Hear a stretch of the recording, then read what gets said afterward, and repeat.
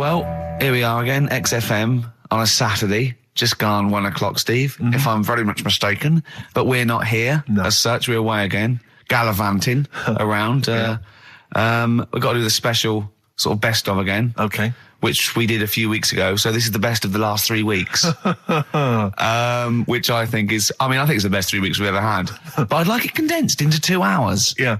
Yeah, some great music as well in there. Yeah, there'll be some great music interspersed with fine chat that you've already heard. Yeah. Except this bit. This bit's new. We've actually, out of the kindness of our heart, we've come in last week. Yeah, yeah. And we've done a few clips just because we felt a bit guilty about shooting off. Yeah. Even now, having heard this link, I'm beginning to wonder if it was worth our time. Yeah. Well, should we play a classic link? Let's play, what, from the last 3 weeks? After this is Feeder. All right, so here's the first bit. Now listen, I'll give this one. This is an easy one. Now just think, right? Think just what it means. They're not that hidden. They're not that cryptic. Just think what this means, okay? Okay.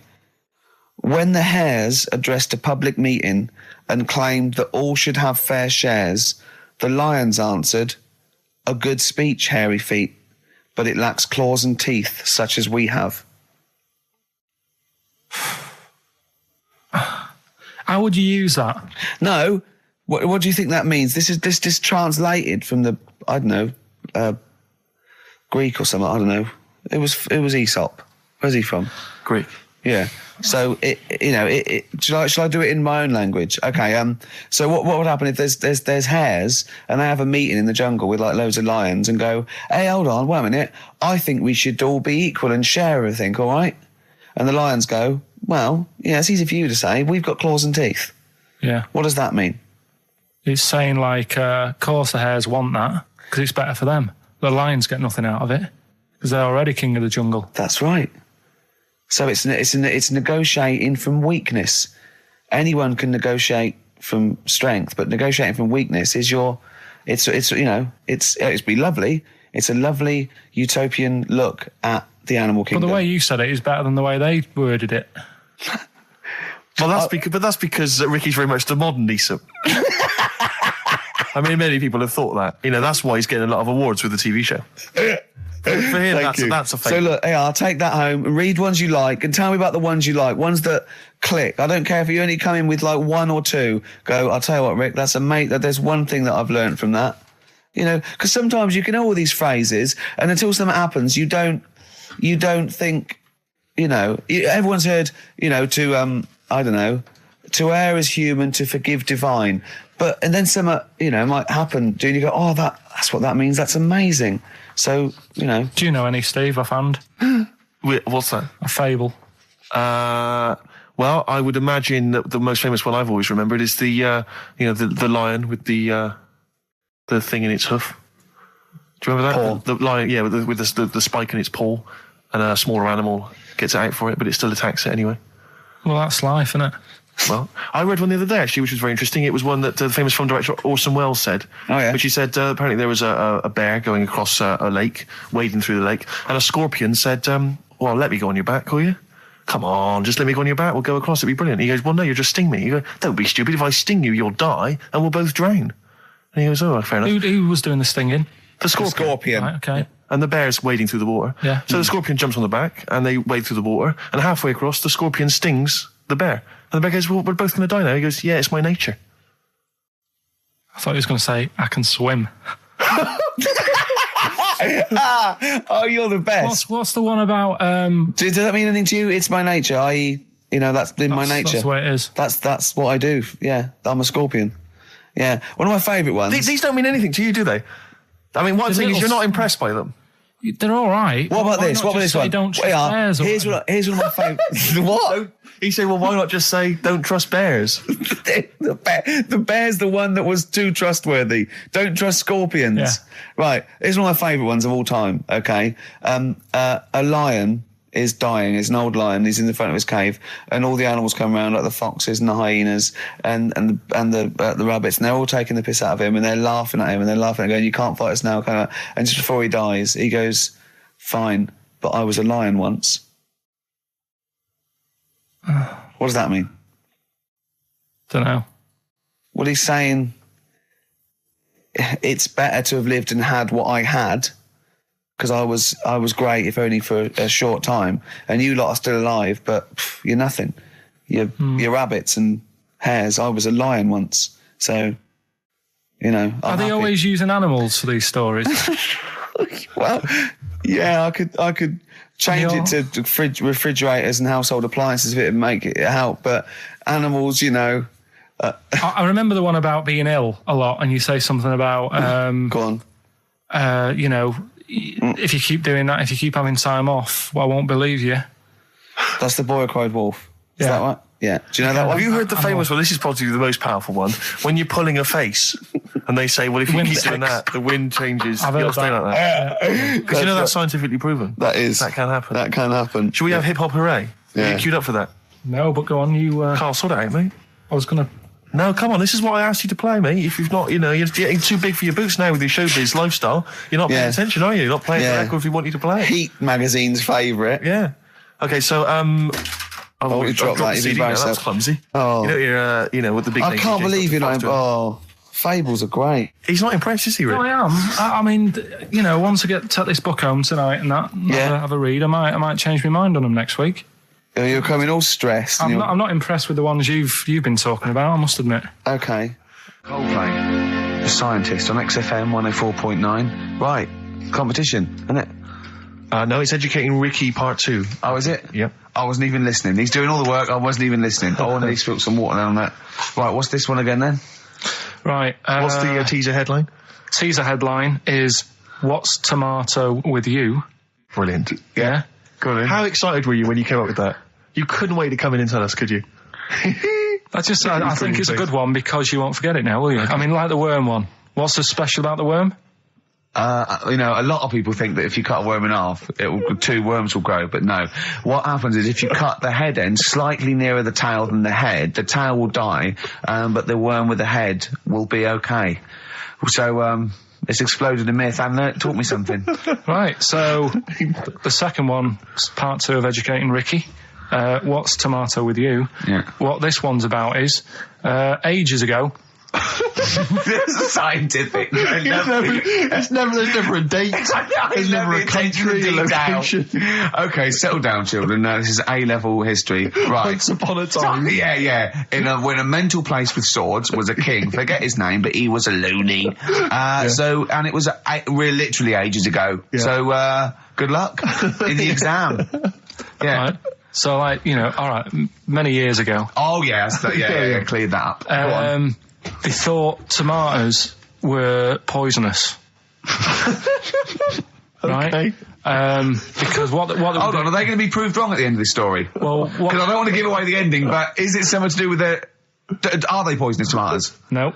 Oh, you're having a laugh. I don't believe it. Go on. They could have been eating tomatoes all this time. Oh, Steve, what's tomato with you anyway? Okay, so hang on a minute. Let's just recap quickly. Many years ago, when people thought tomatoes were poisonous. Yeah. Go on, Well, they didn't know they were poisonous then because they were still eating them. But what was happening? But they're not poisonous. But hang on a minute. All right, and it's not. I'm just going to listen. I'm not even going to talk. Okay, I'm not going to tackle it. So, if you remember, years ago they didn't have like pottery plates. They had lead plates. Right? What are you talking? Just let him talk. Sorry, what year is this? Let him talk. Come on. Plates made out of lead, and what they'd end up doing, they'd say, right, do you want a tomato? And they'd go, yeah, all right. And they'd put the tomato on the lead plate and cut it. And because of the acid in the tomato, right, it would sort of make the lead runny, and the lead would go into the tomato, and they'd say, oh, it's lovely this, and they'd be eating it. They'd get food poisoning, lead poisoning, what have you, and they'd be really ill. So they thought tomatoes were poisonous, so they didn't eat them for many years. And when you say they, do you mean the people of Narnia? Yeah, this didn't happen. Where was this happening? Sort of in Britain and that. You put him on the spot there. Oh, I hope there's no uppity pupils at this school when they go, what do you mean, sir? Oh, if you're going to... Oh, I'm fed up with you. Do you understand? No. So the No, you've got... No, right, okay, first of all, Carl, where'd you get this information from? Where 14 did I get times that? as well? Do you know... You can't remember? I don't know where I got that from. don't know where I got it from. but why don't you think that makes sense? But what? Someone once got lead poisoning from a tomato. Not just one, loads, and then all of a sudden.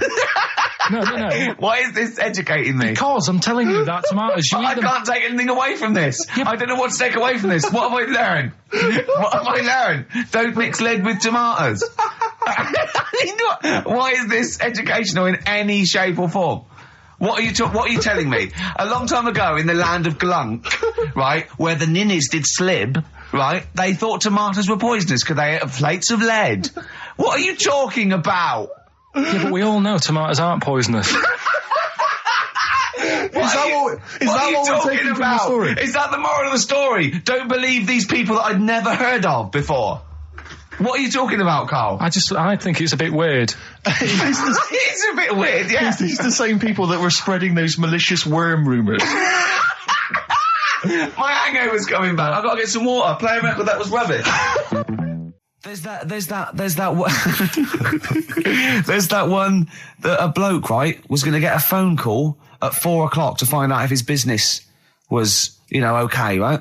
And if he didn't get the phone call, he knew he was broke, destitute. So dead on 4:00, the phone didn't ring. So he went up to the roof of his office and he jumped off to commit suicide. And as he was passing his window, the phone was ringing. Oh no. Carl, it didn't happen. Didn't happen. Think it through. Who told that story? Who told that story? As he hit the pavement at 120 miles an hour. He's the only person who could have known that series of incidents. Also, why didn't he wait? As his life's at stake, why didn't he wait till 5 past? I'm going to give it 5 minutes just in case. Just in case the lines are busy. Yeah. And what sort of bloke goes, I'll call you at 4, okay, if your business... Well, call me anyway. No.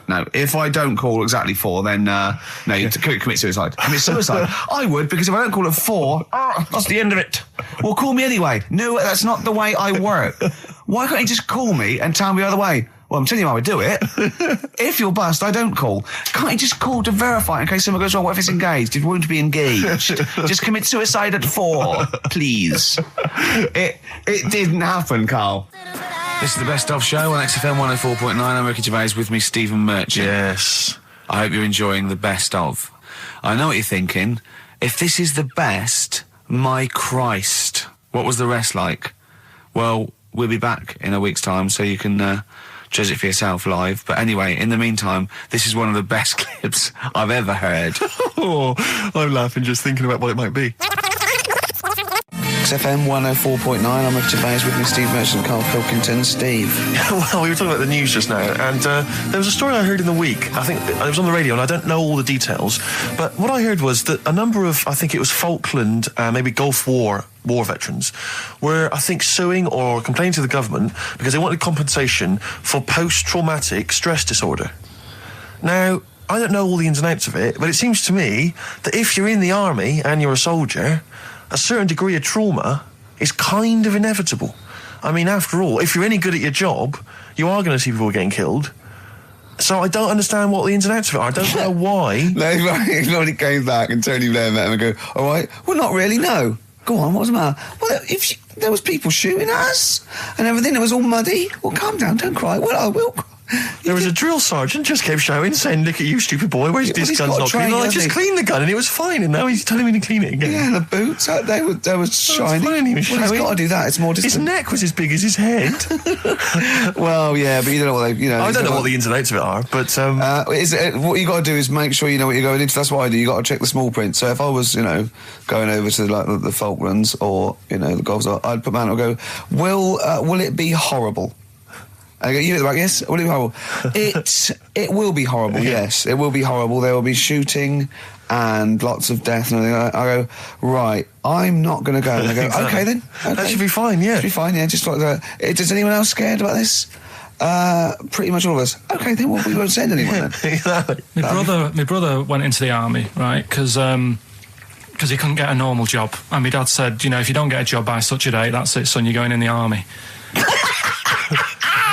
And when was the Falklands? Was it about 81? Right. And he joined back in 81 or something.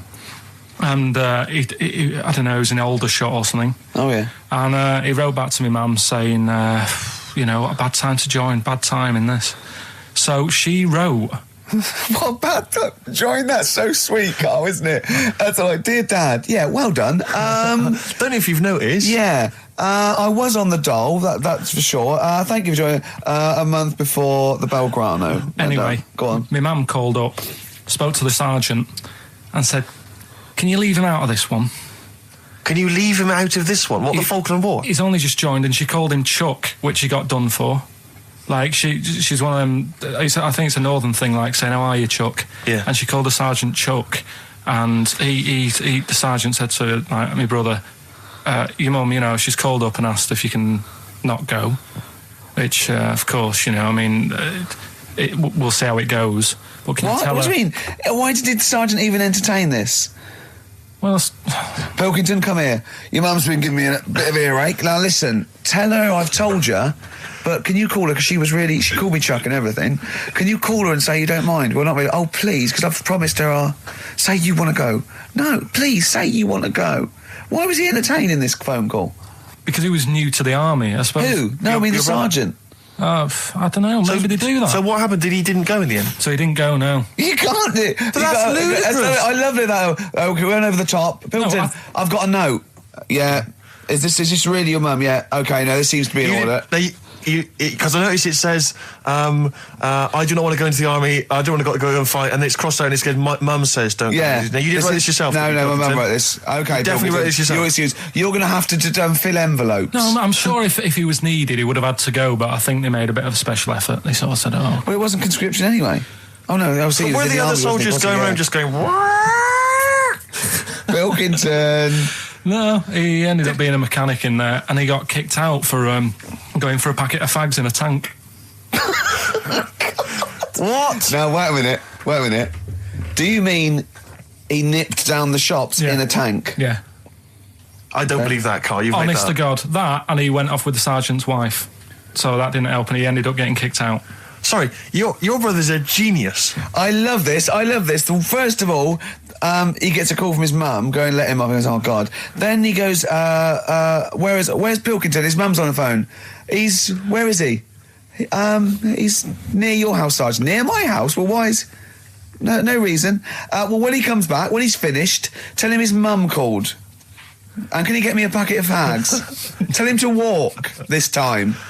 Wow. This is ludicrous. So the sergeant found out that he was sleeping with his wife? Yeah, I don't know. I mean, did your mum phone up and say, let him off?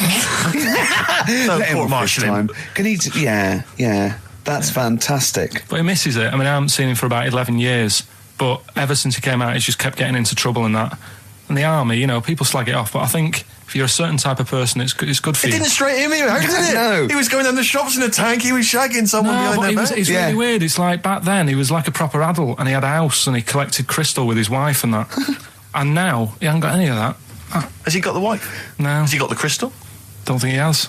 And he hasn't got a house. Seriously, I haven't seen him for about 11 or 12 years. I haven't even spoken to him. Carl's stories always start off nice and funny, and then they just leave me empty and slightly depressed. I don't know whether to hug him or shoot him, put him out of his misery.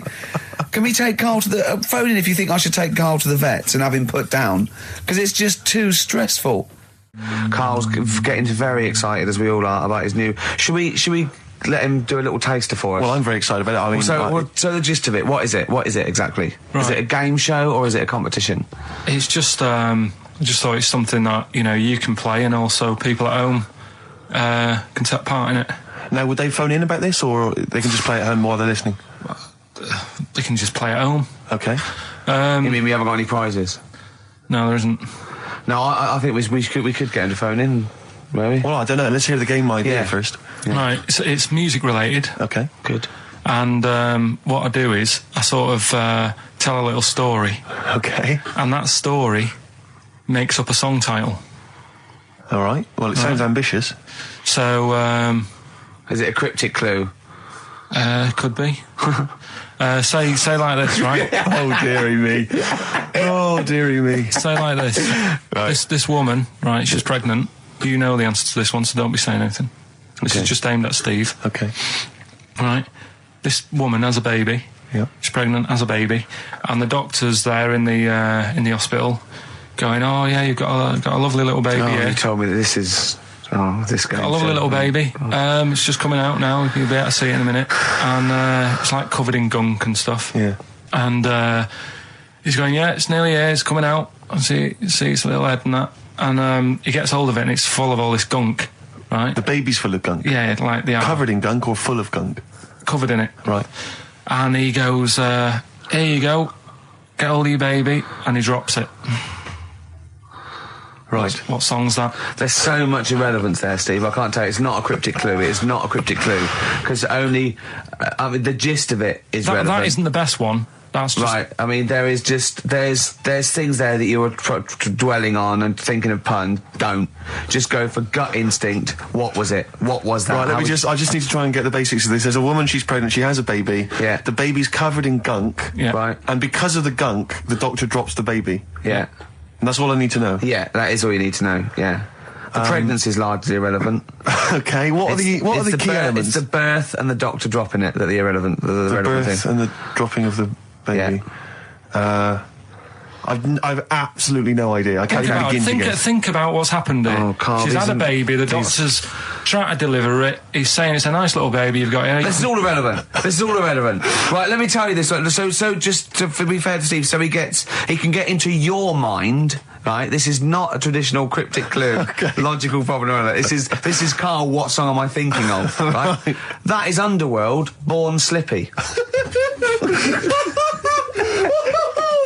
I have to say, actually, that makes textbook sense. Yeah. No, that does actually. No, I'm sorry. Do you like all the story about? It's all right. You can see it in a minute. Oh, it's just covered in gunk. Yeah. No, I agree. There is some extraneous detail, but I have to say, that Born was good because it was. That's the look of it. Was Born was good. Yeah. And Born Slippy, no, I was quite impressed by that, Carl. I have to say, no, to be fair to you, I'm not just patronising you. Oh, well, wow. I actually think that was really good, and I disrespect Ricky Gervais for slagging that off, because I actually think that was quite good. Well, let's go ahead with it then. I feel we could maybe open this up to email correspondence or okay, or the let's phone go line. for it then. Okay, this is Karl Pilkington's new game show idea.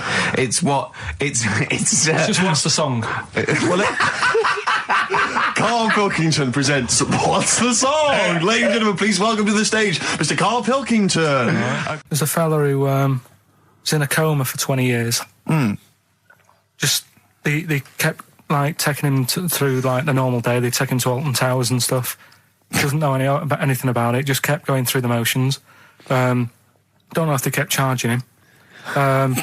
Kept putting him through all that. He eventually came out of it. 20 years. And went, stop taking me to Alton Towers, it's shit. I just thought, imagine how much post he had. Eh? How much post?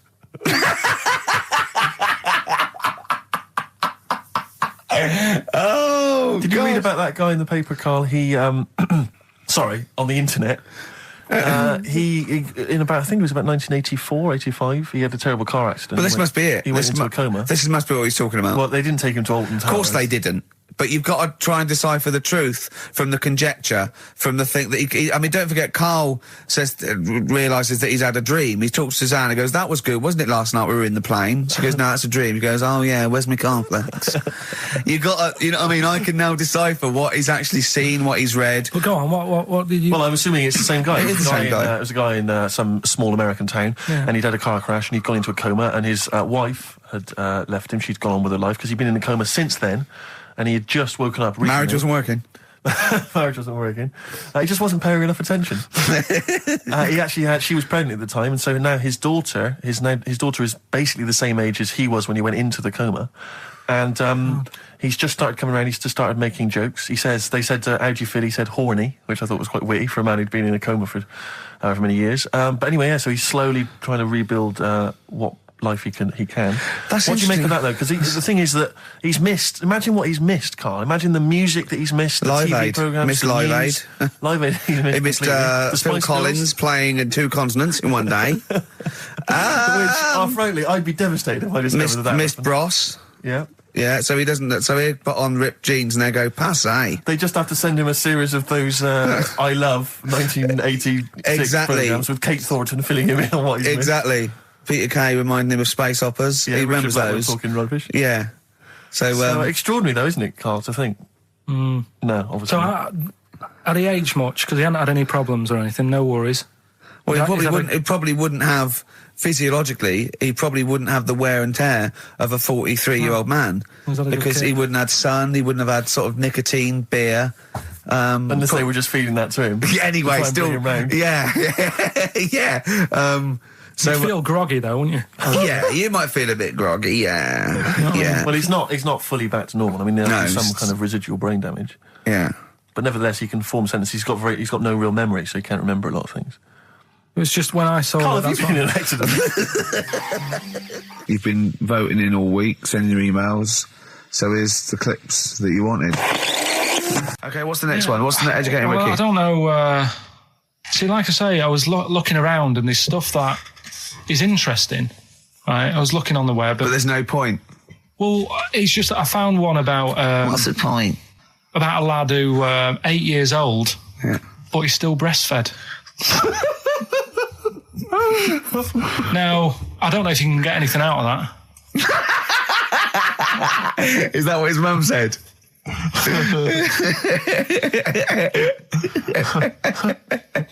So, What do you mean? I don't know if I can get anything out of that. You don't need to. No, it's just that, Where did you read that? that was on the internet. Oh, well, yeah. You're always unspecific when you mention it. It's just it was on the internet. Well, Yeah. I'm trying to think what I put in. I think I put in Y to see if I'd confuse a computer.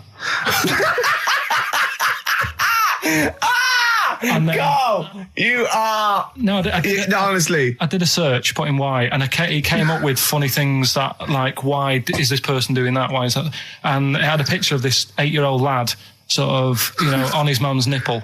And it was saying, is this healthy? You sure that wasn't asking you that question? What? I put in why? Just to confuse the computer. Like, the computer go, what do you mean? Yeah. Stop it. Yeah.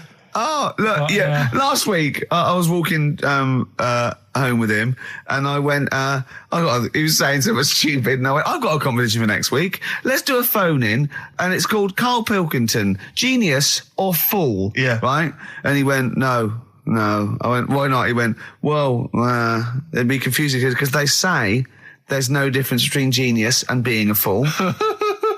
They do that, don't they? No, says it? Who says that? but it's rubbish. And people say there's a fine line between madness and genius. And, it's a ridiculous soundbite. They don't say there's a fine line between a genius and an idiot. Well, the people who do are idiots. Yeah. So what would you do there, though, just to sort of wrap that little thing up? What would you do? That lad loves his mum's milk. What are you asking me to come up with? No, I'm A just... title for the story? No. What? It's just what would you do? Right? What do you mean, what would I do? Well, it's causing a bit of a problem in the area, right? What area? In America, I think it was. Oh, America are a problem, are they? George Bush is worried about this kid who's breastfeeding at 8. Imagine it like this, right? Right. No, so, Carl, what are you asking me? About this spurious story you saw on the I internet? saw on the internet, there's an 8-year-old lad, he likes his mum's milk, Yeah. and it's saying, is this right? Should it No, be it's going not. on? But what What do you want Ricky to do about it? It's not his responsibility. Yeah. No, but the little town that he lives in, they're all causing an uproar, right? Going, this isn't right. I can't let my kid play out in case he's in the garden with his mum getting a bit hungry, right? So, Oh, God. what should they do? Because his mum's saying, well, he likes it. Yeah. And he, what do you do? I don't know the laws. No, but I'm not asking you to sort out the laws. I'm just saying, if you lived in that neighbourhood, what would you say? If you went up to him and said, look, everyone's getting a bit fed up with this, look. I'd say, what would I do? What do you mean, what would I do? what are you asking me? Right, it doesn't matter. No. What are you asking me? What are you asking me and Steve and the I'm public? just saying, say if you live next door to this woman, Yeah. right? The kid's hungry, 8 years old. He's out playing on his bike and he goes, Mum, I'm getting a bit peckish. And he goes, all right, son. She whops one out. And he starts having his milk, right? You live next door, you're putting your washing out and you see this going on. You're getting a bit sick of it because it's gone on for months. 8 years, I assume. Why is it your business? Why because it got me- are you such a nosy neighbour that you're concerned? What would you do, Carl? Let's turn it back on him. Yeah. What would you do? What's your solution? What would you do? Well, I thought I'd say, right, why are you doing this? And she'd say, because he likes it. And I go, all right then, put it in a bowl first. And you think that would sort that out? No, because I was thinking about the whole thing, right? And you do that when you're a baby, and everything's all right, innit? Yeah. No one bats an eyelid at a little baby having a bit of milk from its mum's breast, right? Yeah. You'd almost say it was natural. But you grow out of it. It's like you don't see. It got me thinking about things you don't see, and you don't see. Did you put this into a computer? Show me things you don't see. What else don't you see? Well, you don't see like an old man having a Twix. You never. So what? You know the terrible thing about all this, Steve, is he's right. You don't see an old man I eating a know, Twix. that's a terrible thing. So what they have got, right? They've made old man toffees, haven't they? They've come up with Gervais. Is that a song? Oh God! You don't see it. So they've got their Werthers, right? Yeah. So, Look at him. You think Forget he's it. giving a lecture at Oxford? it's not going anywhere. No, you go know? on. Sorry. Go on. I'm just saying. Right. You grow out of things. Yeah. And the old man, I'm sure when he was a kid, he'd have a Twix. Yeah. Now it doesn't look right, so he's having. It doesn't look right. So. Right. I don't think Werther's originals were specially designed for old people. I think they were sweets that just happened to have been made for years. That's why old people eat them. Yeah. They didn't go, hang on, there's a market here. I've noticed old people aren't eating Twixes. Quick, let's make some old man sweets. But the little advert, he gives it to his grandson as well, doesn't he? He goes, have a Werther's original. I think it cuts though before he throws it back in his face and get me a Twix. I used to sell mackerel. Did you? Yeah, I had a pet magpie Did you? called Maggie. Oh, pet Inventive. magpie. You mean you captured it and didn't let it go away? Yeah. Can't have a pet magpie. But then it got really vicious. I mean, Well, it was quite fine. nasty. Let me go. What do you keep it in a rabbit hutch? No, it flew around, but it used to just like come to me all the time. But then it started pecking my head and stuff. That's not a pet magpie. That's a bird in the garden. No, but I could actually, I could hold it and stuff. It wasn't scared of me, and it knew it was me. It used to come down from like the top. It hated you. That's why it wanted to peck you. Is that? And the other thing, I always remember being younger and like walking through the woods to school with my mum, and like, I was chasing a butterfly, and she said, "Oh, don't do that, Carl." And I said, "Why?" She said, "Because they only live a day." I said, "Oh, all right, I'll get a dead one in the morning." That's genius. That's great. That's quick thinking, isn't it? Oh, No, that's sweet. Let's play some. Carl's all flustered because there isn't a record set up, and he's getting all tizzy. He's been more worried about his competitions than sorting out putting records on ready. What? I'm after Steve's Song for a Lover. Well, I'll tell you what. Why didn't you carry on with your educating Ricky section? I'll have a look on the We'll keep it going, Steve. Yeah, Cover you it. keep Go it on. going. Go on then. Right. Okay. We've had a few emails. Anyone got it right, Carl? Anyone? Educating Ricky. That's the final one. We've got to get that out of the way. We've got to get Rockbusters as well, though. do that at the end. We can whip. Go on then. But we've only got 5 minutes left. Come on, just do Educating Ricky. Right. God. The last one that we haven't done Right. is he's a bit of a nuisance. Go on then. Again, not really that interesting. Thanks. Telling you this one because Come on! To be Just honest- do it. Or do it now. Steve, how we doing? Look, no, never mind that. Look, just tell me what that means. Oh, he's a nuisance. Oh, this is so annoying, Carl. I'm going to go mental. Right, Talk. Right. Listen, I'm just putting Right. this in here, right? Right, nuisance is a bit of a nuisance. Yeah. Apparently, the old fella who used to hang people. 1800s. Yeah. He used to be able to tell somebody's weight just by looking at them. Right? That's a bit of a bonus fact. We'll be the judge of that. The thing that I wanted to tell you is money for old rope. Do you know what I'm saying? I can't even be bothered. Yes, you're going to tell me now. Come on, Carl. I mean it. Basically, money for old rope came from the right. What was all that about? He can tell someone's weight. What was That's a that bonus for? fact. And blind blessed shitting himself. What are you? What? Look at you. No, tell me that now. You nearly made me swear then. I'm getting really annoyed. I'm getting really annoyed now. Tell me this back, Carl, or I'm going to go mental. Come on, Carl. Time's running out. More that people years ago, when people used to be hung, right? Right. If you didn't like the person who's been hung, you'd go, God, I really don't like him, and so you never forget the Because time. if they're being hung, we take that as read. Yeah. Yeah. So they never forget afterwards to get the hangman to get the rope and to cut it up into little pieces, and he'd sell them. He'd sell the little pieces of rope to people. See, Carl, that's the most interesting thing, if it's true, that you've come up with. Right. Okay. And so so they sell the rope. They sell the rope, and it's money for old rope. Money for old rope. Meaning, like, you know, God, it's easy to make money. That all they have to do is cut it up and sell it. I'm cynical. I'm not so convinced. Right, listen, we're really tight. We haven't even got time for a last track. We've got an ad break, and we've got to give out. Okay, give the answers then. This is ridiculous. All right, this is Carl, the producer of Ricky Gervais and Stephen Merchant on XFM 104.9. We're playing out some of the best bits. Hope you're enjoying it. Here's another one. I've got that feature Educating Ricky, which is a bit of a play on words as well. Right. Do you know the film, Steve? Educating Rita. Yeah. I see what you've done. Go on. I'm doing that, and I teach Ricky stuff.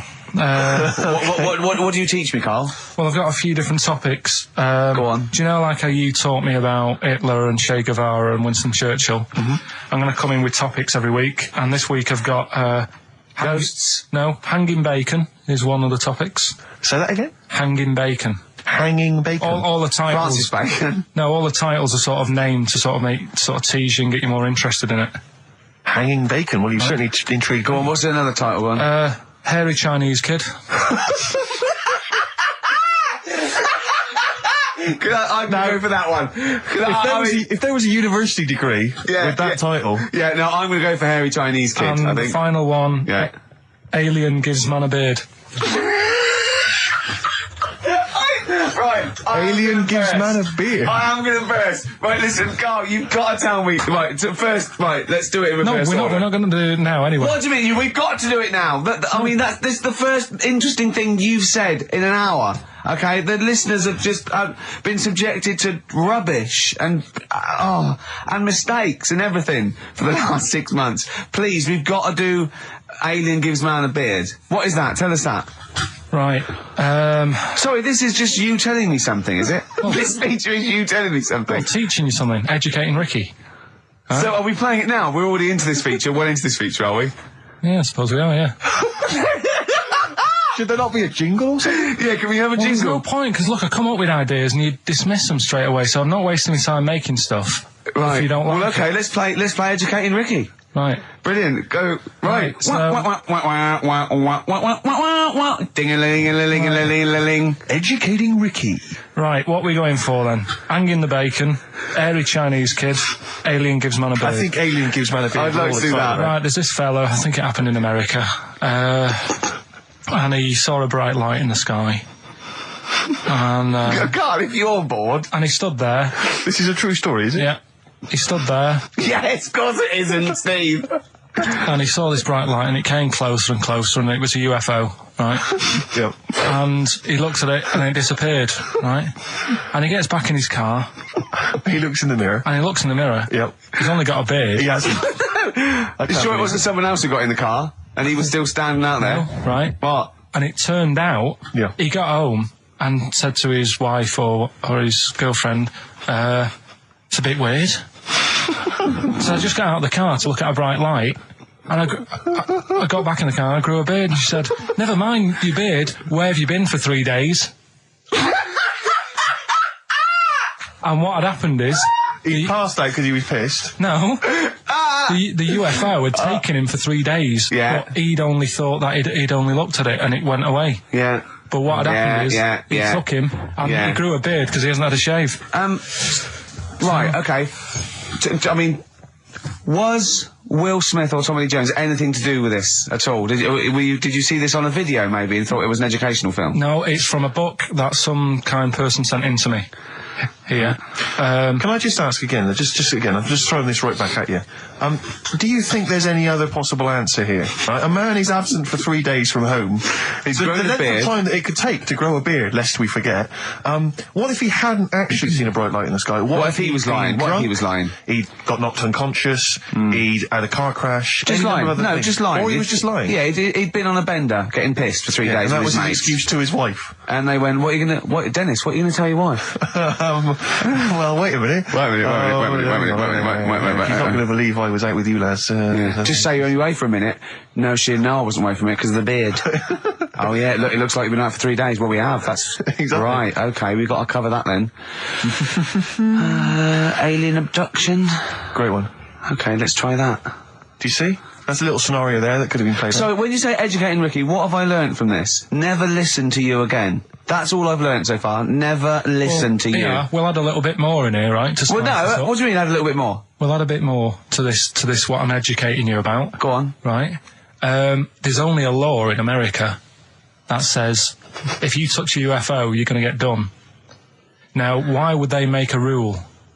I don't know that. Do you know, like, all their rules have a code? Carl, I genuinely do not know what you're talking about. Right. Do you know, like, how here they might have... Do you know I what? have no idea. Right. Okay. Do you know, like, over here... I'm listening to Capital and these headphones.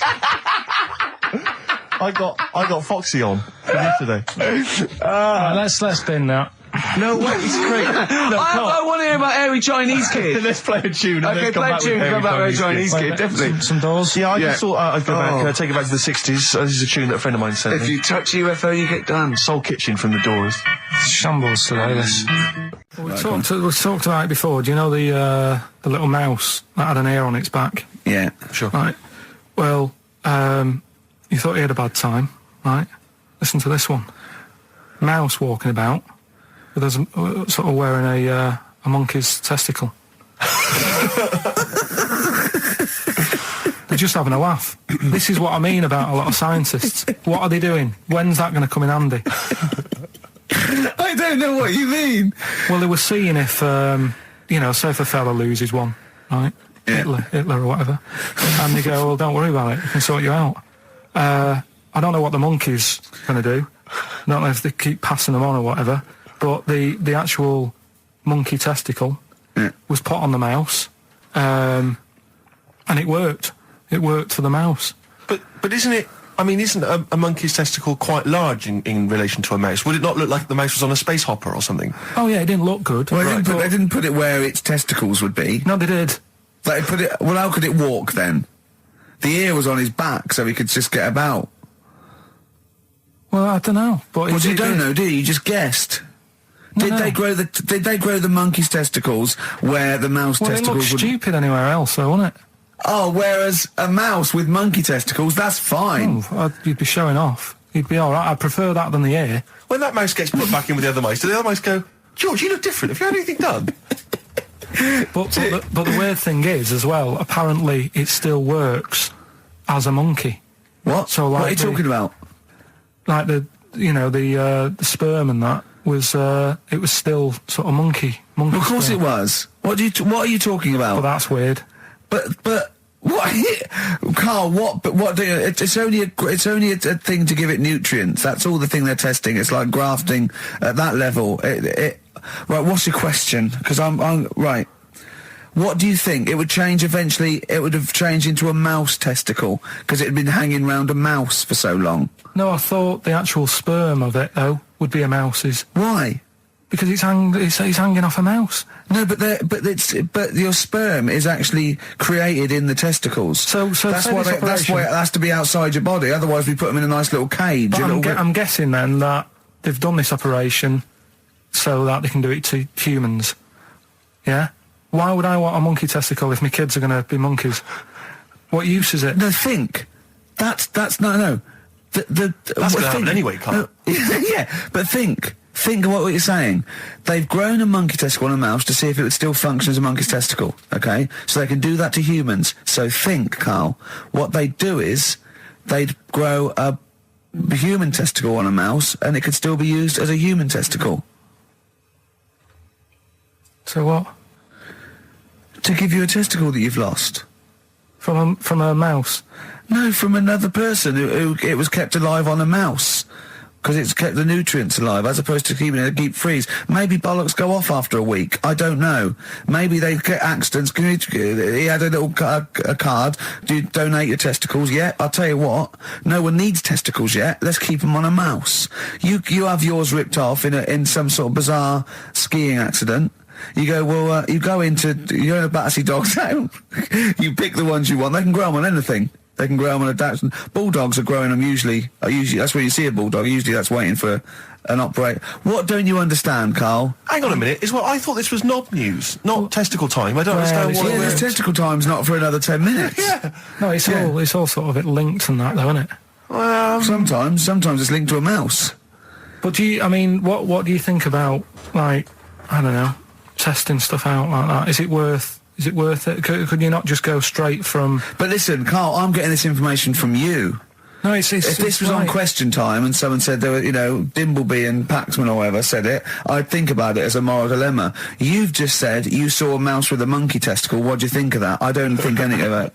I don't think anything of it is the answer, Carl, because I can't trust the info.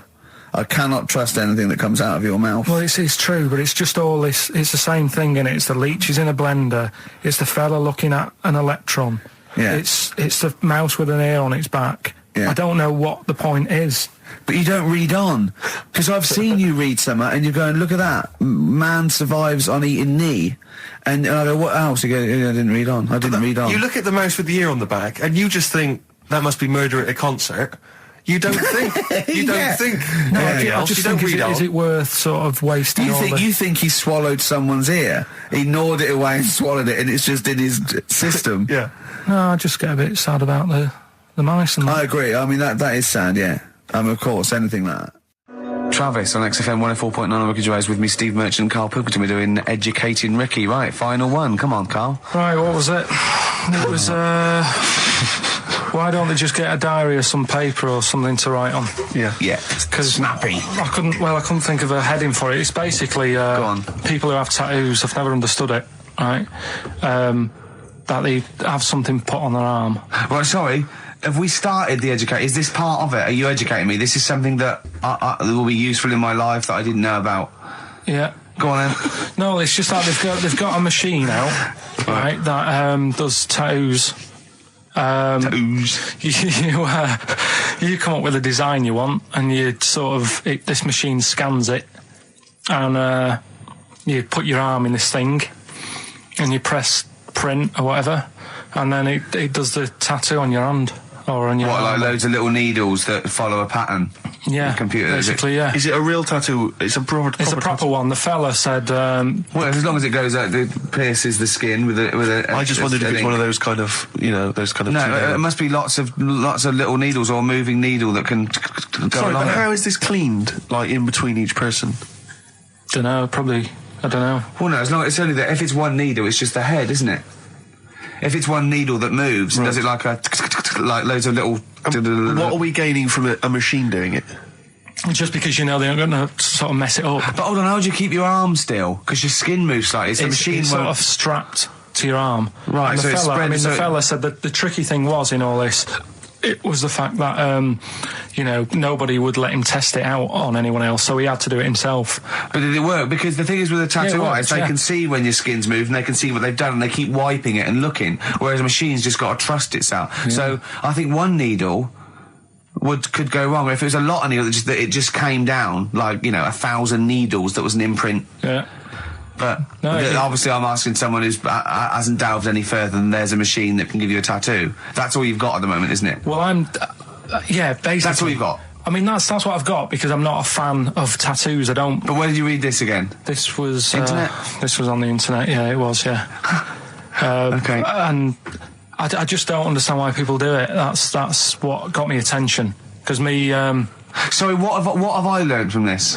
That if you wanted to get one, you can get one done by a machine now. People say machines are sort of taking over and that, and there's another one. But it's just the fact. I mean, I don't know. So give us the snappy title of this education again. Why don't they just get a diary or some paper or something to write it on? That's what I always think when I see people with loads of tattoos. Like there's that fella who we were talking about the other week in Scotland who was covered 99% in tattoos. It's just like, what have you done that for? Yeah. Do you know what I mean? You can't get rid of it now. You've done it now. Yeah. Carl, can I have a Jaffa cake? Because I've just found a lump. I think... You don't mean me, do you? No. All right, good. Thanks. Now, we interviewed Carl there. I think we've learnt a little bit more about Carl there. We did, yeah. And I'm going to interview Steve now, Carl, because I used to be... You concentrating. Don't put it all in at once. Carl, chew. Chew before you swallow. Careful. All right. I used to suffer with that a lot. What? Not chewing. The amount of times I nearly died as a kid. What? Forgetting to chew. Choking. Sure. Mint Imperials. My mum stopped. Drinking them with water. She'd have to hide them. He's coming out of his shower, isn't he? He's happy Saturdays. He's miserable all week, and he's happy Saturdays, isn't he? Oh, look at him. It's like we get him weekends. Yeah. And he's just happy because we sort of spoil him, don't we? And he has Jaffa cakes and everything. We let him on the He has to go radio. and live with his stepmom again in the week. Oh, They're the no. ones who listen. What do you Oh, say? really? Your girlfriend does, doesn't she, I imagine? She's been away for ages. I know. I imagine she just switches off after a while. But we love you, don't you? We're excited. We talk about you in the week, and we think you're great. So don't just think we're using you as cheap comedy material. I'd hate you to think that, Carl. Right. No, I'm going to interview Steve. Because I used to be a chat show host. Well, I am a chat show host. Well, Did you see me at Ricky Gervais? no. I worked on it and I didn't watch it.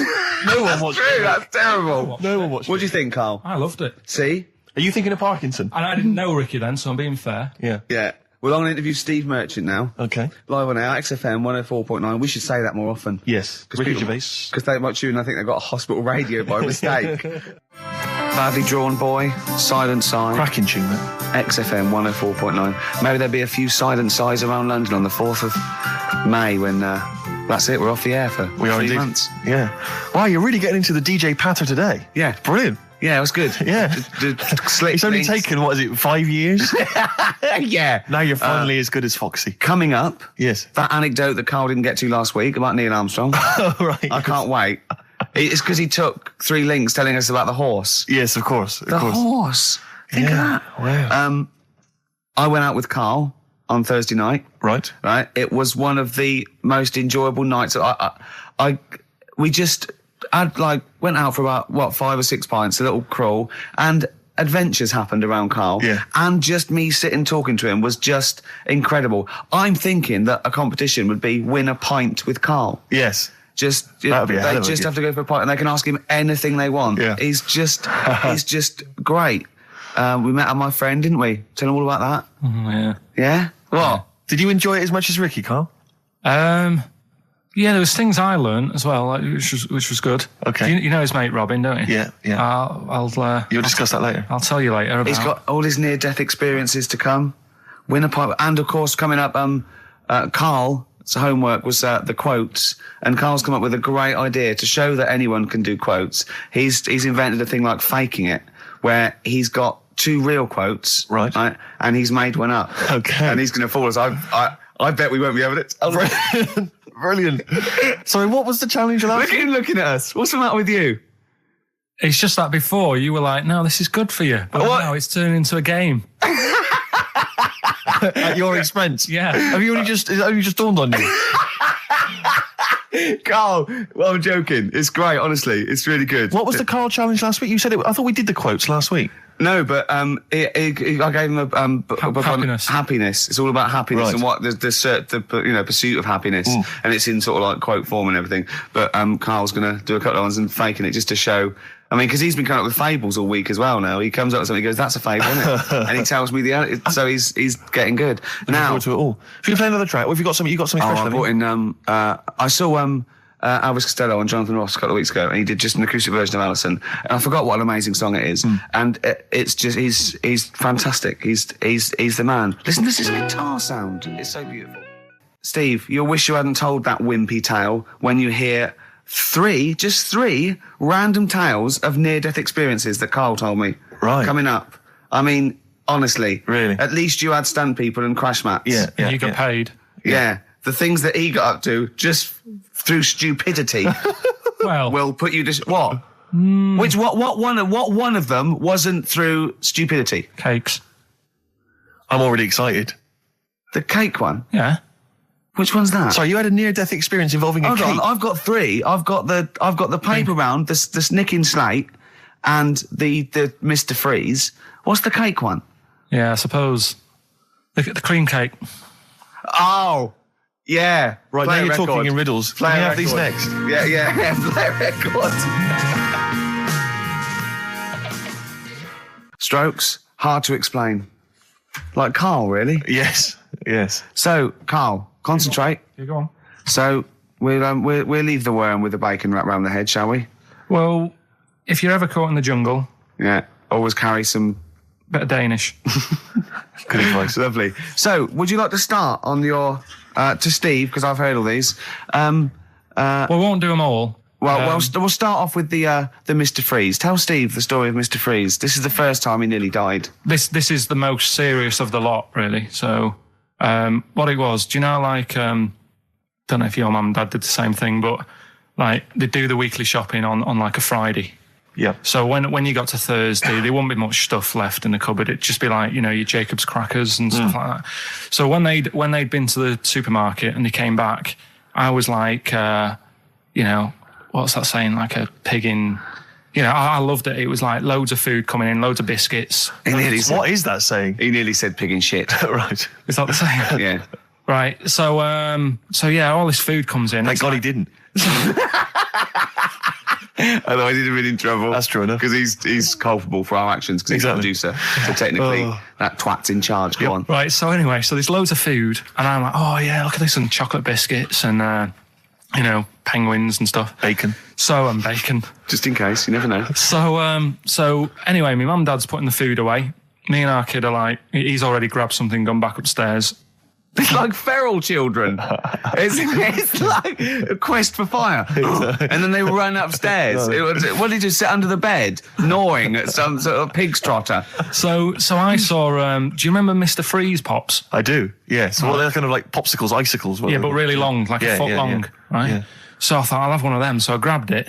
Went for the nutritious stuff first. Absolutely. And like my mum and dad are putting this stuff away and what have you. And I rip it open and knock it back, right? Straight away, just right back like Swallow that. it straight away, yeah. But it went down the wrong way, right? So What, down your shirt?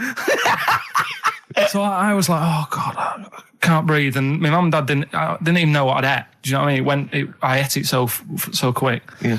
And I'm sort of tapping my mum on the back, going, and she's going, oh God, you know, he's choking again, because I was always choking. If it was one thing, I don't know if I've got like a small throat, but I mean, even Ricky knows I can't drink that much, can I? Yeah. Do you know, or eat pebbles.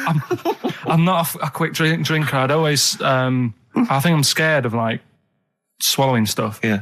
And it was like bottle tops and mint imperials and stuff. I was always choking on stuff. Oh, jeez. So anyway, she's going, oh God, what's he picked up on it now? Drop it. And So- she hit his nose with a stick. So I was going, I'm choking. At this point, my dad had like, I think he'd put his share away, you know, his food away, and he'd gone. His share. I love it. Yeah. He'd gone to watch like Winner Takes All or whatever in a lounge, and I was in the kitchen, and I was starting to like I didn't care anymore. Do you know what I mean? I just got to that point where I wasn't struggling anymore. You just thought, I'm done I just for. was like falling to the ground. And my mum's going, you know, get in here, I think it's serious. And my dad comes in and sort of starts shouting at me, saying that's what you get for being greedy.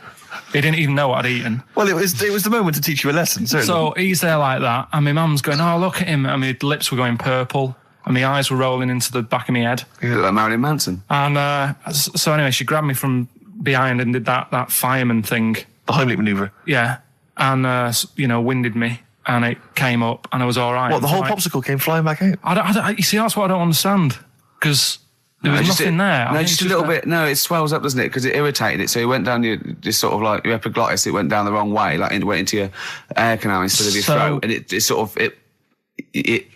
of spasms, and that's the fear. You just got to calm it down and relax. So in time, I would have been all right. Yeah, anyway. you don't. Well, no, you might have. So that's so that's hang on. one. So, but No. But the weird thing is, like for like 3 days after that, I felt like a sort of a special person. I went to school. I'm saying nothing. I did full days. a special needs person.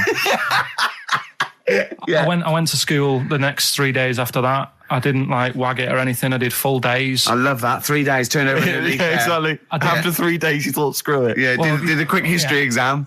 But have you ever had that where you've like felt like I've been given another chance here? Right, next That was one. weird. That's popsicle. That's popsicle hell, we'll call that. Right, next one. Which one's the next one? Oh, what about your paper round? Right. Can I ask very quickly, did your life flash before your eyes like they say it did? No, I just sort of went really calm and like, I'm ready for this now. Right. I wasn't bothered, do you know what I mean? You had no scared. regrets? No. It was weird. It was really weird. Yeah. But anyway, the paper round one. Paper round, I'd still say it's the best job I've ever had. And he means it. No, I really enjoyed it. It's like, you know, you don't have to work with anyone else, right? So you make your own rules. Just think of that. You know, you sort of You're around. spreading information to people, vital information. Giving a service, and no one else is around. You know, you can just do what you want and think about stuff whilst you're cycling around on your bike. It's really good. Yeah. So anyway, Imagine the stuff he's thinking about when he's riding around his I bike. can't. Oh, so getting in the head of a salamander. So anyway, I loved it, and even though I only got like 50p a day, right? No matter what the weather was like and stuff, I used to get up at 4:30 and go and do the round. And why'd you get up at 4:30? Because I wanted to watch the Pink Panther at 5:30, so I wanted to get me paper round done. I said, why didn't you watch the Pink Panther? And then he went, I can't sit there thinking I've got my paper round to do. You'll ruin it for him. Yeah. So is it a good job or not? So 4:30 I was up and about, and this morning it was like winter, really bad winter, bad snow, you know, freezing cold, really windy and all that. And my mum said to me before I went to bed, she said, don't be getting up tomorrow, I'll give you the 50p. I said, it's not about the 50p. So, you know, people want the papers and stuff. So, conscientious. So anyway, I went to bed thinking, you know, that's it. I've told her I'm still going, so, you know, whatever. Go to sleep, get up in the morning, and put all my kit on. And I used to have layers of clothing on because it was really cold. I had like a big anorak on with the fur on.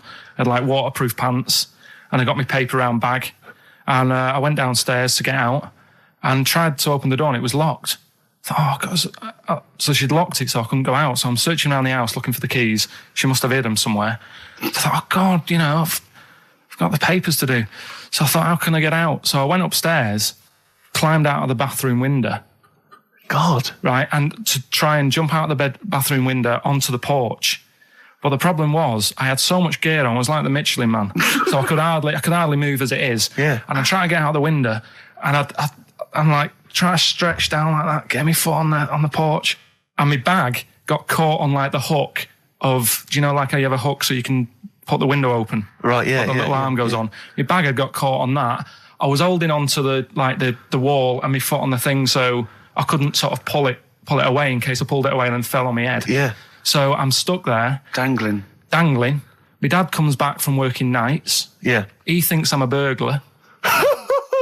Gets out his gun. So he's shouting and stuff, going mad and going, Dad, it's me. And he had to give us a hand using a... He's heard that wily trick in Manchester before. He had to help me using a washing prop thing, a big stick. What did he do? Well, he said, just hold on for your dear life and I'll sort of push the paper bag off the hook. Why didn't he go upstairs and sort it out?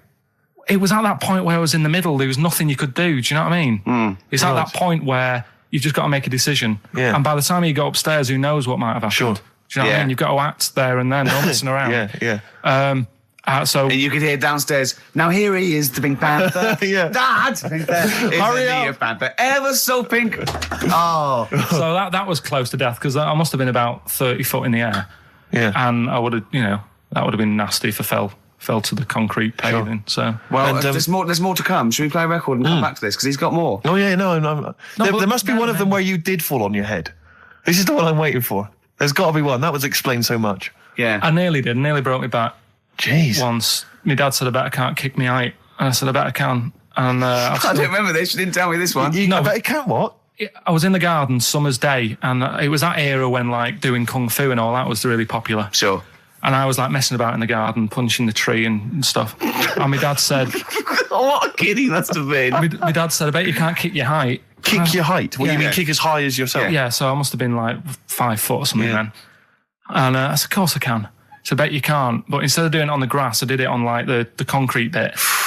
Kicked it, actually did it. I went, there you go. But then like get my foot down quick enough and land Oh, on you my back. paused to say, there, I've done it. Yeah. As opposed to putting your foot back on the ground. And landed on my back, and I'd still get back trouble now. Do you? Because they say that, don't they? So, to cut a long story short, he gave me about 4 or 5 near-death experiences, and he went, and the whole point of this, he went, so that's why I think I'm going to die of something horrible, like cancer. And I went, why? He went, Right, you ready for this? Yeah. He said, well, I don't check my balls. Wait. He said, I don't like the feel. Carl, always check your balls. Do you I check don't like the yours? feel. Why don't you like the feel of your own balls? It's just, I mean, you know that I don't like bodies anyway. Right. Do you know what I mean? It worries me a bit that you've got all that going on in your body, right? And your skin's keeping it all in place. Stop. We're going down a whole other avenue of discussion. Let's play a track. Let's come back to it. Oh, right. I've brought in this. This is free. You'll know from the jeans commercials. Yeah, All Right Now. Long time ago. Yeah. All Right Now, yeah. But this is a great little track. This is My Brother Jake. His eating habits drive me mad because he's constantly whinging about the fact that he thinks he's got cancer. Every 25 seconds. Wait a minute, I can feel a lump. It's your cock. No, it's not. It wasn't there before. It wasn't there. It's a lump.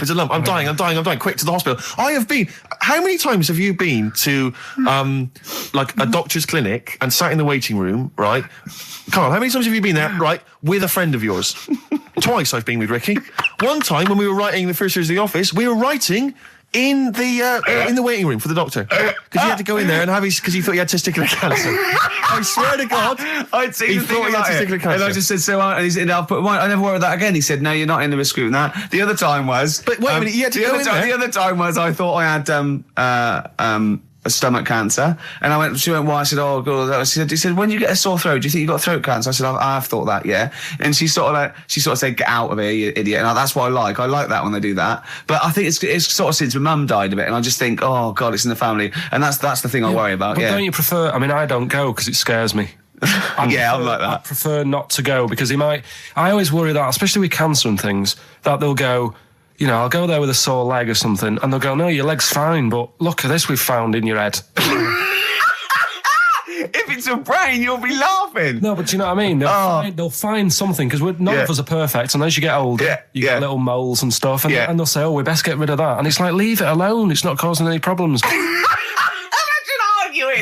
That shouldn't be there. Leave it alone. It's not good. It is. It's getting bigger and it's strangling your lungs. But Rick's sort of like, but my point was, this is what upsets me. He constantly worries about his health. He's constantly obsessed. I found some buboes. I think I've got plague. every 10 minutes he's got something. I started choking once because I thought it was some dust, didn't I? Yeah, he swallowed some dust. He started choking like he'd swallowed a fishbone, right? It was literally, I thought he was going to die. And he panicked dust. and he shouted, right, I'm choking, I'm going blue, and I'm telling him to hit me, and he's hitting me on the back. And he shouted, I don't know the Heimlich manoeuvre. Yeah. And I was choking and dying, but then I wanted to laugh because he panicked going, it's like, if he's going to die, I want him to know that I didn't know the Heimlich manoeuvre. I did everything I could, but I didn't know the Heimlich manoeuvre, so that was why I couldn't have saved it. Dear. But my point is this, he worries about his health, and yet he eats like a child. He eats crisps, constantly, Coke. He keeps going, oh, I've got a headache, drink some water. Yeah. No, boring, hate it. I did say that, yeah. Chips, pizza, sausages, beans and chips. I've never seen someone eat so much. Sausage. I don't know how he's not bored of it yet. Sausage, chips and beans. Everything's got to have cheese on it. Parmesan cheese, please. On anything. Why don't they leave it in a restaurant as well? Seriously, why don't they leave the Parmesan cheese? It's like it's gold dust or something. The salt, have as much salt as you want, but they come on. And I found myself sneaking. I've said to Jane, look out, is the waiter looking? And I've leant over and did some more Parmesan. I feel really guilty. Just leave it. It was on a trifle. You don't need cheese on dessert. I've explained it to you. Oh, dear. So this is why I get angry, and that's why I got. And I'll tell you this: what if I had to be on? I mean, Ricky was on Room 101. If I had to be on there, I'll tell you this: Ricky Gervais would be the first person in there.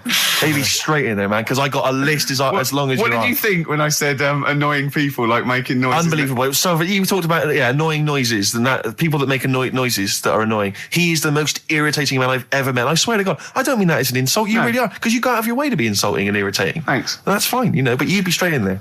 Yeah. In fact, we should do this next week for Carl. We should draw up a list of Carl's hates, what he'd put in Room 101. Oh, think about that next week, That Carl. is genius. Next week, so we got the competition, we've got Carl. I'll tell you what, let's play a record and do White Van Carl. Yeah. Let's slam dunk this mother. That's true enough. What are you going to play? Some Alpine Stars. U2, Electrical Storm. That's great. That's great. I love that. On XFM 104.9. I'm Ricky Gervais, with me, Steve Merchant and Karl Pilkington. Karl, I want you to tell Steve what you told me in the week. About the snake, about the anaconda, how to... Right, this is Karl's method. He's not scared of the anaconda, the 30-foot long, biggest, scariest snake. No, you were talking about stuff, weren't you, about in jungles and that, and animals. That's what we do. Yeah. Right. And I remember reading about, say if you're in the jungle and you get tired and you go to sleep, right, and you sort of wake up and you feel something on your leg, and you look down and it's an anaconda, right? Yes. And it's swallowing your feet, because apparently they always go from the feet up. They never eat you from the head. So okay. Shall I save these points to the end?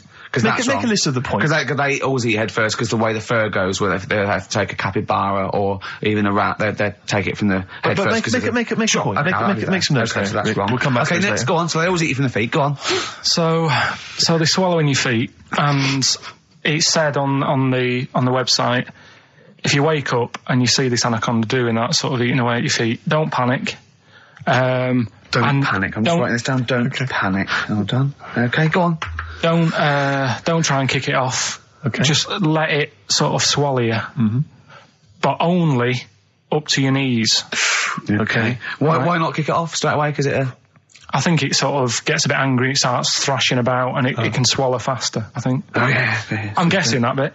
Okay. Just put a question mark by that. Okay, pop a question mark next to eat knees. Eat knees. So eat it up to your knees. It's up to your knees, and then what you do is you get a knife. Yeah. Okay. And you cut. And how do you get a knife? Do you walk over to the kitchen? I was going to pop over, get knife. Where's that coming from? Get the knife. You always have a knife. Okay. Always have a knife, of course you do. Otherwise you're a fool. Always have a knife, okay? Well, come on. Yeah. If you're going to go into a jungle... Always have a knife, okay. Always have a knife, yeah. Simple. Could I just suggest something? You know, suppose you're wearing combat trousers, and the knife is actually in the trousers by the knee, the sort of pocket by the knee. What happens then? I suppose you could still reach into the mouth, couldn't you? So anyway, you've got a knife. Let's say you've got a knife. Let's say you've fallen asleep, the anaconda's chewing your feet, you let it eat up to the knees, you've got a knife. What do you do then, Karl? Right. So it's up to your knees, and what you do, you get your knife that you got out of your pocket earlier, and you cut it at the mouth, right? Do you know, like either side of the lips? Right. So you're sort of cutting it in half. Right, like a Chelsea smile. And it can't, yeah, that's right. Yeah. It can't do anything. It wasn't ready for that. It can't move about because it's got, like, your legs in its mouth. And peel it off and walk away. Okay. My main point, really, is this, Karl. Never will an anaconda or any constrictor, python, boa constrictor, just start eating a sleeping man. He will crush you to death first. That's why they're called constrictors. They're not called gobblers, are they? Or holy swallowers. They're called constrictors. Why would he start eating something? Is that how they take down antelope? Just start chewing their leg? Oh, it's gone off. I'll tell you what, lads. They get together. The snakes got there and said, I'll tell you what, we're losing a lot of prey by just living at their ankles. They're running away. Let's crush them to death first so they can't move. Then we can swallow them. You're a fool. So anyway, right, so I was telling him this bit of information because we started a feature last week. Mm-hmm. Well, week before. Sorry, Karl, can we just go back to the crushing you to death first? Yeah, but, well, I read it. He's won there. He's beating you there, Rick. Okay. Did it say what to do if it starts crushing you to death first? No. Did it say what to do? Supposing it had this meeting, and it started crushing you, and you woke up and it was actually round your chest. And every time you tried to take a breath and breathed out a little bit, it just tightened its grip because it can feel that. What'd you do then? You sort of tighten yourself up anyway, because I've read about that. Yeah. If one does start wrapping it around you, you sort of make yourself into a ball, first of all, and it'll wrap around you, but it's alright because you're protecting your lungs, so it can't crush you. And then you just sort of shout for help. And you shout out with this 30-foot snake. Do you know how it works? It gets as tight as it can. It can feel actually as tight as it can, right? With these huge muscles, right? Yep. Right? When you leave a bit of breath out, it tightens again. You won't be that out of breath. You haven't been running anywhere, so you can just go. What? And when do you get the new mouthful of oxygen? Just breathe very slowly, like you do. How? Do you know what breathing is? Do you know what breathing is? It's extending your rib cage, right? Intercostal muscles between the ribs. Contract like that. okay, making the rib cage expand, which pulls air in through. It's like a bellow. That you can't just breathe via the mind. It's a physical process. It's your rib cage. Well, maybe I'm special, but I can do little breaths without my rib cage. Play a record, Steve. Yeah, you're special. Play a record. No. You can't take little breaths without moving your rib cage. Can I just give you the titles, because we're running out of time? We've got a competition to do. Okay, all right. Let's just leave the Anaconda discussion. Why don't you agree to disagree, and we'll see who survives if you crash land in the jungle. Right. All I'm saying is think. Do you know what I mean? Oh, okay. And what was the girl deaf 4 years hits her head. Yeah. That's just. What have you learned from that? What is that? Well, imagine how happy you'd be. Remember that time when I nearly died when I choked on a Mr. Freeze pop? Right? No, tell us that one again. No, I told you, didn't I? Tell us again. Yeah, but the people will remember it, and then it's. They weren't listening. Go on. What happened? It was ages ago when my mum and dad used to go out shopping on a Friday. 1970s? Get the food in. get a week's load of food in the cupboard and that, and we'd, they'd come in with all the food, and we'd all be like, oh God, there's no food left on a Thursday really, so we'd all be hungry on the Friday by the time the food got in. I love that. And that they wouldn't eat it. I imagine him like jackal puppies. Yeah. Just like licking your parents' mouth for food as they come through the door. So they come in from the supermarket, they're emptying the box. Our kid had got some biscuits and what have you. Frenzy, just a feeding frenzy, like pigeons. I grabbed the Mr. Freeze pop and knocked it back really quick, but it wasn't frozen, so I knocked it back so it was like a liquid, and it went down the wrong way, right, and I was choking, right, and I nearly died. It must have been about, how long can you go before you die? A couple of minutes to do right, it. I reckon about a minute 50. Right, I was really close to dying. How do you know you were close to dying? Did your life flash before you? No, but I just was like... There's loads of instances of him eating pops. Yeah, exactly. I just was dead. 40 of those. Whatever, right? Anyway. What do you think you'd see if your life flashed past you? Which elements would stand out for you, do you think? Start now, go back. What do you remember? What's the first thing you remember? As a kid? Yeah, just anything now. Being in the hall and having our dog licking my face. That's your earliest memory? Yeah. Okay, what's the next one? Right, next one's probably being at primary school with Lindsay. Yeah. Was that your girlfriend? Well, a little friend who was a girl. Sure. Yeah. And we used to have like tins with letters in, and you'd have to write stuff. But anyway, what are we doing? I got confused. Right, so anyway. I'm intrigued by the dog that was licking your face. Well, bin that. We won't win that. No, it's a great feature. I just think you need to be a little bit more careful about what you consider to be education. Gone funny. I fell over. All right, well, we'll work on it next week. Play a tune, and what have you got for us? Because we've got a big competition. Come on. Do the competition. We've only got 25 Yeah, well, come on, Don't worry about it, Carl. Play a tune. We'll come back with Rockbusters. What are we playing? Let's play a bit of Tupac. Oh, that's what I'm coming out to, isn't it? Yeah, The fight. exactly. Yeah. Imagine it. Whack it up, whack it up. I did Crusaders for I think I lasted that out for about 4 weeks. What's Crusaders?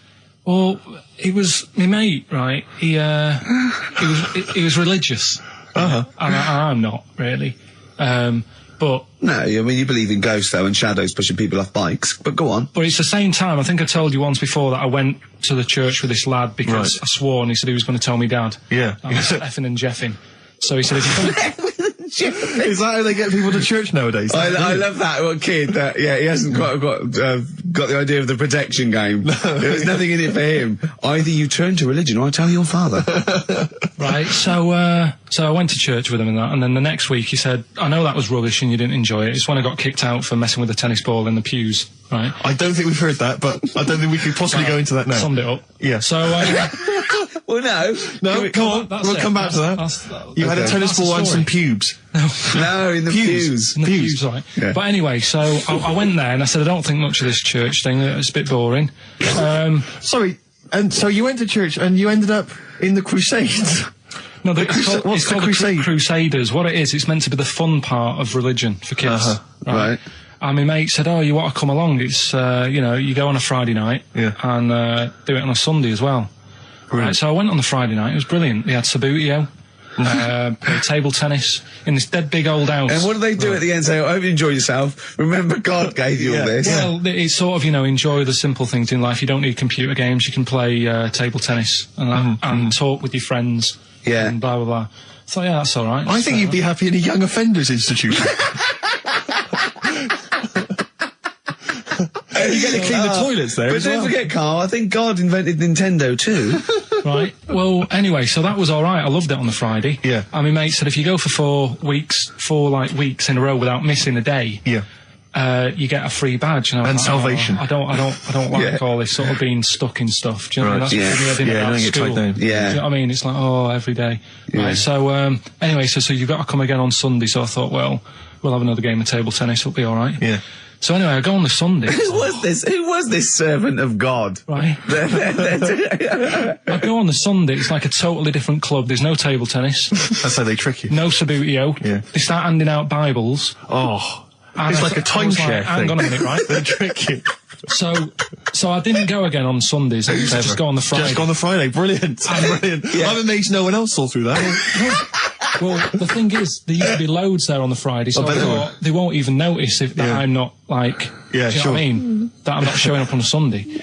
So anyway, carried on. It was Just brilliant, this kid in the vicar? Oh, I love that. You got one over on the church. So I was loving it, right? Playing table tennis and that. Yeah, and then on a Sunday, they found out where I live, and the head fella started coming round, knocking on the door. God. He's everywhere, Rick. Why did he knock? The fella, Politeness. the fella who like ran the club, he started coming round, knocking on the door. And I saw him coming up the path, and I said to my mum, "Oh, it's the fella from the Crusaders." Yeah. She didn't even know what I was. No. she She was thought like, you were "What off are nicking talking hubcaps about?" and stealing cars. She didn't Yeah, have a clue what I was talking about. You've been going to church. to church, I don't You believe it. little bleeder. That's not how we brought you up. So I said, "Look, just tell him I'm not in. Tell him I'm not in." And then she had to keep doing this, and they were coming round every Sunday to try and make me like go on a Sunday. It was really important that I went, and that I was abusing the system and all this. Anyway, I didn't go. And then Why didn't they just tell you on next time we turned up on a Friday? Yeah. No, well, because there was so many people there on a Friday, you just get mixed in the crowd. Yeah. It was jammed. It was well popular on a Friday. Yeah. Yeah. Right. But anyway, on one of the Sundays, it was quiet for a bit, and they stopped coming round.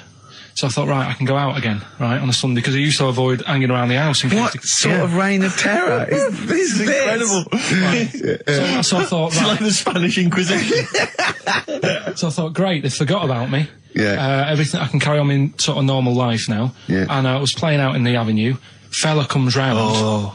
And he goes, there you are. You know, you're always busy on a Sunday. You enjoy Fridays and that, don't you? I was like, yeah.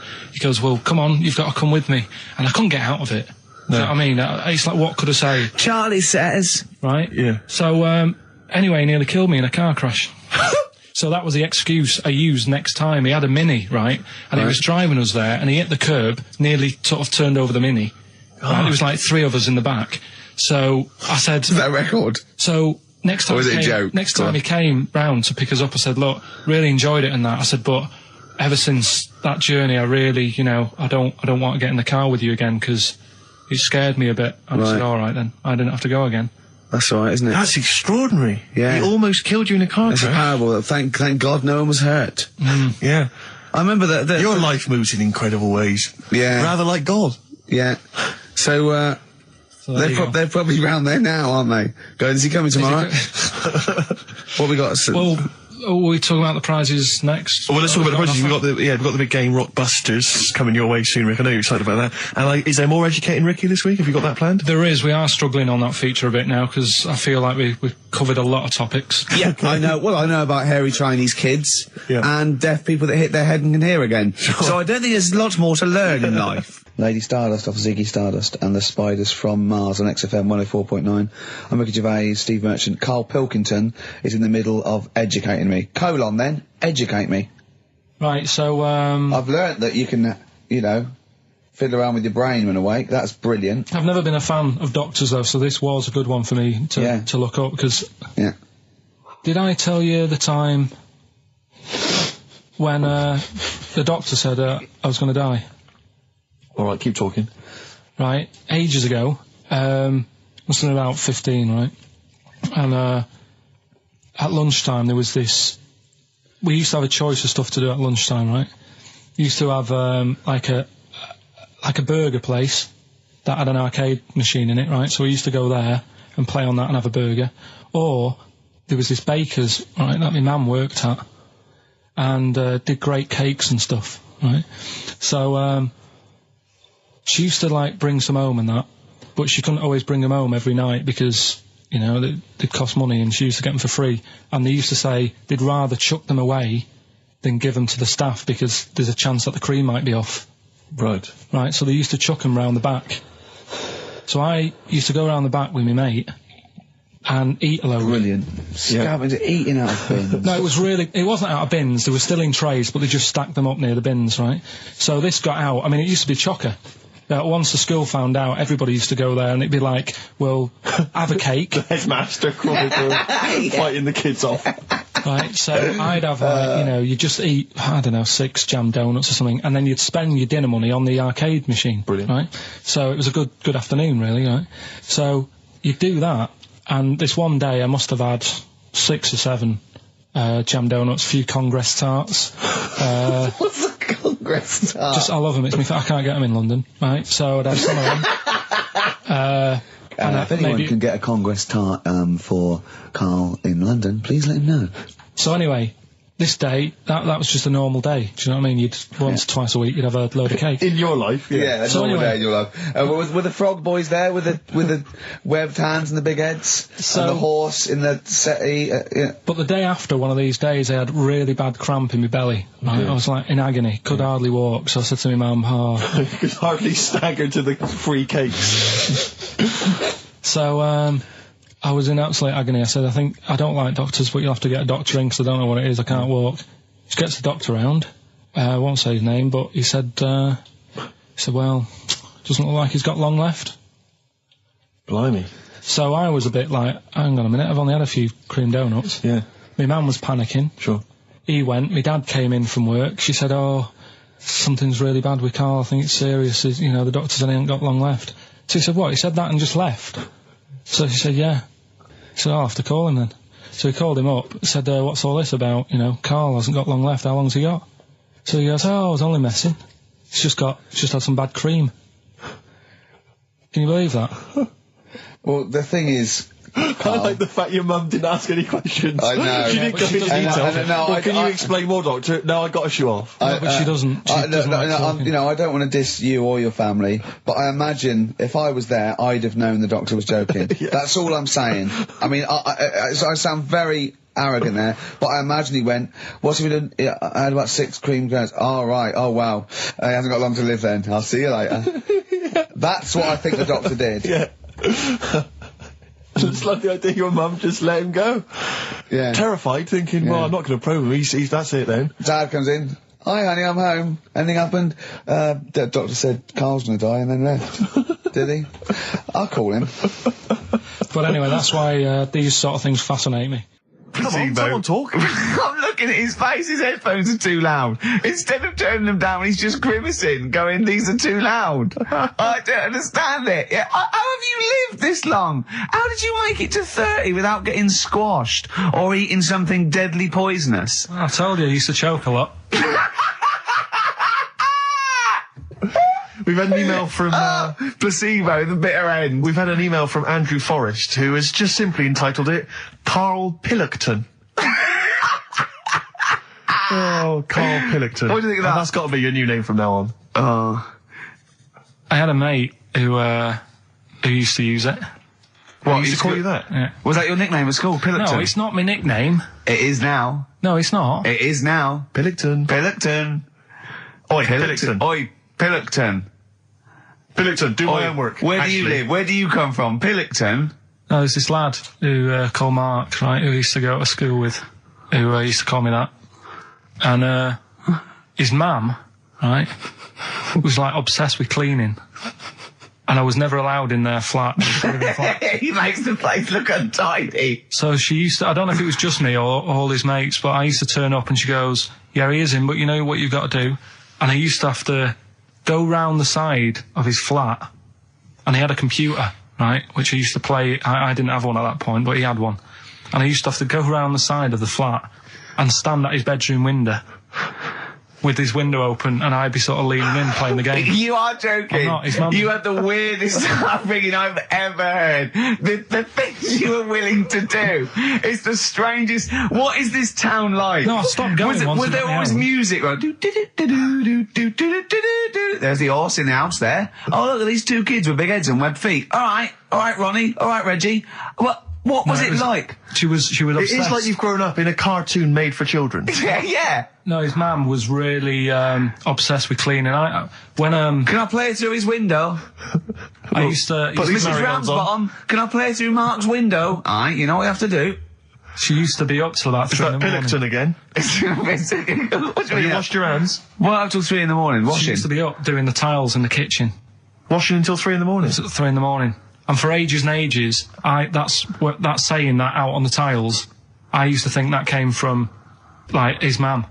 Because she was out, like, cleaning them late. So, till I was about 13, I thought that saying, out late, on the tiles, Yeah. was... And now you're not confused by anything. Well... There's no misunderstandings in your life now, is there? So he was allowed to walk in and out of the house, was he? Oh, he was alright, and he used to come round to ours a lot, and my mum used to get these pies from Hagenbach's, right?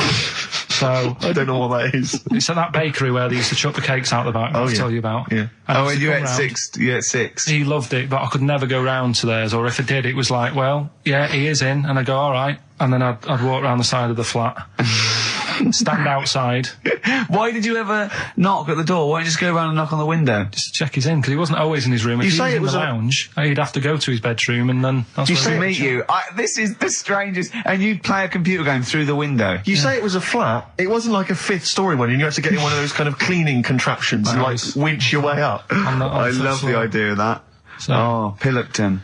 So, Right, we're yeah, done. that's What's he this? told What, me. have you got me any chimpanzee that? We've or? got monkey news still to cram in the next. Like, Let's do monkey news 25 now. minutes. I need some monkey news. No, I think we've done enough here, right? What do you mean? I think we've done enough here. We'll play a little song, eh? What? Play the verb. All right. Eminem. Sing for the moment on XFM 104.9. I'm Ricky Gervais. With me, Steve Merchant, with 5 little hamburgers. Got 5 burgers here, yep. And so I don't know, how should we begin, Carl? Do you want to just look at the size of these burgers? They're quite small. Look, they can see it on webcam, can't they? They can see us stuffing these burgers into your mouth. And by the way, I'm filming this, Steve. Look, Brilliant. Look, I've got a little camcorder.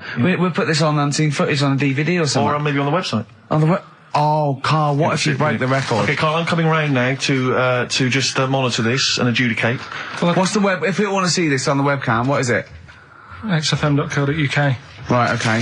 Hold on. So- Can I, Steve, I'm can not I do being that? funny. I'm not being funny, right? But I think I have got like a bit of a wheat thing, You've got a bit of a what? a wheat allergy Oh, thing. don't give me that. No, seriously, my head's. I've been eating a lot of shredded wheat recently, and my head's got a bit bigger. Carl, I don't think you can let us down now, mate. So you just got to put that first No, one in. I can't put that like that in my mouth on its with. I've got are to you break it talking up. about? I've got to break it up. Can't break it up. Can't break it up. It doesn't say you can on the rule thing. It does. It It's got to be doesn't. a I whole can't burger. look. I physically can't. Try it. I can't look. I'd have to be Jay Goody to be able to do that. Seriously, look. Try it. Yeah, I know, but you're not approaching it right. That's it. Come on, go on. That's all I'm doing. Keep Oh, going. God, he's not going to do one. Keep going. That's good work. Keep going. How does he get three in? Keep pushing. Ease it Keep in. pushing. Ease it Keep in. pushing. Get one in at least. Ease it Get in. one in at least. Get one in. Ease it in. Get one in. Push it. Push it. That's one. Let's go with another one. R.E.M. Night Swimming. It's a lovely song, isn't it, Carl? Huh? XFM 104.9, I'm Ricky Gervais, with me, Steve Merchant. Carl, disappointing. You couldn't even get one whole burger in your mouth. I did kind of. Yeah, but there was a bit sticking out. It just looked messy. There was But you were saying about putting it in whole, and I don't think that's the rule. Okay. It's like Well, you so can get more is in it- a suitcase if you put things in properly. So you don't just get all your clothes and chuck them in. So it's about. I reckon you've got to rip it up a bit. Okay, do that then. See how many you can get in. You've got to get in 2. No, just one. No. Well, it's no, three, I think. pack it in. What do you do? Pack your cheeks first. Honestly, Steve, my head is swelling a bit because I have got a wheat thing, a wheat allergy. That'd be good then, there'd be more room. Right, okay, look, Carl so is now that's- just sticking it in his cheek. Yeah. Don't eat any. You can't swallow any. It's like a hamster. You got to work it like a hamster. Yeah, stick it in. Come on. He looks like Marlon Brando in The Godfather. Come on. Don't lose any yet. Right. Pack it in, then use your fingers to pack it in. Come on. Wedge it in. Like you're grouting the bath. I can't do this either. Keep going, keep going! Keep going, don't give up so early! This is part of the problem. You just give up, Carl, too quickly. You failed again. It's like your history O level. Come on, Carl. Come on. Do something well. Succeed at something. Push it in. You've got nearly a half a burger there. Oh, I'll come round there. You're chewing. Don't chew. I've got a bit of food. I don't know what he said, but... Is that a whole one? No, it's not. I can see bits left. Come on, Carl. Come on, keep working at it. We keep working at it. But there's so much space in your mouth, I can see it. He's going red. Okay. Okay, we do another one. We're doing another one. That one then. We're doing a... Oh, are you alright? Are you going to be sick? Are you alright? Alright. Oh God, should we play a record? He's making my eyes water now. Okay, I'll find a different one for you. Find a different one for What him. about most grapes eaten in 3 minutes? I'll go. Do you want to do that? Grapes are easy, aren't they? That's easy. Great. Come on, grapes are easy. White Stripes, Seven Nation Army that jumped twice. I apologise for that. You're the producer, Carl. Yeah. It jumped twice. Well, it's not my fault if people are slipping around because the burger's on the floor. You're trying to squeeze my head when the song's playing. What difference does that make? Anyway. Right. Don't do any. Right. I've just got some grapes there. We've counted them out. What's the record then? Okay, well, the most grapes eaten in 3 minutes, you've got 3 minutes, Carl, and you've got to beat Matt Hand from the UK, who consumed a total of 133 grapes in 3 minutes on the 8th of November 2001. Right, there's 150 So 150 in there. Right. Okay. So you've got 3 minutes. What are the rules? The rules You just are... got to eat them and swallow them. And it's like Cool Hand Luke, right? You got to just stuff them in and don't choke, because I got worried with the burger. That's a good advert for McDonald's, isn't it? Not only was I impressed by the cheapness of them, but he couldn't even get one in his mouth. Yeah. So, value for money there. Maybe they'd like to send us some free stuff. Yeah, free stuff, or just money. Any some money would be good. Next week, Carl, you're eating Sony Walkmans. That's right. Yeah. Available for... Yeah. Right, Carl. Right, I think this is going to be good, right? What we're going to do, right? We've got Song 2 by Blur set up. We know that's 2 minutes, so you can play that, because that'd be boring radio hearing Carl choke, wouldn't it, for 3 minutes? Exactly. So, when I say go, Carl, right, I'm going to go right on the minute, right? You've got to have a handful of grapes, and you've got to press Song 2 by Blur. When we come back, you'll be stuffing your face. Hold on. You don't ever do that. How can you work the buttons? I can do that. No, I don't think you can. You cannot touch the grapes until the opening note of Song 2 begins. When the Blur 2's, when Song 2 stops, can we just push up the fader so because you'll be stuffing Don't worry, your face. we're almost. Let's go. If we go okay. any second now. Okay, right. You're Okay, ready, 3, 2, 1, go! And he's off. Good work from Carl there. He's approaching it cautiously to begin with. Cautiously. And he's keeping Well, let's just, just keeping people up. Come on, don't make him laugh. He's choking. He's choking. Oh, Carl! Quick! Keep going, Carl. Come on! Come on! What happened? Did he just throw up? No! Don't make him laugh! Oh, Come on! we can make wine. Come on, Carl. You're doing so well, Carl. mate. I want to go. Come on. Only. Why are you making him laugh? That was a world record attempt. Come on. He's over. Keep going. Come on. You got 25 seconds. Come on. Oh, I think that was a shame actually, because you were doing well, but something went wrong. I know. And I think those are bigger grapes than the ones I've seen before. They're quite big grapes. Look at his face. He looks so despondent. Come on, Carl. 8 seconds. Just a few more. 5. Come on. What's the matter? 2, 1. It's all over, Carl. It's all over. Better count how many you did. You can get good at this. We can get good at this over the weeks. I think that was a fairly pitiful attempt, actually. I really thought you had a... It's interesting, actually. These are harder records than you might think. Yeah, I know.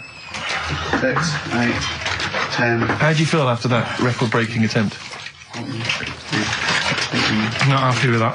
No, I What are you not happy about? The fella who did it, was he in hospital and just had loads of grapes and was bored? I'm sure he wasn't producing a radio programme, that's for sure. Well, to be fair, neither are you. What was tricky about it? What did you find hard? I think having Ricky standing over me, sort of shouting, "Go on!" isn't normal. No. But that wasn't... He hasn't eaten any! Hold on, that's 50, they have to. That's quite a poor attempt then, by the seam of it. Would you think about trying to maybe do that again in a couple of weeks? Would you do some practice and try that again? No, leave it for the experts. And I noticed a tricky point, maybe sort of when you had about 50 seconds to go, you seemed to be spewing things into the bin. What was that? Again, mainly Ricky standing over me. So 88. He's got 88 left. Okay, so what's the mental arithmetic there? Because we put how many in? It was 150 in the thing, wasn't it? What did I say? What did I say I had left? Well, I'm not doing it again. 88. So you had 88 left. So it's 62. God, you're only at 62. What's the matter with you, Carl? There's people start you at 62. That is rubbish. That's disappointment. Let's leave that. You failed on 2 world record attempts there. 62, and the record's that is rubbish. What were you doing? Oh yeah, but like I said, I've got a small throat. I can't drink a drink quick. Ever since the Mr. Freeze Pops when I was 6, that I nearly choked on, I nearly died on. I can't go back. It'd be like asking, I don't know, someone who got run over to play Frogger or something. What's Frogger? What, you mean real life computer game? Well, just a computer game brings back memories, doesn't it? And I can't do that. What's Frogger? Does Frogger get run over? Yeah. It's a little frog that has to run across a busy road. Do you know who he reminded me of, apart from Hamburglar and Zippy and all that? When he was mentioning those grapes, because the shape of his head, it looked like a game of Pac-Man. Yeah. It did, as he was getting to him, it looked like... You should have had that music. It looked just like it. Oh, God. Do you remember there was a board game version of Pac-Man? Was there? I mean, the only thing that Pac-Man had was the fact that it was on a computer and it was a little face eating things. But imagine that as a board game. But there's board games of, like, things that you don't need board games for. Yeah. It's like there's board games of charades. Do you know what? You don't need that. It's like parlour games. Board games of let's watch the telly. Yeah. Let's play sit around. And it's all like 1999. You don't need it. New from Mattel, a stick. Simply run along, clanking it against a fence or a metal grate. It's fence stick. And a picture of it. Oh, Nan, that's my stick. I'll tell you That's what. my fence stick. Do you know I saw in a shop recently the board game of Cold Feet, the TV show. That is the winner. You are John Thompson. Yeah. Go back. Yeah. It's a good game. Drink 8 pints. Go on. Songs of phrase. Songs of phrase, nicely done. Right, we'll get this going. How do you feel, Carl? Yeah. all Again, right, all disappointment. right. Disappointment probably to your family and friends. Well, I don't think they'll be that gutted, to be honest. Right, songs of phrase. Well, Carl, why don't we beg him to come up with songs of phrase? Because it's a big tease. People love that. Yeah. You know, it's one of the hot new We've got quizzes. one more thing for you to eat. No, I'm not doing any more of that. Seriously. Play a song? Right, songs of phrase next. Right. That was rubbish, that half hour. Rubbish. That's great. Roots. The Seed, XFM 104.9. I bet that is a record. Eating grapes whilst DJing. Possibly. I'm assuming if there's any listeners out there that have a record-breaking attempt they'd like to see Carl undertake in future weeks, they should email in. I think Jono's got that one. You know, we should give the prizes away. Yeah, well, Carl. this has been dreadful. This thing. We started off well with him trying to force burgers in his mouth, and then he come up with this tat. I mean, this is the end of this because it's. I mean, it was shoddy to start with. No little Dio couple. Well, this is not only. Well, I'm just saying, this is what I was saying in the pub yesterday when you try to be sick on my leg. I was saying, come up with new ideas if you don't like them, but you diss them on air. Well, it's just disappointing, isn't it? And Right. What's that? I was disappointed when I was choking before. We were disappointed as well. Yeah, you didn't try. You didn't try with the grapes. You were just like Right. chewing on that. You meant to just throw them in and swallow them.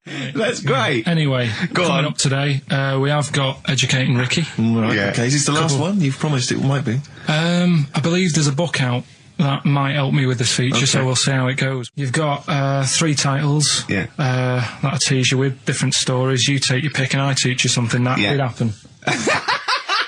There's a little bit of venom. Yeah, go on. First one is, don't rub it too hard, you'll get a rasher.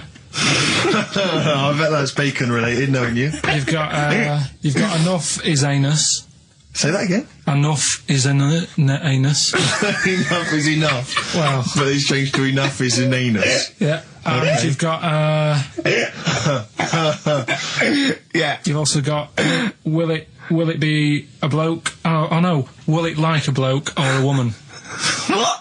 Will it like a bloke or a woman? Will it? Yeah. Will it like a bloke or a woman? Wow. Yeah, so they're your 3 stories. Okay. today. Sounds exciting. Okay, stuff. well, I'll have will it Well, we're like... going to play a record now, Rick, surely. Yeah, And, okay. and come back with... Sorry about the crowds and the big Educated baby. All right. It's a valuable lesson, really. I'll think of a title for him. So, 3 stories. Don't rub it too hard, you'll get a rasher. forward Enough to that. is anus. And, And we'll have that one then. that one. Yeah. Right, well, do you believe in palm reading and stuff? Yes. Sorry, yes. Yep. Yeah, of Yeah. course. Sorry, I forgot. Yes, of course we do. Right, well, there's a fella who, he used to do palm reading. No, yeah. But a lot of people, he found that when he went up to him in the street and said, do you want your palm reading? He was like, a lot of them were like, I'm a bit ashamed of my nails and stuff because they're a labourer or they're a cleaner or something like that. I know a lot of labourers are slightly embarrassed by their nails. Yeah. No, but Yeah. so he If you found look at my bloody hands, Reg, well, that's that hod carrying. did I ever tell you that? Did I ever tell you that I got picked at school to make tea and serve biscuits to old people because I've got good nails? No, go on. Is there any more to the story? Well, that's about it. I mean, we used to do like, I think the head teacher must have been getting something, maybe getting his mum in there for free or something in this old people's home. So he offered the kids at the school, he said, right, all sit at your desk and put your hands on the table. And everyone did. And he walked past mine and he said, not bad, not bad. And he said, you've got the afternoon off, you can go and serve biscuits and tea to the old people. What did you say? I said, all right then. Was good. that? Yeah. Good afternoon. But anyway, so these... Yeah, what did he do? He just sort of walked around and went, you all right, do you want bourbons or digest? I bet you get on with old people, wouldn't you? was all I'd right. love to see maybe Especially the senile one. yeah, no, but I'd love to see you on VH1, just in a link. They just go, they've just played Robert Palmer, right? And it comes to you in a little park, and you just sit next to an old lady and go, alright? And you go, yeah, not too bad. You go, what do you think of London? Crap, innit? And she goes, yeah, it's awful, innit? And you just have a talk, and you go, right, well, she doesn't like it, in excess. Yeah. That's what I'd like to see. I still think my idea is better. But so what are you going for then? Oh, you've picked one, haven't you? Yeah. So this fella. So there's palmists going around the streets. Yeah, he's going round and there's a lot- Randomly trying to give palm readings. They're losing money, hand Right. over fist. Yeah. Right. So they said he's what he's done. He's reading people's bottoms now. Sorry, whoa. You just, I didn't quite follow that. He was a palm reader. That wasn't making money. So now he's going up to people in the street and saying, can I see your arse? Basically, yeah. So from being a palmist to an arsonist. Well, they just that's what he does. He said the same sort of lines and that you get on your hand, you get them on your bottom, and he can read them. Right. Yeah, he's not a pervert or anything, or making up as he goes along. No, that's it. That was that. So, if a man came up to you in the street and said, can I have a look at your arse? Can I read your arse? You'd drop your trousers, would you? No. If he went up to him and he said, "Oh, I'd rather you didn't, because I'm a labourer. I've got bad fingernails." No, that's why I've seen. That's what a lot of labourers, they're showing their cleavage. You think, but actually they're having their arse read. Absolutely. That's Yeah. that's what it is. And then So is that the end of the story? Yeah. But then because That's it. Educating Ricky is there's a bloke who reads arses. No, but You're a then- mentalist. but no, but what are you then- talking about? But then, do you know, like, now and again I come up with a little jokey line. Thought Yeah. I'd make an effort today for VH1 or MTV. Yeah. Little line there. Don't worry, it won't last. It might just be a splash in the pan. Okay. Phil Collins next. Let's play some film. Let's play some film. Educating Ricky, will we carry on? Yeah. Right, you've got left. Don't rub it too hard, you'll get a rasher. And will it like fellas or will it like women? Well, you said wool before. Yeah, will it? Go on then, I'll have wallet. Right, now this is similar to the one you were talking about before, right? They found out that, scientists. Oh, yeah. I've found out 17th century? that, like now, 1 in 10 rams are gay. 1 in 10 rams are gay. Yeah. Yeah. So that was like wallet. That's how I could get that in. They got a load of gay and straight rams. Right. They worked out which were which first. They said, right, that bunch there is a gay bunch. They looked better, they just had more pride in their appearance. And the other ones, the straight ones. And then they gave them to this scientist and said, right, go on, do what you got to do. And they took the brains out of all of them. Just to check.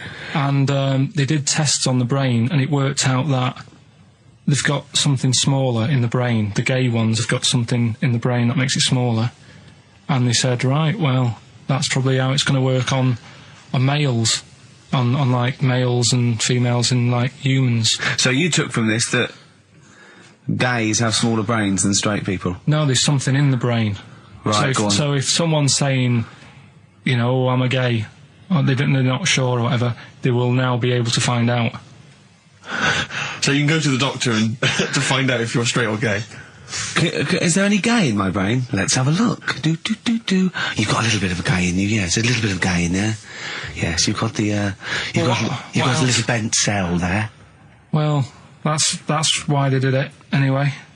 I don't understand how they could differentiate which was straight and which were gay to begin with, before they then gave it to the scientist. Wasn't that what the scientists figured out? How could they tell? There's one theory that it's genetically determined. There is one. There is a theory that's genetically determined, but I don't think it's as easy as pulling a sheep's brain apart and finding a little pink sort of like blob in there and going, right, we've taken the guy out and now he's going to go and shag some ewes.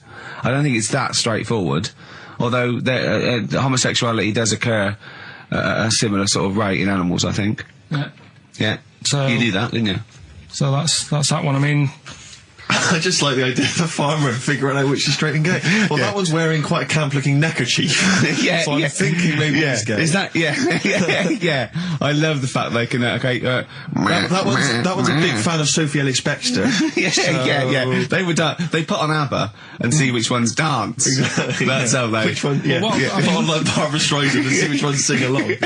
It is rubbish. What did I find out? Did you just say that is rubbish? No, I found out other stuff in the week that didn't make the top 3. Wow. We haven't even had to. This must be mediocre stuff. This must be really bad. Yeah. Or it might be dubious. Go on. There's a woman in Ireland who has been with a fella for 11 years. Yeah.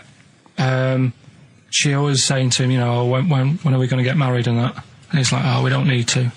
We're happy and that. Do you know, like I am with Suzanne, it's like, there's no point, really. Yeah. Unless you have a kid, I don't think you need to, do you? Right. So, he was like, we'll do it in time and all that. Anyway, he comes home from work one day. He says, oh, go on then, we'll get married. She was so shocked, her hair fell out. Did you get that? Wow. So that's extraordinary. What did he say? Oh, I'm not marrying you, Baldy. Yeah. Well, she was so shocked her hair fell out. Yeah. I love the idea of it just going to the ground. Fell out. Yeah. Yeah, what else? That's rubbish. That's rubbish. Next. You've also got, it's weird, isn't it, Rick, that the stories that we made up are more plausible than the facts he's actually giving I think us. we tried too hard. That's what he's willing to believe. He's willing to believe that a woman's hair fell out when her husband came out saying, let's get married then. Oh, you're all romantic. Yeah, then, here's a good one. Go on then. Right, in Dubai, this woman went to Dubai for a holiday. And she was over there, and apparently in the markets Bit by a spider? they sell lizards. Oh, go on. Right, just like for people to buy. So she buys one, not knowing that you're not really meant to take him out of the country. Sure. Puts it in a bag. Yeah. As you do. What have you? And then she gets to the airport when she's going home. She's thinking, I can't really leave it in my bag. Yeah. So she puts it on her head. On her head? Wears it as a hat. She wore the lizard as a hat? Yeah. People on the plane were just like, yeah, everything's fine. They're doing the cross checks and that. Yeah. Have you got your seatbelt on? Yeah. There's a woman there with a lizard hat. Everything's going well. She gets off the plane at Manchester Airport. Lizard sticks its tongue out. Yeah. The air hostess says, what are you doing with that? She goes, I've had it. Lizard said, I just found her in Dubai. they said, I've had this with me all journey, and they said, well, you shouldn't have done, and they took it off her.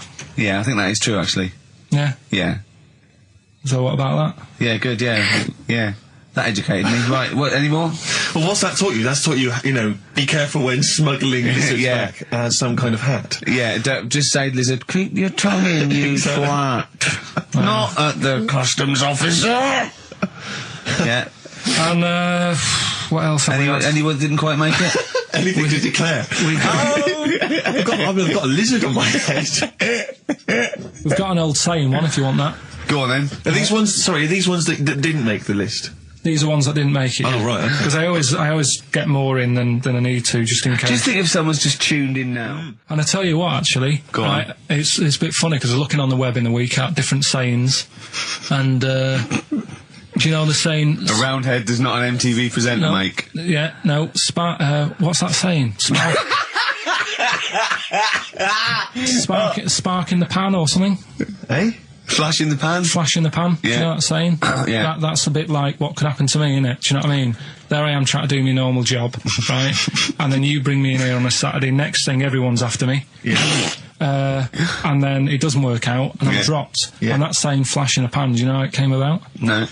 Do you know like how years ago they used to dig for gold? Gold. Yeah? Yeah. And they had like a little pan, Yeah. and they'd put the soil in, and they'd rub the soil. Yeah, and it's shone in the sun. Now and again, it shone in the sun, and they get all excited and were like, oh, brilliant, some gold. And then they realised it was just the sun flashing in the pan.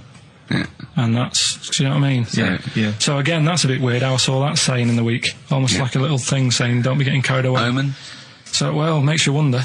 But anyway. Not really. So, last one. Yeah. Don't rub it too hard, you'll get a rash out. It's been a mess today, hasn't it? What do you mean it's been a mess? It's been a mess. What has?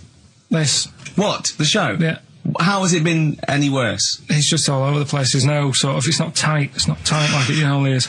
And she'll be going away with this, thinking that's what the show would be like. She listens on to the show. MTV. She knows it's a shambles every week. Go on. Well, don't rub it too hard, you'll get a rasher. Yeah. Do you know the saying, ham it up? Yeah, go on, yeah. Right, well, do you know what it means? Well, it means to overact. Right. Well, years ago, with actors in musicals and stuff, they'd, the actors used to look pretty ill on the stage because they didn't have proper makeup and that. Right. Right. So what they used to do, to make themselves look Rub their face in pigs? well, they got bacon, rubbed it on the face, and it made the face a bit sticky because of all the, like, you know, the pig fat and bit of lard and stuff like that. And then they'd go and get some bricks.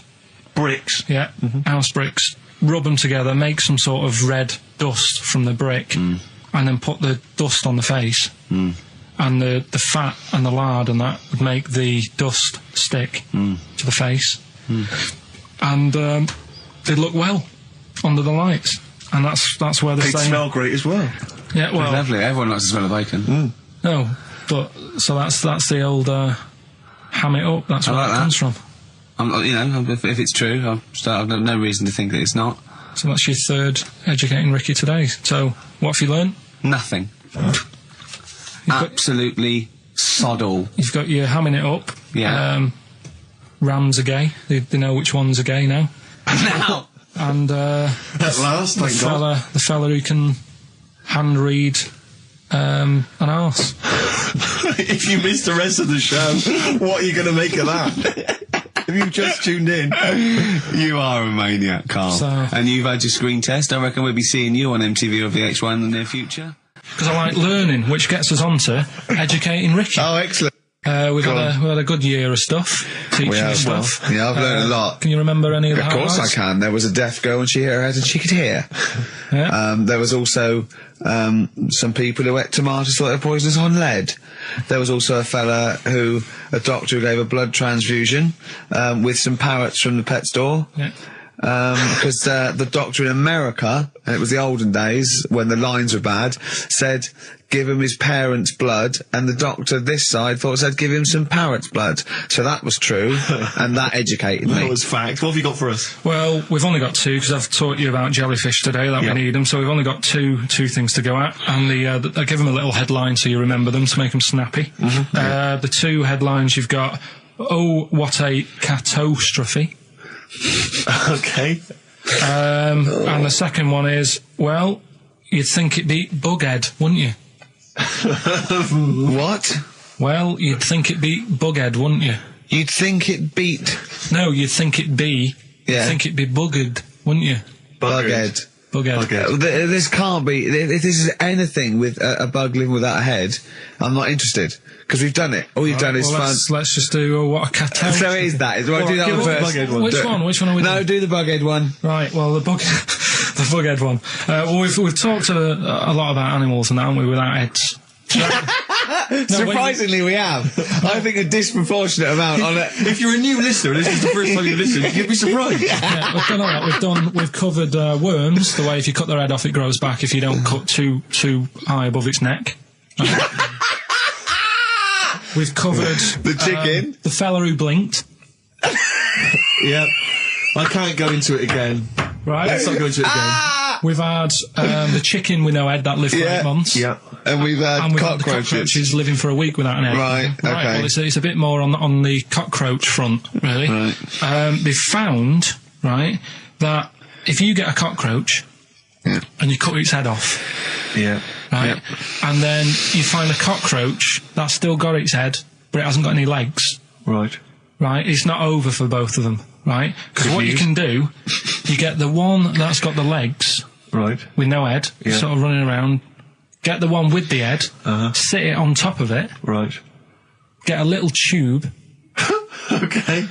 so that the fluids. So is this auntie's go out of the Let him room? finish. This is like Blue Peter. Let him You could get this for Christmas. Right, you get Yeah. a little tube, you sit that on top so the bodily fluids are still running between the two. Right. The head of the one on the top will control the feet of the one on the bottom. Okay. What about Good. And will it continue to live? that? Yeah. Okay, you don't know that for sure, do you? That was just a No, question out of the blue he wasn't expecting. Yeah. Well, what do you think of that? Good, yeah, it's great. Yeah, just a primitive nervous system that can, yeah. Did you expect us to be more impressed and excited by that? Did you fall off your chair when you read that? Did you literally topple off? Going, Did you "Whoa, like a cartoon." think you were going to be the Frankenstein of the insect world? Yeah. No, I just was thinking if they can do that, you know, With them, can they do it with humans? Because I also did a bit of research course on. you did. Did you come to the sort of conclusion that apart from the moral aspect of it, that the human was probably more complicated than? Yeah, but do you know what I mean? Things move on, don't they? Do you know what I Modern mean? science, Rick. You know, I had Binatone as a kid. Now they've got PlayStation 2, and the difference in 10 years. They is have amazing. found that if you lose your head, a cockroach can live normally on your body, but not the other way around. Your head on it cannot control its legs because it's Yeah. too complicated It's for too your confusing. brain. Well, So yeah. So then other research. Because I thought if you don't learn from that, I'll give you something else for free, right? Go on. Free. That they can clone people.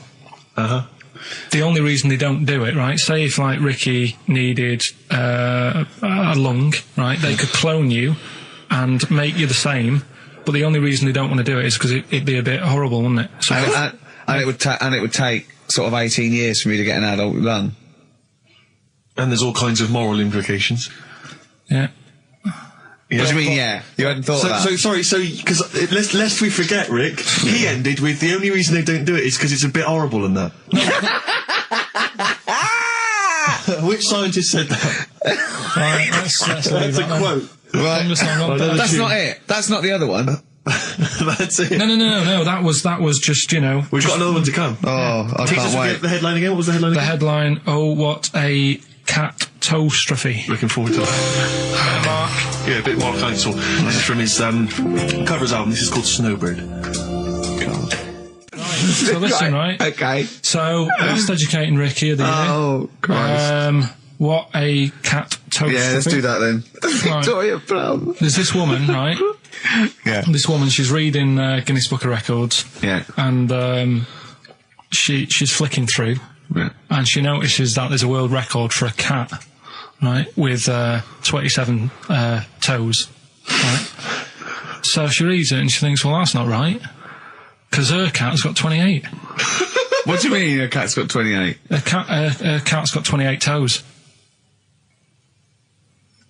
So she was like, well, hang on a minute, mine should be in there.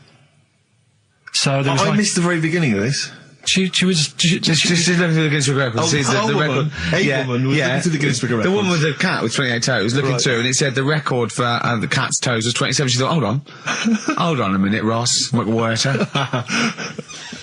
My cat's got one more than that cat, so go on. Anyway, so she said, the person doing the interview with her said, is it happy? And she said, yeah, it's great, and it's really good in the snow. Right. It gets through a lot of nail varnish. Well, that's what it said, right? It said it's really good in the snow.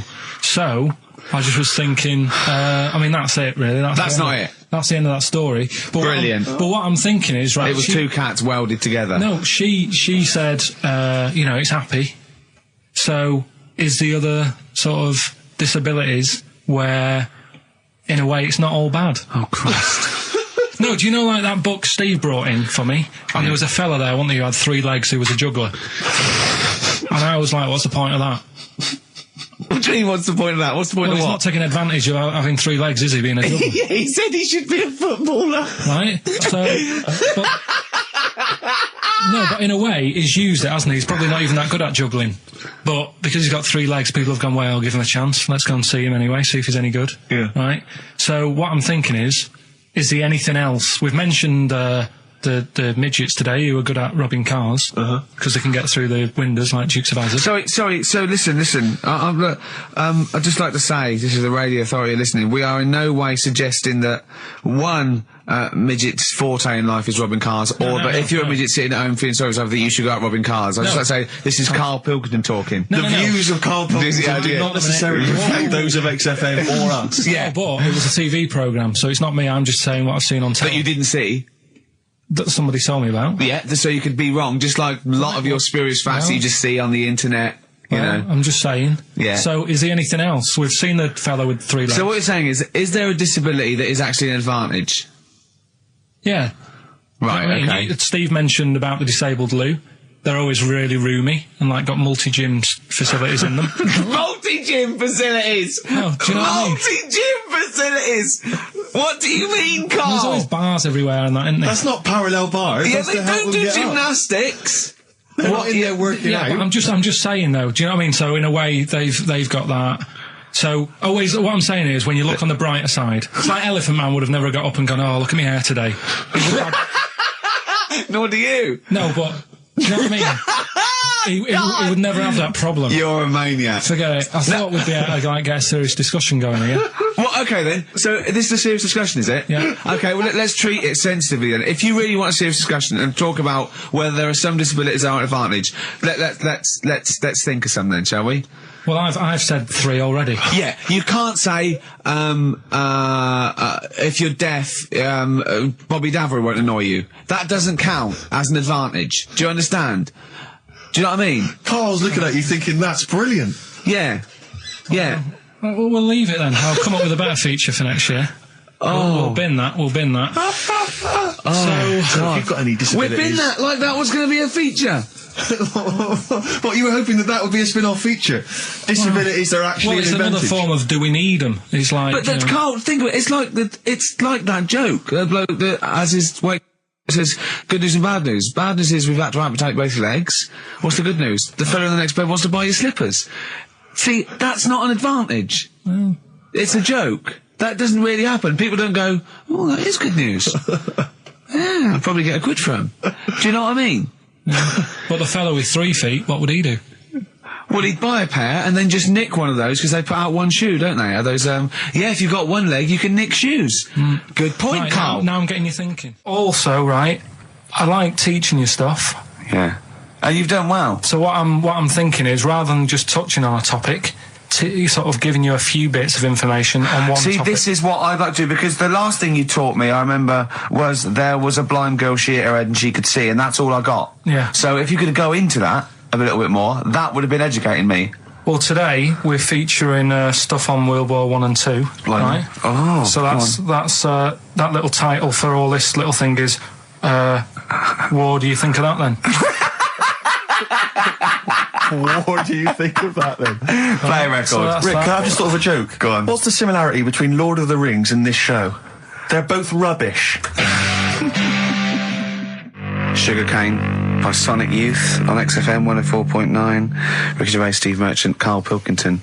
Go on, Karl. What's next? Are you going to do your war feature? What is it called? What do you think of that then? You do that now? It annoys me a bit, right? Because we said before Christmas that we'd come back with new stuff. Yeah. Gave you a title to work on, that Ridiculous. Right.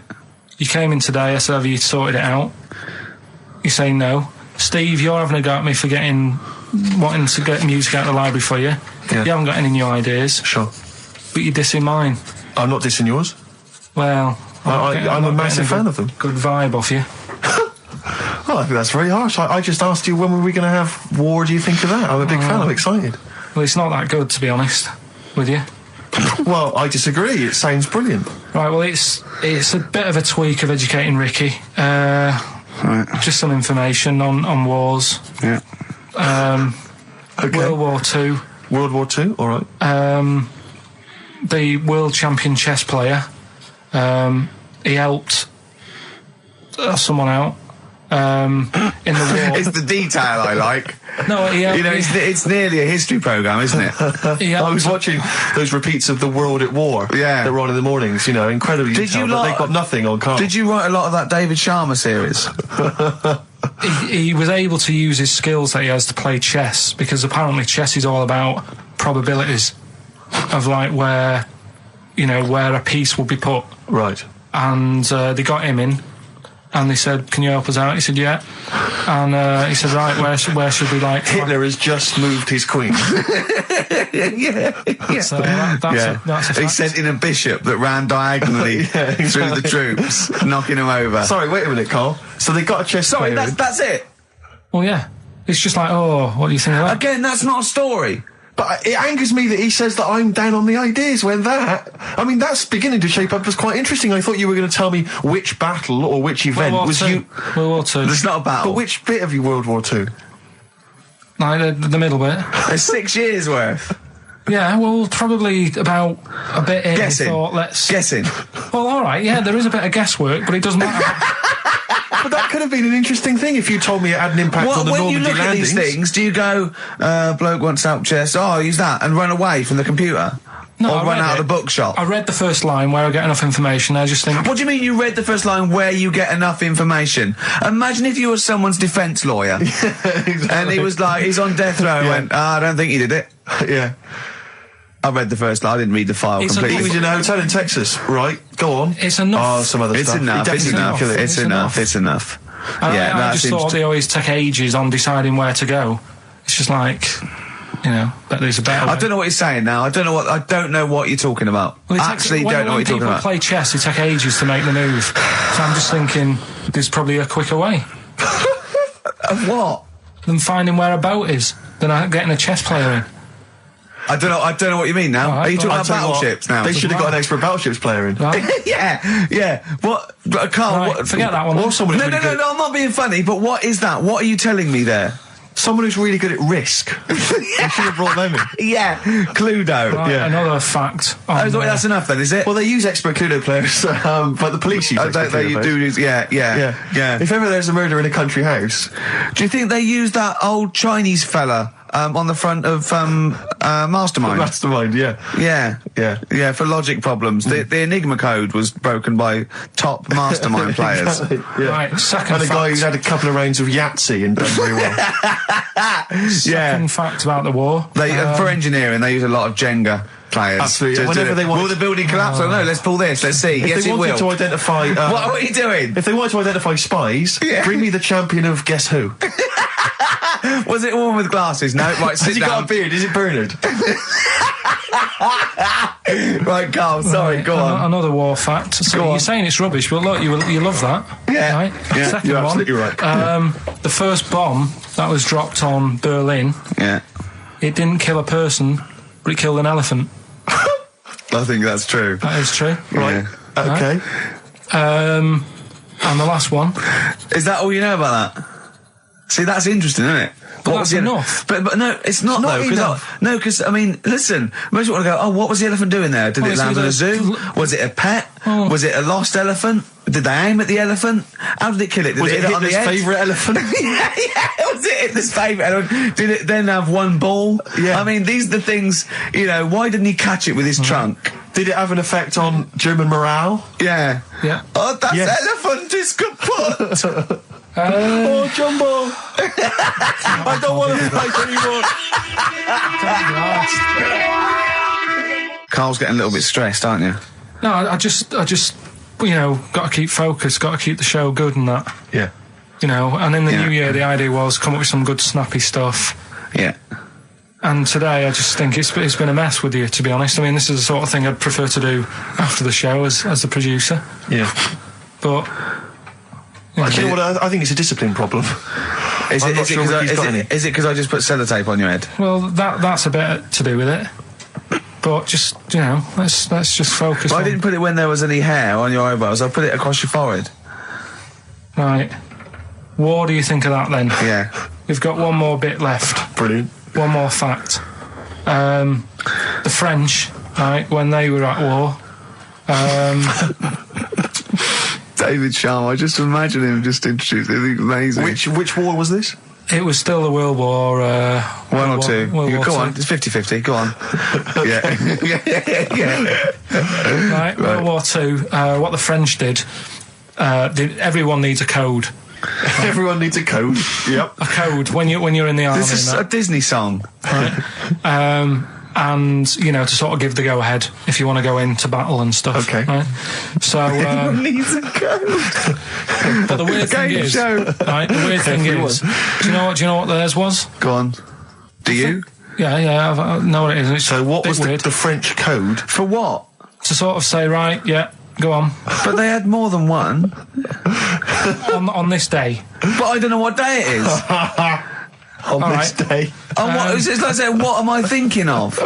What was the battle? What was the... Okay, so all right. What? Look at him, look. He's genuinely confused that I've asked this question. Right. It was No. If you ask me a question, ask me the question correctly. What was the code for battle during what battle? World War II. No, that's not a battle. That's a war. Yeah, it was in a war. Yeah. I don't know what to do. He confuses people. All right. Okay. What was it, Carl? What was the? Yeah. code? What was are the you French thinking code? of? Right. John's got a moustache. What are you talking My about? lungs are going to burst. That was a code that the French used. I just think it's a bit daft, right? Because you could come up with that by mistake. yeah. Two French blokes talking in the trenches, and they see a major walk past, and they go, "Oh, look, John's got a moustache," and they all go and go, "No, I was just talking. What are you talking about?" Well, the way I don't think that's a good code. I'm not. I don't believe it is the code. No, it is seriously. And what? And It's would just it, like would it what have we been? talked Would it have about been it. said in French? Yeah. Okay. Yeah. But the weird, Guess in. Yeah. No, but What? you see, I can't even be bothered What are you saying, Carl? because it's not a very good code. Do you know, like we've talked in the past about things you don't see, and I said an old man eating a Twix. Yeah. If they use that's safe because no one is ever going to see a man having an old man having a Twix. What do you mean? Well, use that as a code. Don't use a saying, John's got a moustache, that could crop up. And it's like the war's kicked off. How did that happen? Well, I said John had a moustache. Oh, Two French folks would never be saying John's got a moustache. Why would wouldn't they? Because back then they were fashionable. He nearly makes sense, doesn't he? I assume it would have been Jean. Yeah. No, probably John. And how would this code have been? I mean, who would have announced I this just to read it. everyone? I read it like that, Steve. That's what was on the internet. This is a code that was used. John's got a Don't be moustache. angry with me. I know, but you're always asking questions. That's because I'm interested in history. Yeah. No, you're genuinely interesting bloke, Carl. We like to know. I'd like to film you secretly. Like they do, like Nature Watch, when they put it in a badgers sort of thing, Warren, right? yeah. And they just watch it. I'd like to see what you do, potter around and go, I wish I could download the music in your head, because it'd be wah, wah, wah, wah, wah, wah, wah, wah, wah, wah, and you see something weird, you go, wah, wah, wah, wah, wah. And then you read that and you go, and you write it down, and that's what comes out. John's got a moustache. I'd like to see next Christmas. Imagine the French, right, for their battle cry, for their battle code to you know it's going ahead, they're going over the top, is you never see an old bloke eating a Twix. Imagine that. Yeah, but all these things are things that I think in my head. Right? Keep them in there. Do you know, like before when I was talking about going out on, you know, Christmas Day, having a meal on the way back, seeing a homeless person. Yeah. And then I think, God, that wouldn't be good. I don't know, TV show. Right? You can think of things like that. When I saw the homeless fella, then I got talking to Suzanne about when I had to sleep in my car. What do you mean? Go on. Let's play a record and come back to Andy sleeping in the car. God, I can't wait. Play a song for the lovers. I was watching last night on cable TV 1987's amazing Sign of the Times Prince in concert film. It was dynamite. I thought to myself, how brilliant he is. It reminded me of the gig I went to see last year. He played this tune. It's from the album Parade. Okay, I don't want to discuss whether or not Prince is acceptable on XFM or whether he's a genius. He is a genius. That's the end. That's the end of the discussion. Play the tune. He's dynamite. It's a song for the ladies. I remember, I'm going to tell you, I was on the way here. You know, do you remember John? He's got a moustache now. I can't believe it. Lads, no! It's not on. It was... The battle's not on. Look at your face, Carl. The elephant did die. Yeah, no, I believe that. Yeah. Last week, we sort of changed educating Ricky a bit. Just a little bit. Don't say we. I don't want to be incriminated in it. Well, changed it in the sense that rather than giving you too much information about different things, it's hard to sort of keep it all in. Yeah. I'm giving you sort of information on one thing. So last week, because some of your stuff was a little bit too intense. My favourite story was there was a blind girl, she hit her head and got better, and I couldn't take all that in at once. So you should really ration some of the education. We sort of started Wasn't last week war-related stories? Yeah, it was War. Do you think of that then? What and do you it think was of that? three things. And it was the French battle.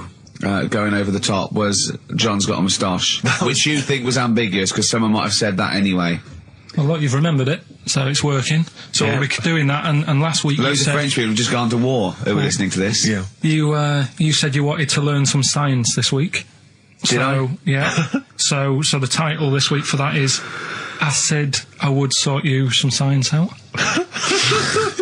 Acid. How long did that take you to come? Listen, well, you know, people love Carl. There's comedians come to me and go, Carl's the funniest man. They absolutely love him, right? But I think we're only seeing half of it, right? If we can get him on television, his face then, when he's told me that title, was like a child at Christmas. Yeah. He was so proud of it. He was excited what I was going to... It was brilliant. It's a bit like when a child's drawn a picture in art class. You know you've got to stick it on the fridge, but you basically think it's crap. Yeah. It's very much like that. All right, Carl? Is that good? Yes. So we'll be doing that. Well, I'll teach you some stuff now. Right? I've always been fascinated by the donkey fact, because it is an extraordinary fact that more people are killed apparently by donkeys than they are by airplane crashes. Well, I suppose in countries where they're used and used a lot, that they go a bit mad and squash it. But my concern is that when you go on a plane, there's so many checks. I mean, it takes like 40 minutes to go through all the checks: the air pressure, the cabin pressure, the fuel, checking the flights, the takeoff, all the rest of it. Our checks for donkeys. Nothing. Did someone close the gate? I think so. Exactly. That's our is he donkey annoyed? checks. Is he annoyed or not? Yeah. You're not working him too hard, are you? Yeah. He's got his hand. Is there two holes for the ears? Yes. Well, I think that's what's happening. I don't think it's accident. I think they're picking us off. I think they're so annoyed that a nickname for them is ass. Yeah. And they've got to wear the little hat. You know, they've got to ride give kids rides on the beach. And now I think they're just sort of annoyed. Yeah. Maybe they're sort of just picking us off one by one. Yeah. Teaching us a lesson. If we had the same stringent checks on donkeys as we do on international flights, maybe there'd be a little less death. Exactly. Wise words. Cheers. Wise, if slightly incoherent words. Go on, Carl. Got that right. Acid. I would sort you out with some science. Brilliant. I forgot the puns in mind, didn't I? I forgot the puns. Yeah. Go on. Right, so, you asked to sort of be taught some science and that last week after being taught about war. So, did some research. And, there's a few things. I think we'll just cover one of them now. Go on. We talked a lot about hairy kids. We have discussed that a lot. I love the fact that Simon Sharma has never started a programme like that. The Jacobites. We've talked a lot about hairy kids. Go on. It's a little bit, I mean, it's not your traditional science stuff, but it's still interesting and it's a little bit, it's still... Yeah, we talk about hairy kids. We have disproportionately, honestly. I think this show's talked about hairy kids more than any other radio show. Well, it's one that... Sorry, I noticed both of you there dropped the H, or the H, or however it's I had to, 'cause So it's airy obviously means kids, yeah. hairy. Yeah. Hairy children, not Yeah, sort of kids. airy, kind of light-headed or... Yeah. Well, there was the case of the one who lived in China. Yeah. And, Which was weird for two reasons, wasn't it? yeah. Well, go on. One was like, he was covered in hair. That's already weird. And the doctor sort of checked him over and said, well, yeah, he is hairy, but he's quite healthy apart from he had a little bit of eczema and a boil. That was the main bit of the story, wasn't it? Yeah. But this one, right, we have sort of talked about it, and you weren't having any of it at the time. What? This next bit of science I'm telling you about. Go on then. Right? Remember when I told you about a lad who was living at home with his mum and dad, right? Everything's, normal life, go to school, that sort of thing. Yeah. Then, I think his mum and dad had an argument, and it kicked off a bit, and he thought, I'm sick of this. It's happening all the time now. They kept having arguments, so the kid ran off into the woods. Mm-hmm. Oh, Yeah. Right? God. Now, he left, he went and ran in the woods, and he ended up living with some monkeys, Right. right?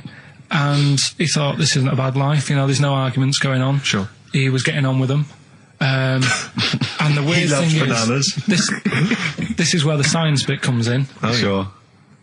He grew a load of hair on his body. That's not true. It's not true. It is true. It's an acquired characteristic. I bet someone will back me up on this. But no, you can't. You can't grow hair like that. You might get a little bit more down here. They might the erectile tissue might, they won't fall out as much. That would, but you don't actually grow a big mane if you're cold and you're a human. Well, he did. This lad did. I know it sounds a bit strange and that, but he was living with the monkeys, and because it was cold, his body reacted to it. Listen. He was no hairier than he would have been if he was walking around naked on a cold day, with or without living with monkeys. The fact that he was living with monkeys makes no difference. No, I know, but I'm trying to get, picture it in your head what it's like. Although Mickey Dolenz was always pretty hairy. Right? So he was living with them, and he went into town or something one day Oh, yeah. to get some food, and the people there were like, hang on a minute, that isn't a monkey. He went in naked. No, he was there covered in hair. Yeah, but naked, but covered in hair. So it was decent. It was. Yeah. But that was a weird thing. They thought it was a monkey in the shop. And then So they went, presumably he had a big long beard as well, because he couldn't shave, could he? no, he was just covered. He looked like a monkey. And they were happy to serve the monkey, were they? There's a monkey, he's How buying did he a walk? newspaper and How some did he milk. walk? How did he walk, Carl? Did he walk upright or whistling along? The picture that I saw on the internet, he was on all fours, but I Course don't he know if was. that's when he was Course he running was. away after they'd sort of, realised he was a kid. But this was a So he was picture. a kid as well. He wasn't even like an adult with the beard. No, he was a kid. Brilliant. And The beard people kicked in a little bit. So earlier. listen, so the Go on. people caught him. You're an idiot. The people caught him. Yeah. Shaved him. Right. Got it all off. Didn't grow back again. Right. It You're an grew. idiot. Well, like I say, people will have heard this story or read about it. You're an idiot. And they'll email in. They don't let me down. And they'll agree that you're an idiot. No, they'll have seen the story. You're an idiot. So that's a little bit of science. You're an idiot. Libertines, Time for Heroes and XFM 104.9. Right, okay, so have you got anything that is science as opposed to nonsense? Well, Kid went off with some monkeys, grew hair, came back, shaved him, it didn't grow back. I mean, just think. Right, something else. there's a few things I found. Yeah. There's a fella Oh, God. who had hiccups for 69 years. That was a bit annoying. Yeah, yeah. There's a dog with the wig that we've discussed. Imagine if you just tuned in. Yeah. There's the dog with the wig that we've already discussed. Did we discuss that? Not really. Did I not tell you what he said? I did, didn't I? Yeah. Oh, yeah. What else have we got? Well, there's something here that you sort of know. Is this going out live? At the Yeah, moment? this is happening, right? Right, go on. But remember when you talked about sponges? Yeah. If you get a red sponge and a blue sponge, You liquidise them, pour them back into a tank. After a few hours, that they know which was which, and they reform as a red sponge and a blue sponge. yeah. Yeah, I thought that was weird when you told me. yeah, Looked it up, did a bit of research. Yeah. Thought that's sort of sciencey. yeah. You can do the same thing with a mouse's brain. Okay. Explain a bit more. No, you can't. If you get a dead mouse, Yeah. put its brain into a blender, blend it up, leave it standing for a bit. Making that up, aren't you? You're confusing this. You've watched Nigella Lawson make some sort of pudding. No. What do you mean? It won't work with the brain. Well, it does with I mean, not human brain. Don't be trying that. Although, no, a mouse one, a mouse one. And what happens? It sort of reforms, goes back together again. No, because apparently it's made up of the same stuff as. But it doesn't, does it? Because if it's dead. If it's a dead brain, the cells can't act anyway. The fact the sponge is that it doesn't kill the cells, it liquidises them, it doesn't kill the cells. Yeah. So it couldn't be a dead brain anyway. It would have to be a live brain taken out from a live mouse for the cells to be getting oxygen and working and being sensitive to each other. And that, I don't see how that could work like it does in sponges. I mean, do you know what I mean? You're not a scientist. I've just sort of read it and gone, oh, that's interesting. I'll tell Ricky and Steve about it. Yeah. You're quizzing me as if I've come up with it. Yeah. Someone else has done it and said it works. Sure. So I'm not. Do you think ghosts are behind it, or do you think there's a scientific explanation for it? No, it's just one of them weird things, isn't it? Yeah. So that's what you sort of science covered for this week. Well, that was another barnstorming feature from Karl Pilkington. Is that it? Is that the two things you got this week? Thanks very much for that. Well, I mean, there's nothing behind them. Do you know what I mean by this? There's not like a weight of intellect behind these facts. Why don't you make that your science project for this week? Find a dead mouse somewhere, Karl, and a blender, and we'll bring that in next week. We'll do it live on air. See what happens. Oh. Well. Do you feel sort of let down a little bit sometimes with our reactions? Well, what are you expecting us to do? What are you expecting us to just like look at you, open-mouthed, staring at you in awe?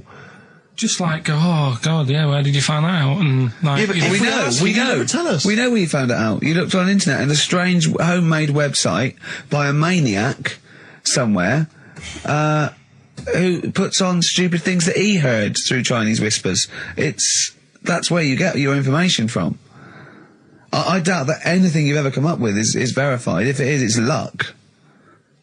But what do you expect me to do for you? Do you know what I mean? I'm just... I'd like to know what the source of the information is. I'd like it to be, a research study by the University of Columbia, rather than, a guy who calls himself Mr. Pickles. On a website somewhere. www.lunatics.com. I mean... Oh, God. Some kind of evidence. Do you know what I mean? I must warn you now, you know that Steven Spielberg thing's coming, Taken? Yeah? About alien abduction. When you watch it, just remember this, it's not a documentary. Okay? Alright. Alright? You remember E.T.? We were discussing that earlier. You know that's not fact. Factual fact. Brilliant. Black Star Radiohead from the Bends on XFM 104.9. Rick, John has emailed in. It looks here like he's maybe trawled the web himself. I mean, I don't know if people just immediately leap onto the web every time Karl says something in his defence. I think our listeners are always on the web. Yeah. Anyway, he seems like he's reprinted here a news story, which seems to confirm Karl's Monkey Boy story. Yeah, what was the news story? Doctors baffled by boy 6 covered in ape-like hair. Doctors in Kazakhstan are baffled after finding a 6-year-old boy covered in ape-like hair. Yeah. The boy, called Ablay, was found in a remote mountain village close to the Chinese border. He's covered in thick hair from head to toe and has an oval-shaped skull. Doctors suspect nuclear radiation or a genetic disorder may be responsible. Fine. But this is an interesting bit here. But sorry, it's not that you could have genetic defects. I've seen lots of people born with long noses, 5 feet, etc. I'm saying that he wasn't normal. he wasn't normal, and then went to live with monkeys and grew the hair. Well, that's my point. But it says his mother and father are distant relatives. Such marriages are common in the Kazakhstan mountain hamlets. Now, the village elders were consulted as to what to do with him, right? Now, these are the village elders. These are the wise men of the village. These are the people, presumably, that all year long are telling the village how to live, how to survive. Yeah, you're in charge because you've lived longest. Yeah, exactly. You presumably are solving any kind of moral conundrums, any sort of awkward things. Do you know what they suggested that they do with their hairy son? Go on. Send him to the circus. The Carl's nodding. Put him in the circus. That was what they suggested, and the mother actually wanted him to go to school. Instead, I don't know, school or circus, I don't know. We don't know what's better for him. Exactly. I'm not sure. We must consult the elders. What do you think, Karl? It's not a bad life, is it? What, the circus? Yeah. Well, you ran away from it. Yeah. Love it. But remember that thing that I saw about that fella who, I don't know if you should talk about it really, so Go on. Tell us now. You've hooked me. Come on. You can say it. It's okay. What, are you worried that it might be insulting to someone? Well, it's not nice, but... Well, you're not taking the mickey out of it. You're telling us, go on. It's just, it was in that book again that you got me. You know, the book full of weird people. Go on. And things that are wrong with them, and airy people, and... Yeah. Lad with 3 legs and that. There's a fella... basically just a head and a little body on a skateboard. Yeah. Right? Picture of him having a shave. And he was shaving with his mouth bit. With his tongue. Like that on the radio. Yeah. Carl is now doing an impression of a man shaving with his mouth. Yeah. Well, it's just a head, bear in mind. He's doing an impression. Imagine a head with a very tiny body on a skateboard shaving with its tongue. That's what Carl was doing. And he was depressed because he kept getting hats for Christmas. but if you were him, you would just grow a beard, wouldn't you, rather than... Oh, well, rather than go through all But that he get hassle. it caught in the wheels of his skateboard. The what's the name though? Do you remember last week I was talking about the airy kid? And I think that's every week, Carl. That doesn't narrow it down. Alright, well, we were talking about that airy kid in the woods, and did a bit more research this week. Okay. Found a good story out about a monkey. Right. Which I'll told Ricky a little bit about it. Tell me, come on, tell it now. No, no, Tease tease me with we it. should keep this. It sounds exciting stuff. That's got 'em, right? So we'll be doing that. We've got Hook the audience. we've got Rockbusters again this week. Yeah. We've got Do We Need 'Em? Yeah. What are you trying to get rid of this week? Cockroaches. Right, good one. I can't think of a reason to keep them. Looking into that, let's sort the matter out. That's coming up. Excellent. We've got, I'm teaching you some more stuff. Oh, yeah? Yeah. He phoned me up today. Yesterday it was. You know, he's been researching, like, just educating Ricky. He said, what do you want to know about? I don't know. He said, you interested in space? And I went, yeah. Phoned me 3 hours later. He went, no, nothing about space. I went, what? He said, I couldn't find anything interesting. I said, you couldn't find anything interesting about space? Yeah. It's big. It's pretty interesting, Carl. He went, It's big, but there's nothing there. That's it's like the Millennium Dome. So what I'm looking at, right? But no, wait. He said, is there anything else you want to know about? I went, alright, I went, anthropology. He went, what's that? I went, study a man, I sent a man. He went, like what?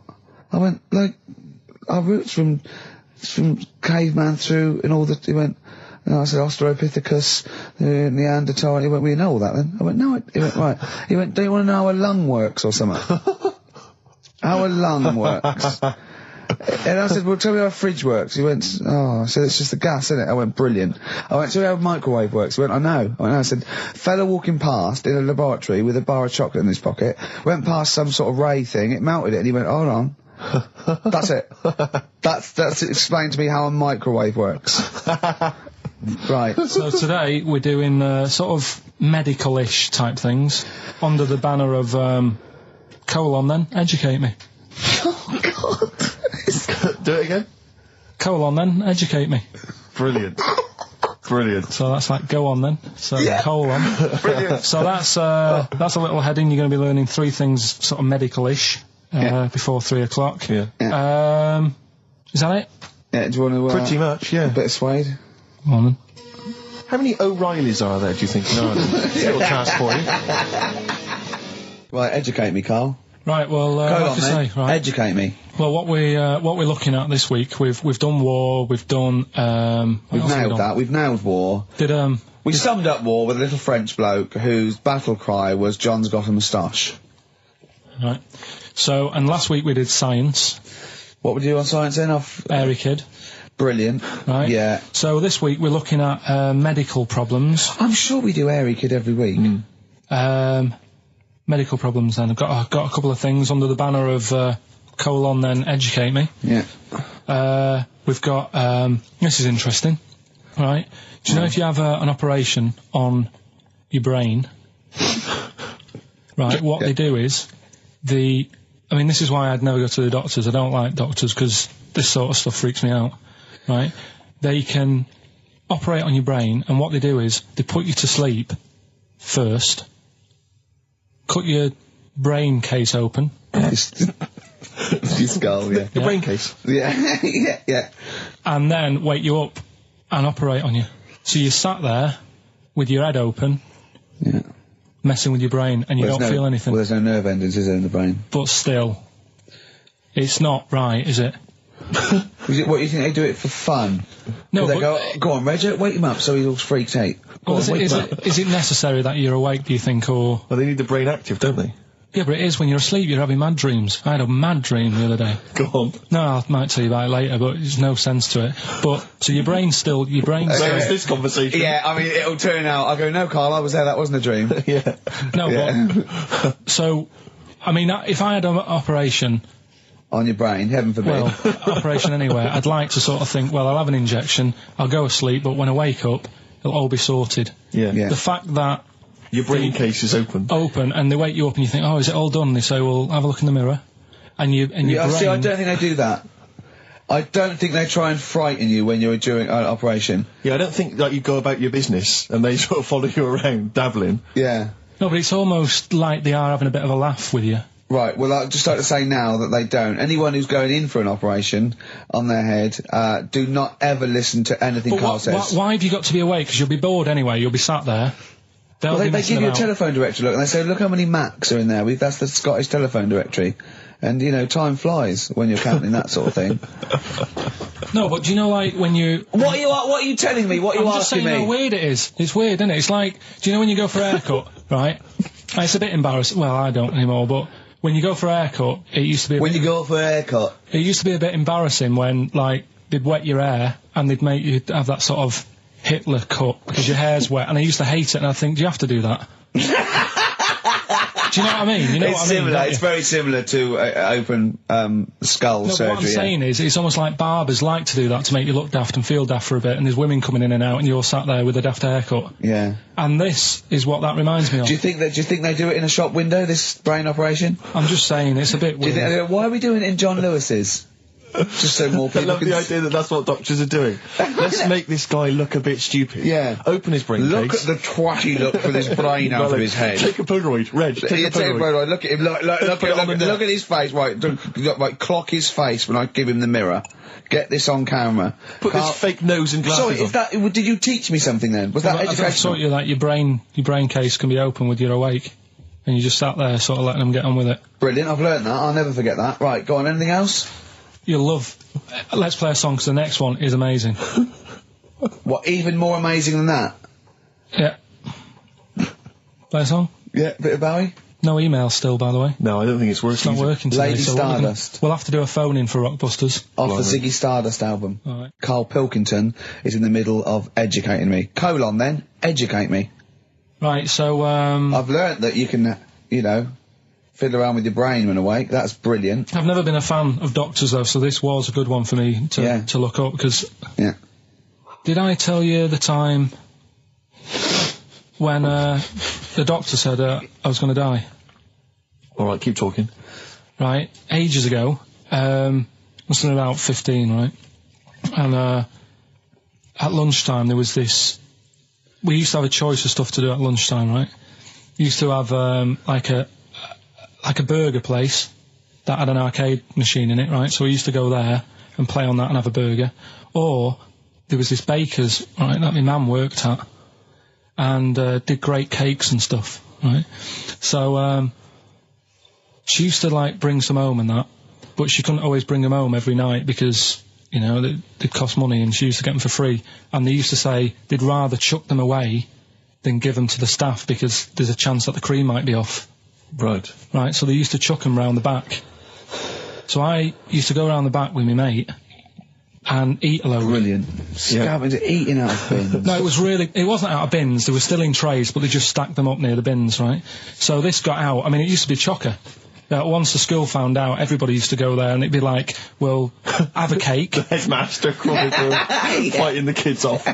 Right, so I'd have, you know, you'd just eat, I don't know, 6 jam donuts or something, and then you'd spend your dinner money on the arcade machine. Brilliant. Right? So it was a good afternoon, really, right?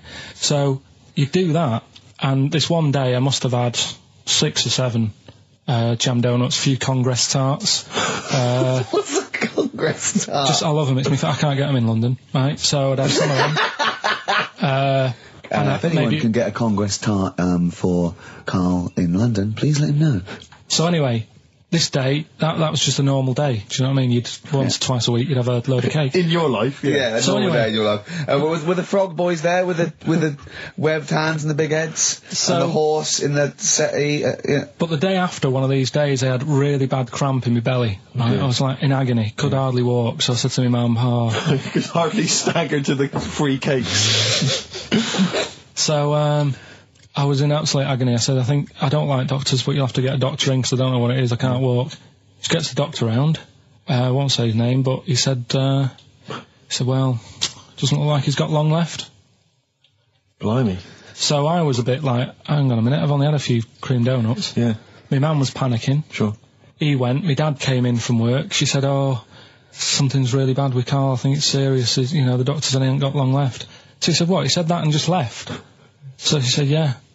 He said, I'll have to call him then. So he called him up, said, what's all this about? Karl hasn't got long left. How long's he got? So he goes, I was only messing. He's just had some bad cream. Can you believe that? Well, the thing is, I like the fact your mum didn't ask any questions. I know. She didn't go into detail. Can you explain more, Doctor? No, I got to show off. No, but she doesn't. She doesn't like talking. I don't want to diss you or your family, but I imagine if I was there, I'd have known the doctor was joking. That's all I'm saying. I mean, I sound very arrogant there, but I imagine he went, what's he been doing? I had about 6 cream cones. Oh, right. Oh, wow. He hasn't got long to live then. I'll see you later. That's what I think the doctor did. Yeah. I just love the idea your mum just let him go. Yeah. Terrified, thinking, well, I'm not going to probe him. He's that's it then. Dad comes in. Hi, honey, I'm home. Anything happened? The doctor said Carl's going to die and then left. Did he? I'll call him. But anyway, that's why these sort of things fascinate me. So we'll move on to this next one, right, which is brilliant. Go on Dead then. short story. So, right, old woman, about 70 years old. Yeah. She's normally fit and healthy and stuff. Nothing wrong with her. She's having a good life. And one day, she goes for a check to the doctors, just to check herself out, 'cause she's getting on a bit. Yeah. Says, take your clothes off and that. So she does, and checks her out, says, yeah, you're looking good, turn round. He said, oh, God. He says, you got a tumour on your buttock. Right? So she goes, oh, what, can you do anything to sort it out? So they go, yeah, we could book you in for an operation. It's best if we remove this. Books are in for an operation. Operation day comes, strip her down and that. They're all stood round, the doctors. Start to operate. It only turns out it's a pork chop that she sat on 5 years earlier and it had stuck to her buttock. Right, Carl.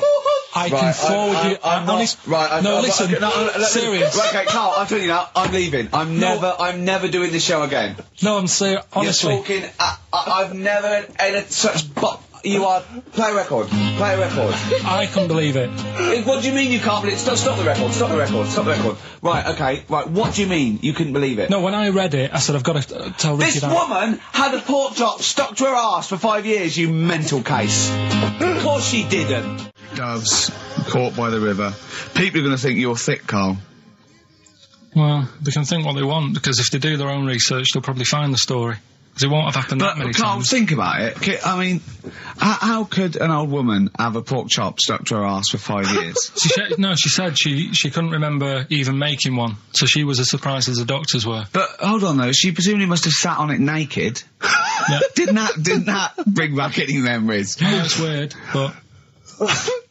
Carl. But why would it stay there? Why wouldn't it fall off when she had a bath or a shower? Grease. What about a bath? But why didn't the doctor realise that when he first looked at it? Yeah. Was he not paying attention when he said, I think it's a tumour? Didn't Carl, he not look listen, think about it. A pork chop stuck to your arse for 5 years. You're naked, you sit on a pork chop, you go, nothing. No, there's nothing weird about that. I can't feel anything. Even if you had a dead leg, the time you that pork chop, what else you got dressed? Well, she might have not done that much. She's old, she probably just sat down and didn't move for a bit, and over time it's stuck, and then... What do you mean over time it's stuck? Do you think the longer something there, the more it stays there? Look, I know that's why the pork chop goes, well, we've been here a year, we're not going to move now. I don't think we're going to move now. I'm quite, attached to this buttock. I think I'll stay here for another 4 years until some doctor works it out. love the idea they got her into hospital, they gave her the bed baths, they got her ready for the operation, they laid her out. They were And just then- right to take the get the scissors or the knife, make the incision. Hang on a minute. This is a pork. This is a Bring pork me a frying chop. pan. This is a pork chop. Right, competition time. Brand new competition we come up with. My favourite we've ever done, I'll be honest. And a great prize, The Sixth Sense. You get a clip of a great film, and then you get to keep the great film. Now, I'll just explain this competition. I think Karl is a little bit of a frustrated actor. And so, by the power of technology, Karl takes the role in a film. And there's a question about it afterwards. This is a scene starring Karl Pilkington from The Sixth Sense.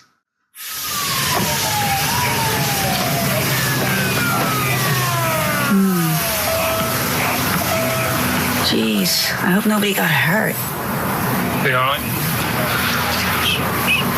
You're very quiet. I'm just thinking about stuff. That's all.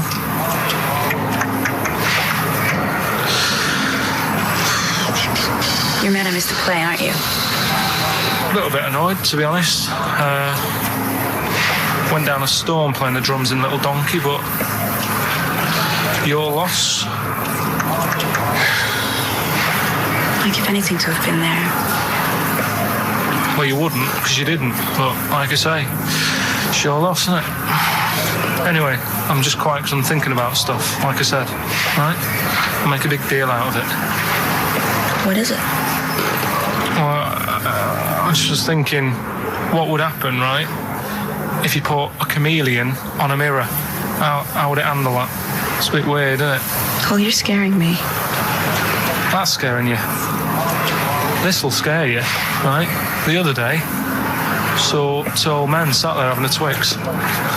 You never see that, do you? Old fella having a Twix. You see ghosts, Cole? No, just the old fellas having a Twix, but They talk to you? no, They tell you to do things?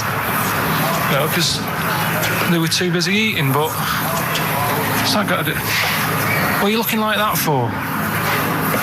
Do you think I'm some sort of freak or something? Is that? I would never think that about you. Well, it's Ever. No.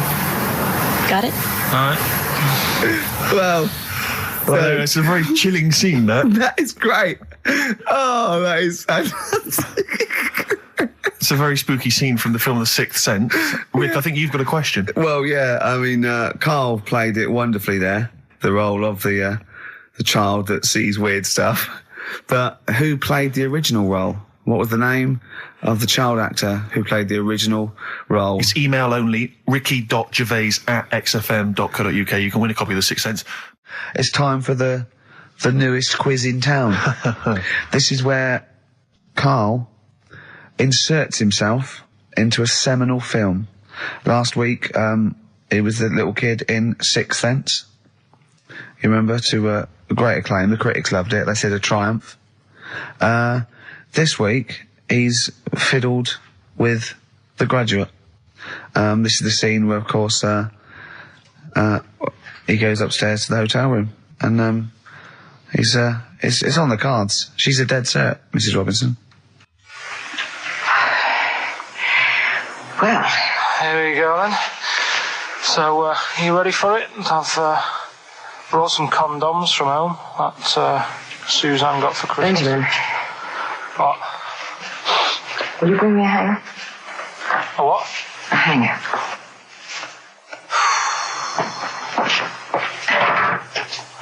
Tell you what, I've got wood. What? Just saying, I've got wood. I've got metal ones as well. What sort do you want? Either one would be fine. All right. There you go.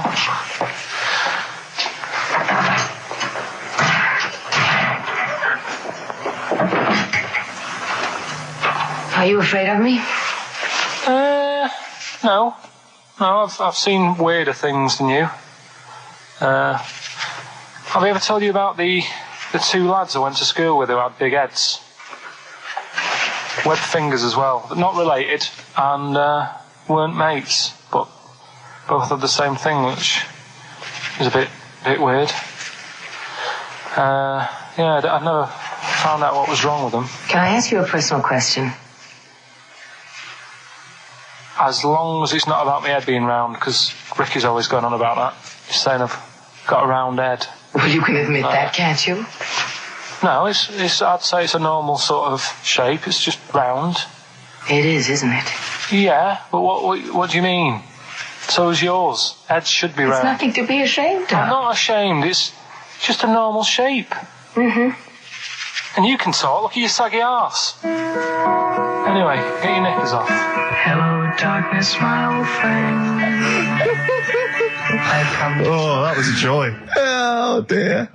It was an absolute treat. Now, I should say that obviously the prize is a copy of The Graduate.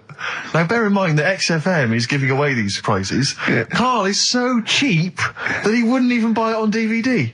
He's bought it for $6.99 on VHS. It'll be panned and scanned. It won't be widescreen. There's none of the extra features that you get on the DVD.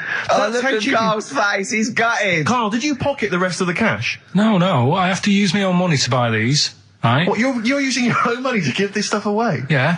So I had to go and buy that. XFM is so cheap, I understand. Right? I know. And it's not worth having it on DVD, is it? 'Cause Why not? It's an old film, so... So the quality is do you know what I mean? They can't really tidy it up. Of course they can. They do it from a print. They don't do it from the video. They don't get the video and go, let's make it into a DVD. An old Betamax copy that someone had knocking about. Well, anyway, you it's the same film, though, isn't it? Fine, okay, well, you're right, yeah. But anyway, film, you can win $6.99's worth of The Graduate. The question, and it's email only, Steve, it's not Steve, it's ricky.gervais@xfm.co.uk. The question is, name the actor that Karl was taking the place of in the film, and of course the actress that he's performing opposite. ricky.gervais@xfm.co.uk. Lovely. Something else we're giving away. Go on. The Shining. It's just more throwing away, isn't it? Once again, Is it on video? Once again, it's on VHS. Just because you buy it out of your own money, Karl, stop being so mean. And I want to watch it tonight, because it's one of those films that... So you're going to watch this video, and then you're going to send it to someone as a prize? Yeah, it's one of them films that... Oh, sorry, you just said yes to that without blinking. Oh, yeah. You don't think, like, Les Dennis doesn't have a quick go in the car on Family Fortune before he gives it away? It costs Jim Bowen has $5.99. a go at those his and her towel racks. It costs $5.99, Karl. Okay, this is Karl in the classic The Shining. And what's the question? Well, we might ask that afterwards. Okay, then.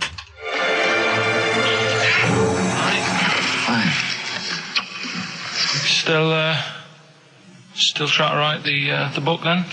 Yeah? Yes. Good.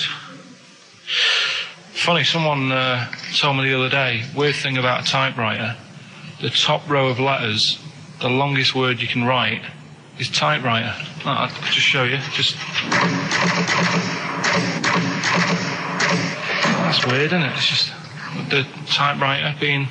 You're not in the mood, are you? You're in one of those grouchy moods again, that you get into when you're writing. I'm not being grouchy. I just want to finish my work. Yeah, it's just being a bit funny, a bit offhand and that. Let me explain something to you. Go on. Whenever you come in here and interrupt me, you're breaking my concentration. You're distracting me. And it will then take me time to get back to where I was. Understand? Yeah, but I just was coming in to try and cheer you up, if you... I mean, I'm full of ideas as well, if you're having a problem coming up with stuff. Got loads of ideas you could write about. The other day I read about this hairy Chinese kid. What do you want me to do about it? No, it's just that it could make a good book. Do you know what I mean? Sort of following round. That's swell. Well, I'd buy it. But if you don't want to know, don't bother doing it. But, do you know what I mean? It's just hairy Chinese kid. It's weird because they're not normally that hairy over there. Yeah, this kid cakes in it. But if you don't care... I wouldn't touch one hair on his goddamn little head. You won't have to touch any hair on his head. Like I say, he's covered. Leave the head alone if you want. Touch his hands. He's totally covered in it, but... I love the little son of a bitch. Well, don't go that far. You haven't met him, but I can sort it out. I'd do anything for him. I don't think he'd expect that much. Just take him to the barbers 3 or 4 times a week. You know, he's a good little kid. In fact, I'll do it. I think I'll write a book on him. Yeah? Do you think you can handle that? Yeah? You're not too busy, are you? Well, yeah, I'm pretty busy. I've got to sort out some monkey facts for the show this Saturday, but I reckon I can still... Why don't you start right now and get out of here?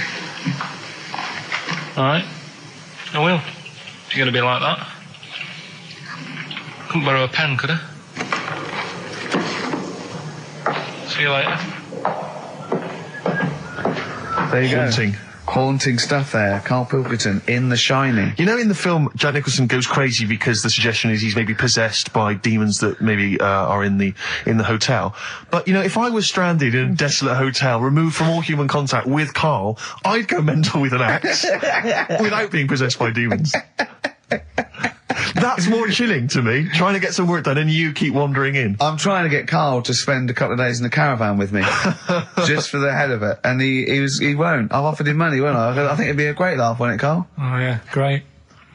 That would be terrifying. No, I want to film it. I just want to film it. Like a little video diary. There's Karl there, he's just waking up.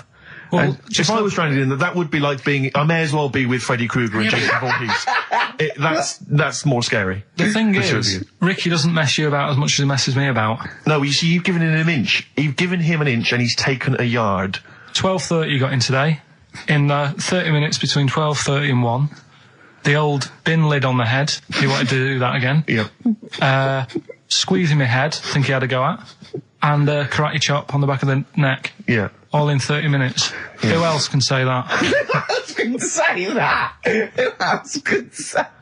What do you mean? Anyway, have we got a question then? Yeah, to win a copy of, I'm so embarrassed to say it, The Shining on VHS is worth $5.99 and it will have already been watched by Karl Pilkington, probably not even rewound. Yeah, to win that. And a little bit of tripe and cow eels where it just slipped into his dinner. A farm cake outside. As he was reading the back of the box trying to figure out what was going on. The ingredients. What about this, right?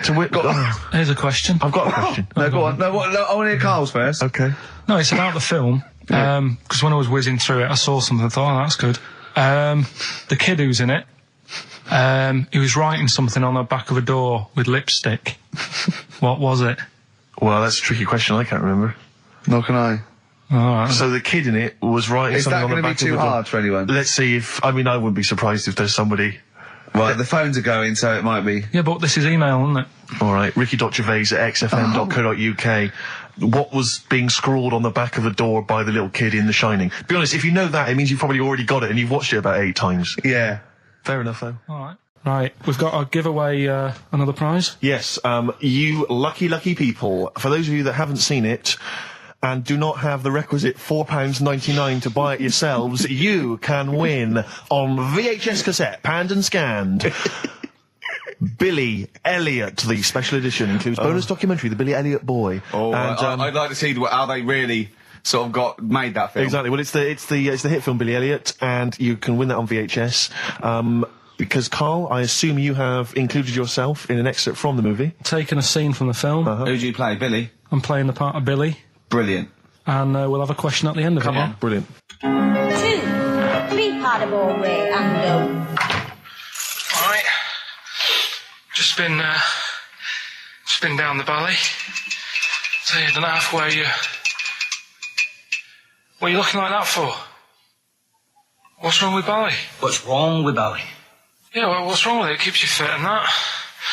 What do you think, Auntie Nora? You think about me doing ballet? I used to go to ballet. There you go. She used to go to ballet. I used to say I could have been a professional dancer if I'd had the training. Bet you were pretty good, weren't you? Wasn't the time you had wind for 5 minutes, was it? But you well glided across. Well, you just shut up! What's wrong with ballet, anyway? For girls. Not for lads, Billy. Lads do football or... Well, I've done that, yeah. Boxing or... Did that for a couple of weeks, so... Wrestling. Wrestling? Yeah, wrestling. Yeah. Oh, friggin' ballet. Well, don't worry about it anyway.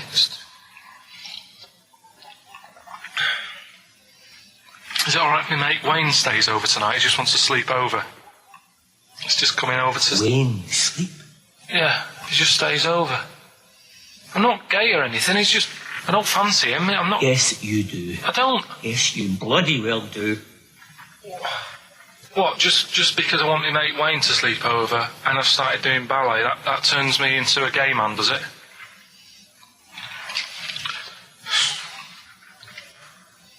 You haven't seen my Village People album lying around? You're asking for a hiding. Just joking, just having a laugh. Just didn't mean... I've had enough in here, I'm going out. No, from now on you stay here, you look after your nana. Got it? Yeah. Good. Alright. Well, there it is. What's the question? Powerful. I'd like to know what was the name of the actor that Karl was taking the role of. Does that make sense? That's not grammatically quite right, but anyway, that's fine. Who was the young lad that Karl was taking the place of there? Name of the actor, not the character. And just email in ricky.gervais@xfm.co.uk. You can win yourself. You've got to be fast. You can win yourself a VHS edition of Billy Elliot worth £4.99 price. I'm going to leave the sticker on, which has actually got the price on. Brilliant. I'll leave that on so you know just what you've got in you. Okay, Anyway, Carl, so here we go. It's an exciting feature that I think will be picked up by Channel 5. It's going to be Karl Pilkington, Do We Need Him? Where Karl goes around checking out animals with top experts, asking whether we need them in the world. Yeah. So, this is the first one. We won't do it next week, but I'm already sorting out the contact. We will be looking at octopus, because they're a bit weird. Okay. So that's what you got to look forward to in 20, in 03. Again, if you have an animal that you feel is unnecessary in the world, then email us and I'm sure Karl will investigate for you. Well, the other thing as well, whilst we're on to that, I want to sort of have a bit of research with me. So when I speak to the bloke or the woman about the octopus, right, I want, you want to be armed with the facts? Well, sort of response from listeners, so I can say, well, 70% of XFM listeners said we should get rid of them. Sure. Do you know what I mean? Okay. Like Jon Snow does on Channel 4 when he does all, politics stuff. Yeah. So, if you agree with me, just send an email saying yes. So yes, we should get rid of them. Yes, yeah. Or, yes, get rid of them. Because the house believes always we should get rid of these animals. You're picking animals you want to get rid of. So yes is, get rid of them. No is, don't get rid of them. Well, and not no, it's Noah, because they go on the ark. The ones we keep go on the ark. That element I'd completely forgotten about, and I think that's a wise move, because I don't think that's working. I don't think you thought through the whole Noah. So that's just complicating the show, I think. So yes, we get rid of them. Noah, they're saved on the ark. Yeah. Right, okay, so here we go then, jellyfish. So today we're looking at jellyfish in Pilkington.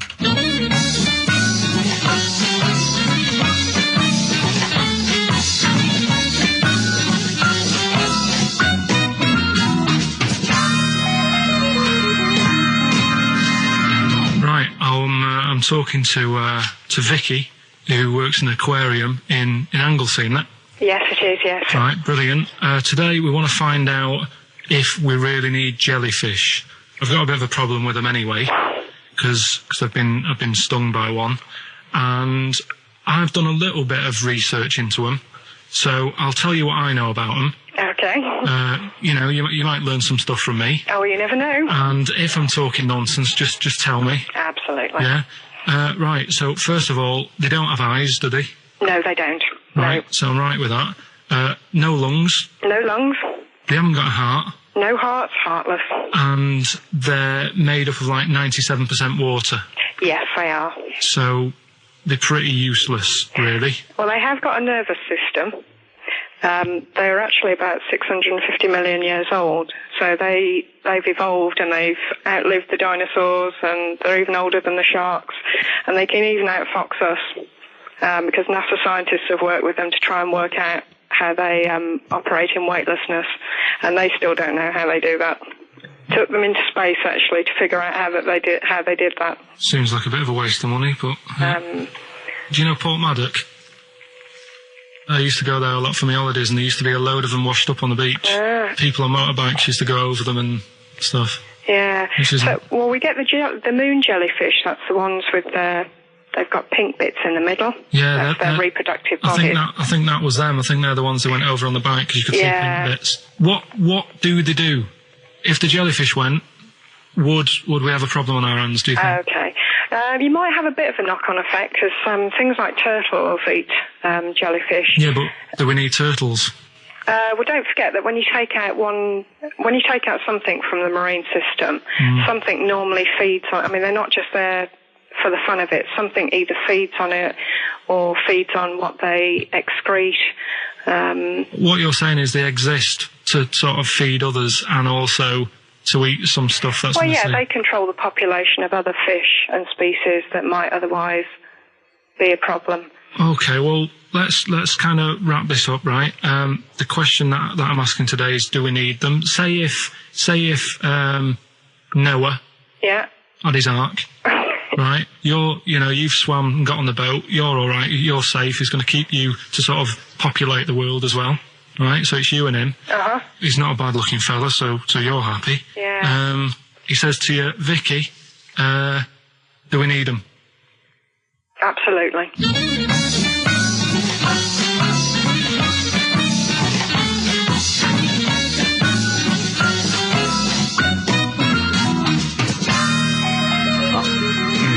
I don't even know why she even gave you that interview.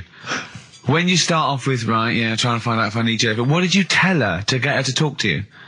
Just said I'm doing some research on stuff. Did she think you were a schoolboy or something? No, she just said, oh, all right. She said, how long will it go on? I said, not long, just like 5 minutes, have a quick chat. And she loved it, didn't she? She sounded happy to take part in that. So the fact that you've got an expert and you suggest that she's going to be having sex with Noah. He's a good fella, so you're happy. She goes, yeah. I mean, I don't know why you stopped there. Didn't go into positions or something. I can't believe. The problem is, really, I didn't get to the bottom of what I wanted to say because... Oh, no, you did. That's it. That's done now. That's a pretty good academic work. That's proved, yeah. No, but the turtle thing, when she said, oh, if you get rid of them, the turtles, won't have anything to eat. But when she said that, I mean, I couldn't say it because it would have took her off and confused her. But... Well, she's a scientist. She's easily confused. Well, say, like, when Suzanne is working, right, I'm not a very good cook, so I always get, like, an Indian in. Right. What? To do the cooking for you? So, right, I'll have an Indian. Right, now, say if, for some reason, it closed, I'd get a Chinese. So why don't the turtle just... There's loads of stuff in the sea. But I didn't want to get too heavy on her, but... It's pretty deep. Oh, that is genius. But we'll look at... But so the fact that she said, yes, you need jellyfish, does that mean that you've changed your... I mean, what I'm saying is, does her answer go? Does that stand? Yeah, it does, yeah. It does, does it? It does, yeah. Whatever I get the expert to say, I try and get them in a corner. Right, we try and argue them into a corner. Argue them into a corner, but that time she wasn't having any of it, so we've got to carry on having them. Yeah. So in the new year, we'll be looking at octopus. Okay. Yeah? Yeah, great. Let's play some feeder. We've also got a new feature, Cheeky Freak of the Week. That's a new feature, isn't it? That's a new feature. Cheeky Freak of the Week. Let's do Cheeky Freak of the Week. What is the cheekiest freak of the week? So I'm just going to apologise now. I've just had freaks. Sorry to freaks. Okay, right, go ahead. Well, I say it's a new feature, but we've sort of touched on it in the past with... We always talk about freaks. Hairy Chinese Kid. Yeah. We've had the Pillow Man. Yeah. Oh, you called a draft excluder. Just make a note of that, would you, Rick, on the list? People without arms and legs. But at least, you see, the Pillow Man, what do you picture? Because I was saying to Ricky in the week, right, I'm a great fan of the Elephant Man. That's his favourite freak. Of all the freaks, that's it. Do you know why he said? Do you know why he said? He said because you get what you pay for. When someone says the Elephant Man, you get what it says on the tin. Right. You know you're going to get it. Yeah. Do you imagine, Steve, if you had a mate and you said, where are you going? He said, I'm going to go see my mate. And you go, which mate? And he said, the Elephant Man. Yeah. Straight away, you haven't even met him, but you know what he's going to look like. Yes. Right? That's what I like about that. Hairy Chinese Kid. Yeah, you know what you're going to get. Pillow Man. Yeah. Not so good. What does that mean? It could be one of those big fat things on that show, couldn't it? A big pillow, like a... Yeah. They had that big thing about the fat people in feeders. They were getting up to like 60 stone and that big one. And there's a thing called fat admirers that just fancy fat women, right? And you writing that down? Yeah, sorry. And they had blow-up versions. It looked like a bouncy castle. Wow. Yeah. Really? Yeah. You'd be knackered when you blew that up. Yeah, you just wouldn't want to go forget it. Yeah. Oh, God. That's people being cruel as well, isn't it? Because after watching the programme on Channel 4 about the fat people and fellas who like them and stuff, there was a story on one of the news websites about some fella in Germany, right? He was a big fella, must have been about 50 stone, and he fell over, right? And I think he hurt his ankle or something. And Timber. They sent firemen instead of like an ambulance. Yeah. So straight away they're having a bit of a laugh. They're not. No, they've got winching gear. Well, they didn't know. They didn't have winching gear. They had to use the hose pipes to carry him out. I think it was Anaconda, that news website. They had to use the hose pipes. So they made like a bed using the hose pipes. Oh, yeah. And had to carry him out on that. And then they had to sort of get him into a special truck, they said. Mm-hmm. And do the same when they got to the hospital. I mean, that's mad, isn't it? They shouldn't do that. Although, Carl, I'm loving that story. I'm just worried that we're not going to be able to fit in Cheeky Freak of the Week. What's the Cheeky Freak of the Week? All right, Cheeky Freak of the Week. Something I found on the net. Yeah. A fella who had 27 toes and fingers. In a jar? No, still on him. And proper ones as well, not like little stumps and that. Proper, fully formed fingers. Was he a pianist? Close-up magician? I don't know what he did. He just said that is... Cat's cradle professional. Did he ever work on finger bobs? He was saying in the week. For the crowd scenes. I'm now going to do Braveheart. Yeah. He said about the Elephant Man. He said, I want to do a thing right with freaks where it's good and bad. He went, what you said? The pro about him is... What about the fella with loads of fingers, or...? No, the Elephant Man. Well, he said the bad thing is he stretches his jumpers. When he puts them on. Yeah. And what's the good thing? Sort of, he never gets up and goes, oh, my hair's a bit of a mess today. No. He's always having another bad face day. I'd like to complain about this head and shoulders. You're taking the piss. Yeah. Oh, dear. So that's freaky. Didn't you see an elephant woman in Manchester? Yeah, leave that. What do you mean, leave it? No, because it is sad. I know it's sad, but I mean, I don't know what my next sentence is. No, people always that should be the end. I don't need to say anymore. People will know what she looks like. It's a good name for her. Did she like buns? Oh dear! It was when my dad was a taxi driver and he used to sit in the front. Yeah. And she used to get a lot of taxis. Yeah. And he only charged you half price, didn't he? He was a good guy. Well, the bad thing is as well with people like that, you don't want to offend them because they never forget.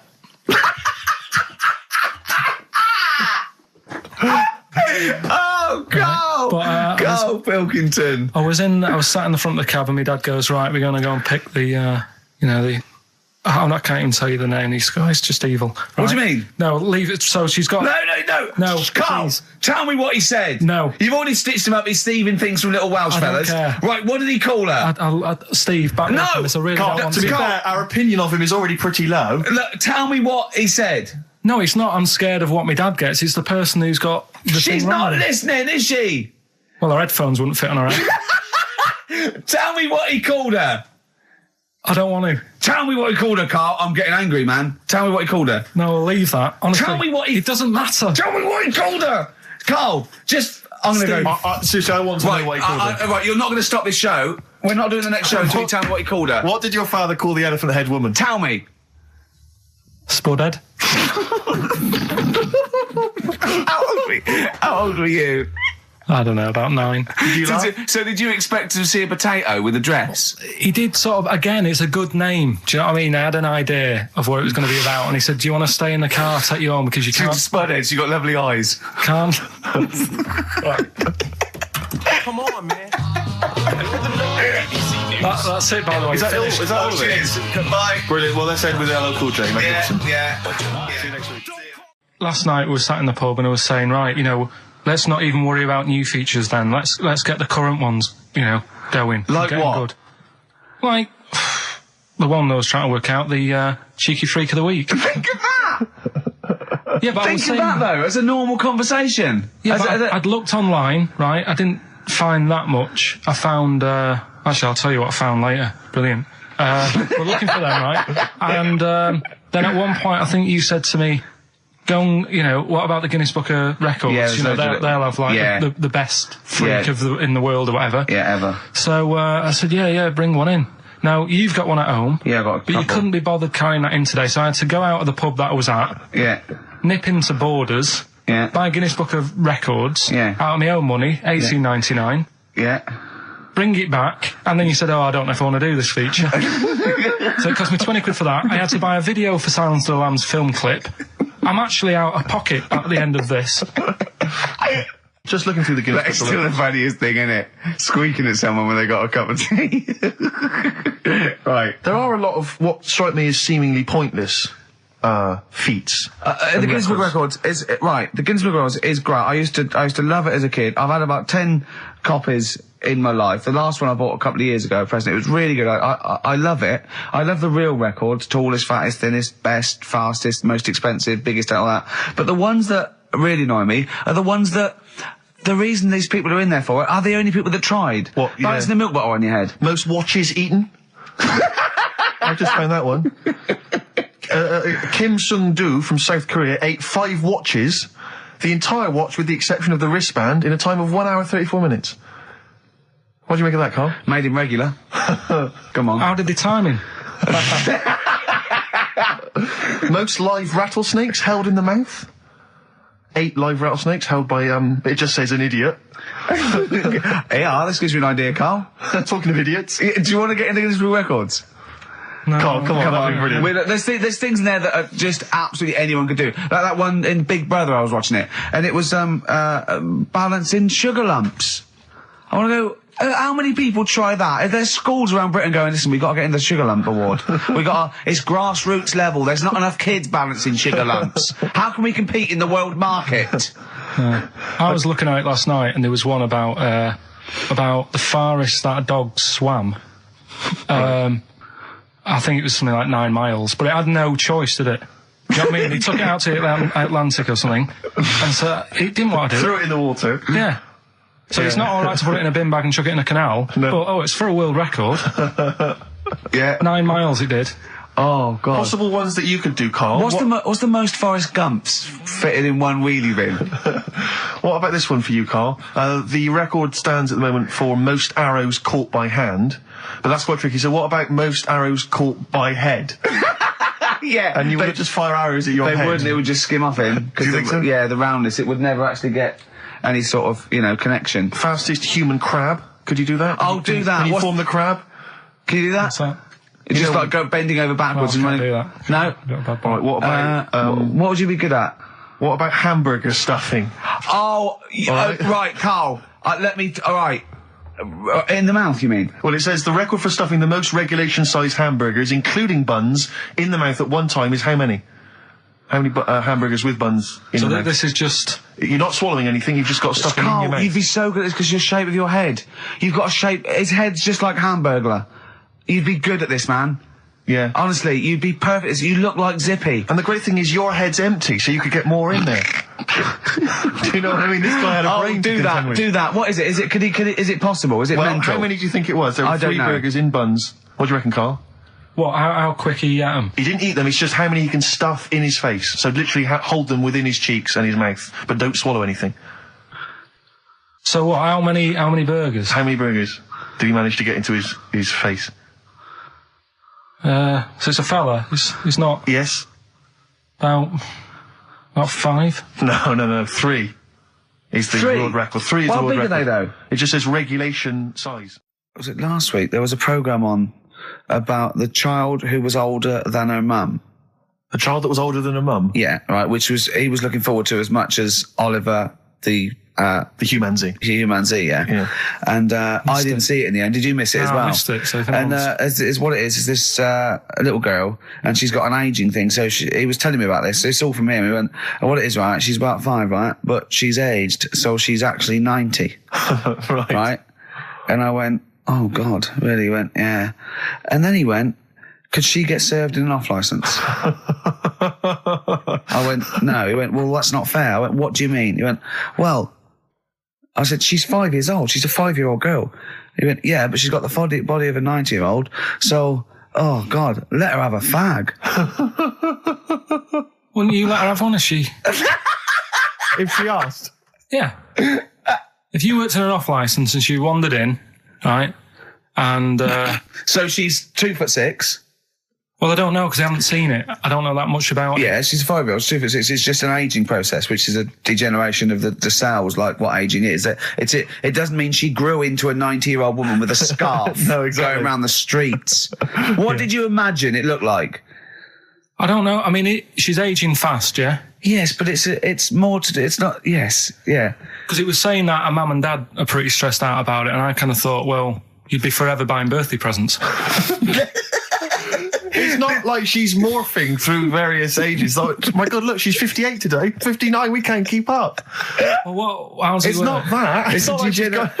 It has the same effect as aging on the body. So at a cellular level, there's a degeneration as quick as if she'd gone through. I don't know. I got this from you. I'm guessing, Carl. It's not like she's watching Top of the Pops one week and she's loving it, then the next week she's going, I can't understand what they're saying. It's not like music it's all in my bland day. dance. I remember when I was 4.5. They were real bands. Now, that S Club 7 were excellent. But what's this tripe? S Club. But if she wants a fag... She's 5 years old, Carl. But she's got to experience everything in a short spell of time. Do you know what I mean? You've got time to sort of... I think you're thinking of her life like that Fatboy Slim video, where it starts off as something crawling out of the sea and then it evolves really quickly over 3 minutes. I think that's not the case, Carl. Her mind isn't... She isn't aging in her mind at the same time. No, she's not living a whole life in 3 weeks. It's just her body is degenerating quicker than it should. So if you worked in odd bins, you wouldn't serve her with a bottle of wine? No, I probably wouldn't. Well... Unless she had some ID, which That's would probably a bit cruel, be fake. isn't it? I said, well, on that, and on top of all her other problems, he wouldn't even give her a glass of... Yeah, a bottle of wine. And her ID wouldn't look right, because she's ageing all the time. The photo would never match. Yeah. Look at my hair there. That was last week. Well, it was 2002. Exactly. Well, we don't know enough about it, so... No, I haven't seen it, so, yeah, maybe we should apologise, because that could sound callous and cruel, because I don't know what the whole... It was just the title. The vibe of the... Yeah, I know the title that excited you. It was something like, I'm older than my mum. No, it's the child that's older than her mother. Well. Yeah. So that was weird. There was some good stuff on in the week. You missed that, didn't you? You didn't watch that? Didn't see that. Saw... maybe someone have it on video for you. Yeah, if you taped it and, send it in. Watch it on fast forward, she'd really age then. Imagine that. Whoa! And something new we're trying out, because Rockbusters... He's dead, thankfully, yes. It's gone for a bit. It's over. Crosswords. Oh, this sounds intriguing. Where'd you get the idea from? What's the basic format of this? Right, what I've done is I've take like a popular saying from the show. A popular what? Popular saying, something that crops up quite a lot in the show. In our show? Yeah. Yeah. First thing that sprang to mind was there's this airy Chinese kid. Oh, classic. But more commonly, it would be something like, Carl, you're an idiot. Yeah, Carl, you idiot. Carl, you're a fool. Oh, what did you mean? You let us down again. Yeah, Carl, where have you been? Yeah, you've got a headache, have you, Carl? Yeah. You better have a lie down. Typical phrases like that, yeah, sure. typical phrases like that, yeah. Carl, you're a loser. Yeah. Oh, yeah. Right.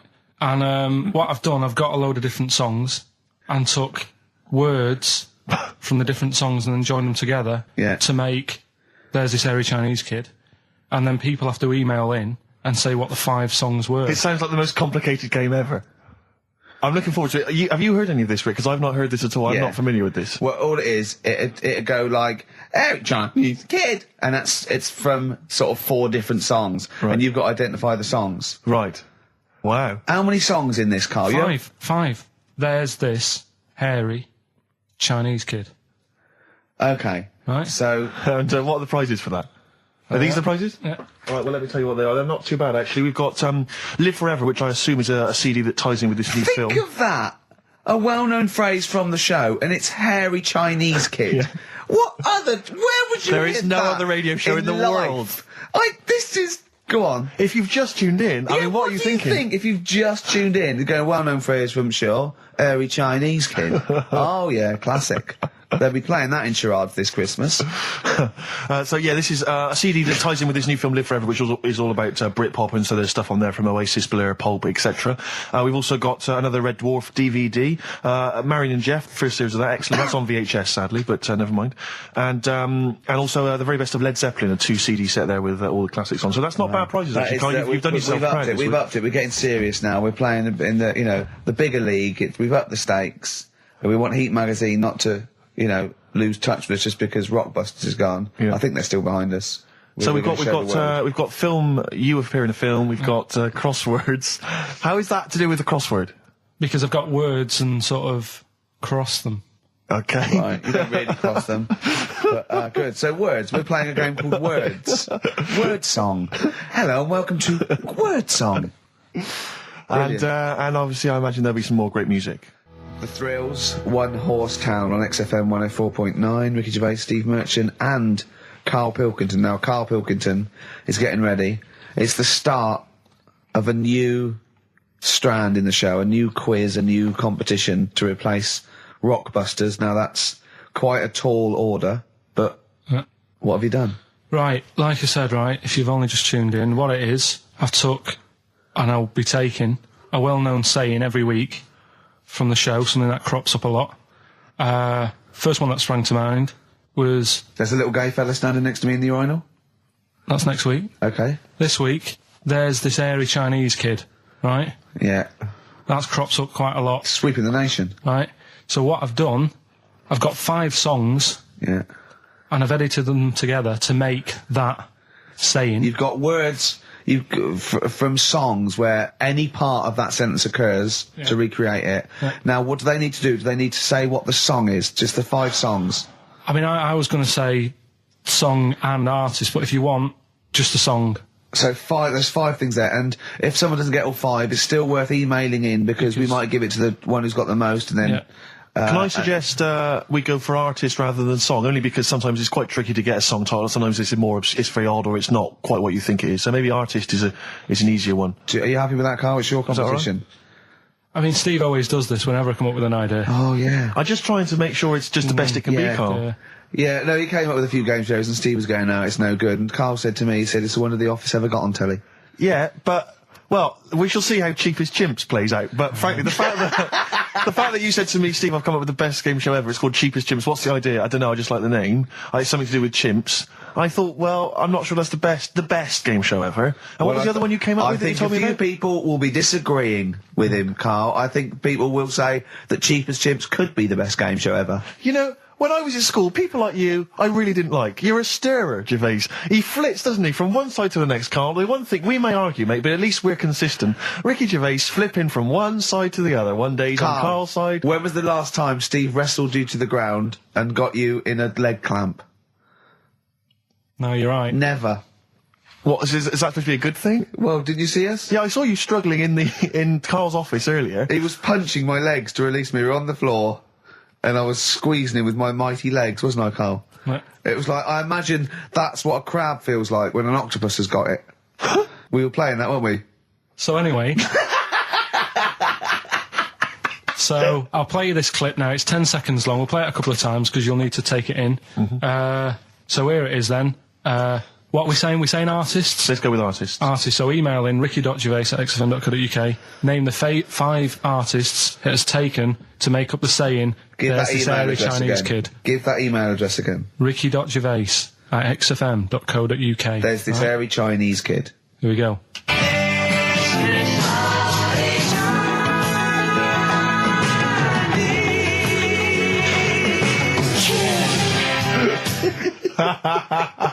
Play it again. Play it again. Here we go.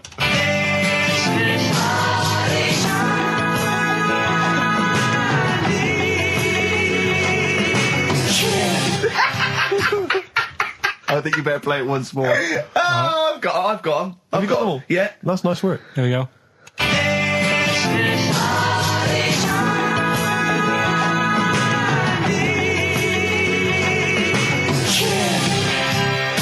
I just remind you now that the prizes include a Red Dwarf DVD, Marion and Jeff, the first series of that on VHS, a Live Forever Britpop CD, and also the very best of Led Zeppelin. Let's play one of those actually while we're here.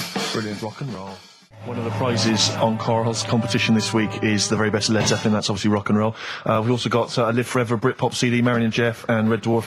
And should we play it again? So people There's have got this another hairy chance? Chinese kid. Who are the artists? Here we go.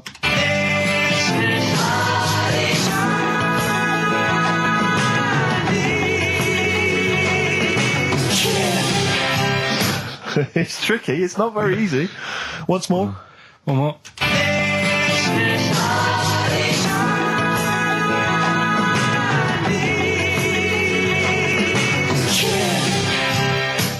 Well, there you go. Ricky.Gervais at xfm.co.uk. Those prizes can be yours.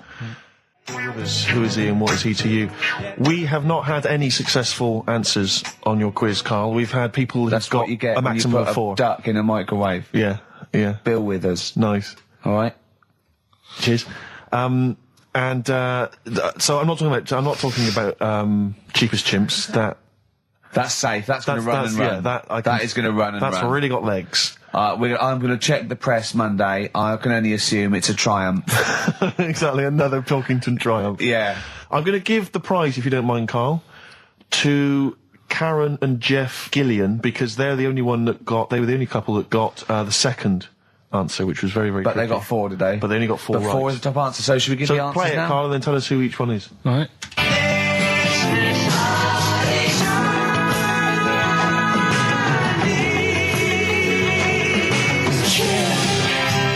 So there you go. I didn't know the second one. There's Play it this again. hairy Chinese kid.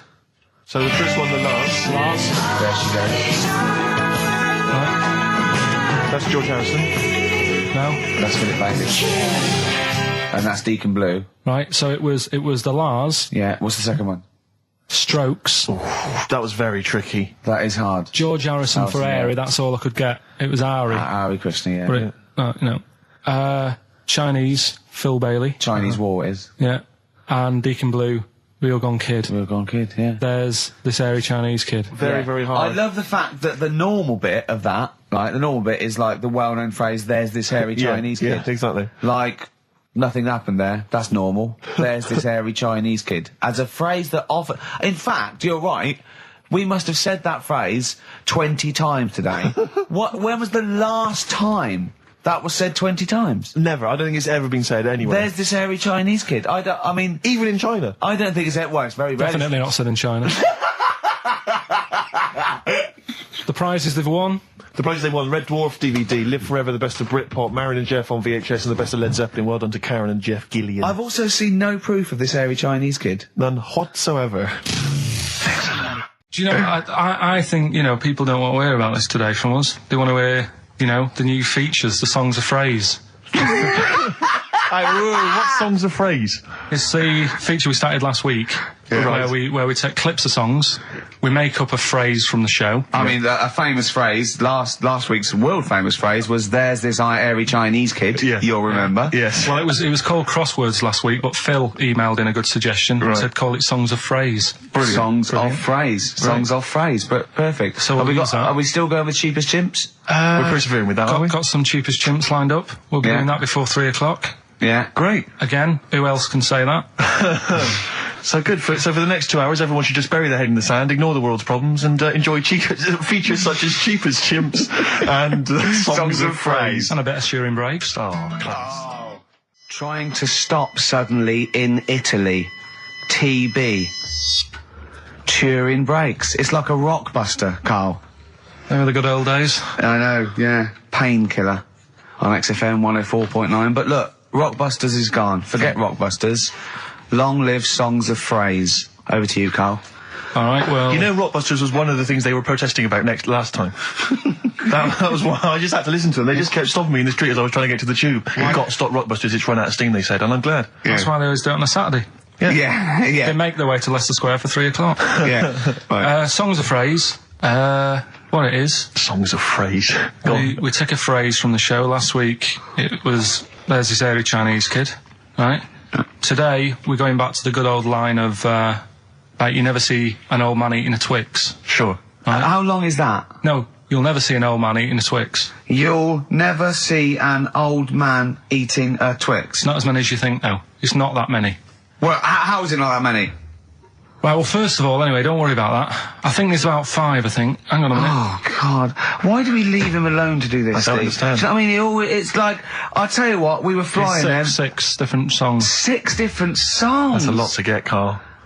But what happened is, I couldn't find a song with Twix, so we've changed the chocolate. Oh, this is rubbish. We're not doing it. We're not doing it. No, you've got to be punished. We're not doing this. Do it next no, week. you'll like it. No, shut up, Carl. No, just no. We're He's not put a doing lot it. of effort in. So what? You're right. He's got to do it right. He's got to do it right. No. There's too many. We said too many. It's not. He's changed the thing. It's not a one-off phrase. It's ridiculous. No, it's if absolutely only, pointless. Rick, if only his parents had spoken like that to him sometimes in the past, Do you know maybe what I mean? we wouldn't Right. be in this discussion You're not now. doing it. Come on. No. We're not doing it, Steve. What do you think? I'll tell you, we've got the prizes, but I'm Yeah. not even going to bother giving. I'm not even going to bother. I think we'll just share them out amongst homeless. Absolutely. No. There's troubles in the world, and I'm not going to let you faff around doing nonsense like that. No, well, it's ridiculous. Well, let's do it for No, next let's week. play a beautiful song. What do you think? I'd love to hear a great song. Yeah, the times they are changing. We've said that. Look at Rick, Mother I'm beginning to wonder Nature if it's on the run. Look at Mother Nature on the run, Steve. Yeah. Play it. So we're not doing... No. It's your own fault. Now, Carl, the big question, as we know at the moment, is whether we're going to let you do songs of phrase or not. Rick, I should tell you now, there has been a flood of... Oh, no, there hasn't. Sorry, I was thinking there'd been a flood of emails, but it was people agreeing with you, Rick. I know Tony Blair has been trying to get through. Yeah, exactly. I'm just checking the emails now. There's absolutely nothing supporting you, So Carl. no one gives a side either way about No, well, that's not then. fair. There were a couple of phone calls, weren't there? One was a guy saying you should. I think the other one was you, Carl. Was it phoning from the kitchen? Can we do it? Can we do it? Right. No. If you don't like it, we won't do it next week. But the fact that I've made it. I don't know why you did that. We thought of lots of stuff that you could do. You chose one where you have to have 10 words and 6 songs to choose. You haven't got Twix. I don't know what you've substituted Twix for. Okay, I've got to say now, I'm going to sit on the fence, so I'm quite intrigued. Okay, right. What hear have you substituted Twix for? Well, I can't tell you. Of course you can. No, I can't because people have to listen to it and work out. All right, let's just hear it. Let's hear it then. No. They know what they have to know what the word is. They have to tell what the song is or the artist. I prefer just to play it. No, you've got to tell them what it is because they might not even know what word they're I think looking you should for. let's hear him out, Rick. Right. Please, Right. democracy. That's what we're fighting for. Come on. Right, you turn them up. Right, okay, I'll put the earphones on. Go on then. Right. Okay, so hang on. The phrase originally was you never see an old man eating a Twix. right, and we're trying to identify a number of songs which you've used to make up that phrase. And you email in xfm.co.uk/Ricky with as many as you can get, and whoever gets the most right. It's so complicated. This is It's so not. complicated. Right, here we go. I'm baffled by the email address. I couldn't figure What's that the out. email address again? xfm.co.uk/Ricky. Right. Right? And there's some link on there, is there? Yeah, that you just press and it comes through. Or isn't that? Right, here we go then, right? And you'll never see an old man turn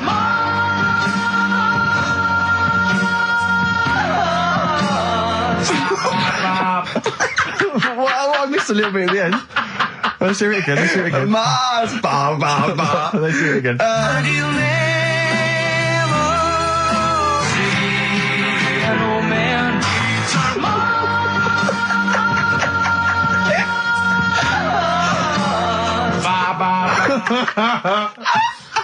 Oh no. Oh God. Okay. Right, we'd say the prizes, Steve. Right, so how many songs were there? Do we know? I think there was 6. You think there was 6? And you'll never see an old man eat. It might be 5. 5 or 6? Yeah. Anyway, Well, email in the answers and how many there were, and you might be in with a chance of winning on DVD the original series of Citizen Smith with Robert Lindsay. That was good. Paul Whitehouse's Happiness, the first series of that on DVD. We've also got a couple of CDs here. The Best of Britpop, Live Forever, Oasis, Blur, Radiohead, and all the rest of them on there. Right. Supergrass's current album as well. That's all right. I think it's the current album. Yeah, it is. And okay. Less convinced by this one.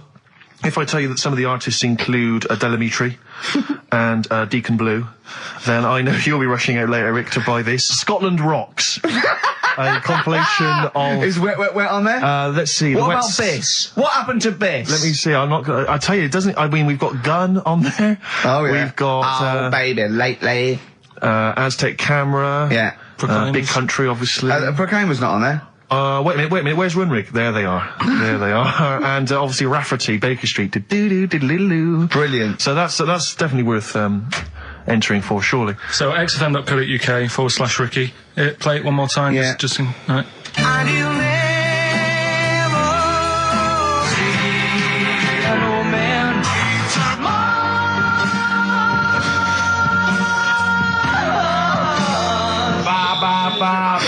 Class. Pure class. Well done. Okay. Yeah. All right, let's go to Oasis. Stop Crying Your Heart Out on XFM 104.9. I'm Ricky Gervais, with me Stephen Merchant and Karl Pilkington. Karl's competition is in full swing now. I just will remind you, when playing Songs of Phrase and trying to guess the songs and artists, what do you want, songs or artists? I think songs is better. Yeah. All right. But that's ambiguous, isn't it, what a song title is? Where Yeah, if I you think know it should the be artist, artists, definitely. maybe the artist that cleans it up really. Yeah? Yeah. Should we do artists? Artists. Okay, you know, if they know what it is, because that'll stop any ambiguity, won't it? And don't worry if you haven't got all of them, because the winner last week didn't have all of them, but it's the closest one. I understand when you're trying to guess what's in Karl's mind, you can only get so close. Yeah. Do you know what I mean? He wants us to bring in Darren Brown. He go, because he won't be able to read my mind. And Yeah. I think he's right. I think he might be. I think he's the one person that could outwit Darren Brown. Yeah.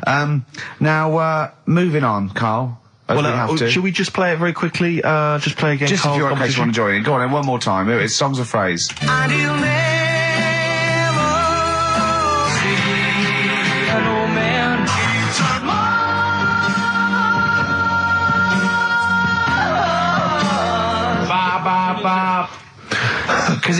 Because you have to get, you know, it is very difficult. So, you know, song or artist, we give points if you're close to any of those, and we'll choose a winner. So, you know, do. And what do points mean? Crap prizes. XFM.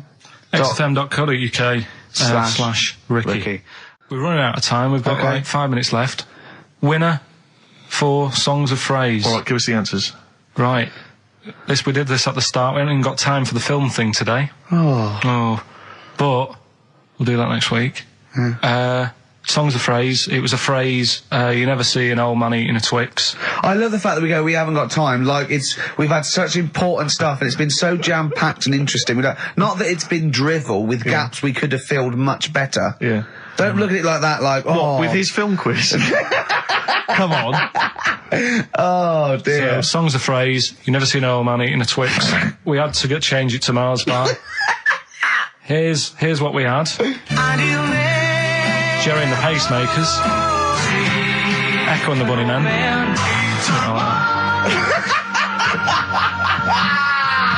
David Bowie. And the Beach Boys finished off. Oh, what do you mean? I thought that one was. What do you mean? Who's the winner? Oh, it doesn't matter. You got to give the answer. Who was that one you didn't know it was us? It was Neil Young, wasn't it? Jim Crochet, is it? Old Man River, it's called. Jim Crochet. Old Man River? Yeah. Jim Crochet sang Old Man River? I don't think so. What was it? Who cares? Right. Well, people... I can't believe this. Old Man River, it was.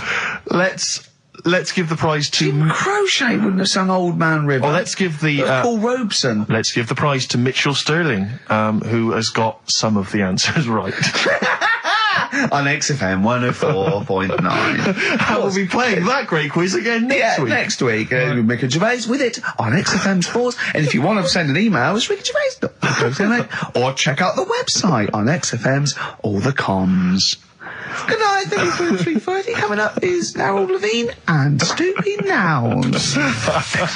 On XFM 104.9, I'm Ricky Gervais, with me, Steve Merchant and Karl Pilkington, and a few new characters. Steve, I can't believe as that. I said, I know you love Moyles and his sort of wacky stuff, and Chris Moyles, Edmonds, one of the greats, and Edmonds, and just all the. No, Edmonds. Well, I'm going to go along the same sort of vein. I've got a couple of. Can I do a little? Can I show you? I'm excited. Okay, well, it always starts with a sort of doorbell. Okay. So it goes, ding dong. I go, oh no, hold on, Steve, hold on, Karl. Who's that at the door? Yeah. Hello. Oh, hello. Oh, look, it's Camp David, the right queer gay. Oh, hello. Hello, you look all gay today. Is that because it's nice weather? Oh, no, that's not what it means. Oh, have you got a girlfriend, Camp David, the right queer gay? No, but I've got a boyfriend. Yeah. Oh, bye. Yeah. Right. Oh, ding dong. Oh, it's another one. Hang on. Another comic. Hello. Oh, look. It's Holy Fuck, the little funny Chinese fella. Wait, that's his name, Karl. That's his name, Karl. Karl. Hello, Holy Fuck. Harold. Yeah. Right? Yeah, that's fine. Mr. Fuck, you can call me Holy if you want. No, I prefer to call you Fuck. Yeah. Right? You're right. Nothing wrong with this so far. No. Have you got a girlfriend, Mr. Fuck? Achoo. Oh, you haven't got that SARS, have you? Yeah. No, that's my girlfriend's name. See? Yeah. Clever. Oh, just before you go, Mr. Fuck, I've got two things here. I've got a nice Trilby hat that you could wear, or I've got a little lampshade. Right. Which one do you want to put on your head and walk around? I presume the Trilby. No, but it's not. No. Yeah. The lampshade. Lampshade, of course. Bye. See you later. Yeah. I thought they were genius. Can I be honest? I'll be honest. I thought they were brilliant. I thought they were. You didn't steal them off Chris. No. They're original. They're original. Sometimes characters. Chris Moyles has done stuff as good as that. I know. Yeah, I know. But no, these are all mine. So there you go. We'll be hearing more from Camp David, the right queer gay, and Holy Fuck, the funny little Chinaman. What? All right, Karl. Yeah. Is that your sort of humour? It might not be your sort of humour. You just should have run it past me before you did it. Yeah. What one are you worried about in particular? The not Camp David. Well, say his name. No. Say his name. I'm not Which one? I don't know which one you mean. The Chinese fella. Well, I forget who that was. What was his name? I can't remember. Well, if you can't remember, it can't be that good, so we'll leave it. We won't do it again. Right? I'll tell you what I've got, Steve. Oh, what? I'll tell you what I'm thinking. Go on. Right. Do you know, like, TV programmes sort of get rested in the winter? Ding dong. Oh, no. Hang on, who's this? Oh, go on. Hello again. Not now, Mr. Fuck. We're talking. Bye. Is that Holy Fuck again? Yeah. Okay, God. Look at Carl's face. Right. Okay, that's it now. I'm not answering the door anymore. Right. Okay, go on. Right. Yeah. Ding dong, ding dong, ding dong, ding dong. He's trying to get in. Don't be impolite, Rick. Come on, Rick. He wants to come in. No, it's too late. It's too late. He's gone away now. Go on. Right. Anyway, what I'm thinking is, Rockbusters coming back for a bit. What? What are you talking about? He likes my idea. He likes my characters. He doesn't like that idea. If I what, Karl? No, what? I was going to say, if I came up with what? With that Chinese fella. What was his name for again? a sketch? But do you not think that Columbo looks like he smells? Would you imagine he smells a bit? He's a brilliant detective. Well, he's got that dog and he smokes cigars, so I imagine he smells. I reckon he stinks. I reckon he doesn't clean his clothes enough. Oh, I think he has. I think he gets up and washes, but I think he puts I just think he's too absent-minded. I think he's too busy thinking on solving crimes and stuff. What do you think? Do you think his wife makes him clean his pants now and again? I think they're quite a bohemian couple. I'm not sure she's really interested in that. I think she's got her own mind. Maybe she's a painter or something. No, maybe she's losing it a bit and he's a bit embarrassed by it. Yeah, that could be the truth. And she's probably incontinent, so while she's ironing his trousers, she just all over them, and he goes, oh God, she's shatting my pants again, I gotta wear them out. Yeah, so that's what... Oh, ding dong. Who's that? Who's this? Oh, hello. Oh, look, it's David Gray, the bent piano player. Oh! All right. I thought it was going to be Columbo. That would be the joy. Ding dong. My wife loves you. No. Hello. Oh, I don't believe it. Look who's turned up, Carl. Let me see what we've got Is here. Dickie Anderson called in yet? Sadly, nothing from Dickers. I think I might make him one of my hilarious sort of comedy characters. What do you think he would sound like? What would he sound like? Sort of probably like that, I think. Ding dong. Hello. Hey, it's Dickie Anderson. I can't believe it. Your show's rubbish. Something like that? I mean, I think you should work on them perhaps before You're saying there's not a lot of substance to these I'm guys? just saying that, once the novelty of the doorbell has worn off. I don't think you understand comedy on radio, I'm Steve. not sure I do, to be but, honest. Listen to Noel Evans, listen to Moyles. You'll see you don't need to riff with it. It's just, you just do the doorbell and just say they're here. Right. That's all you need to do. Sure. So, that's the main thing. Well, so we've had a couple I'm of thinking of some responses. more characters as well.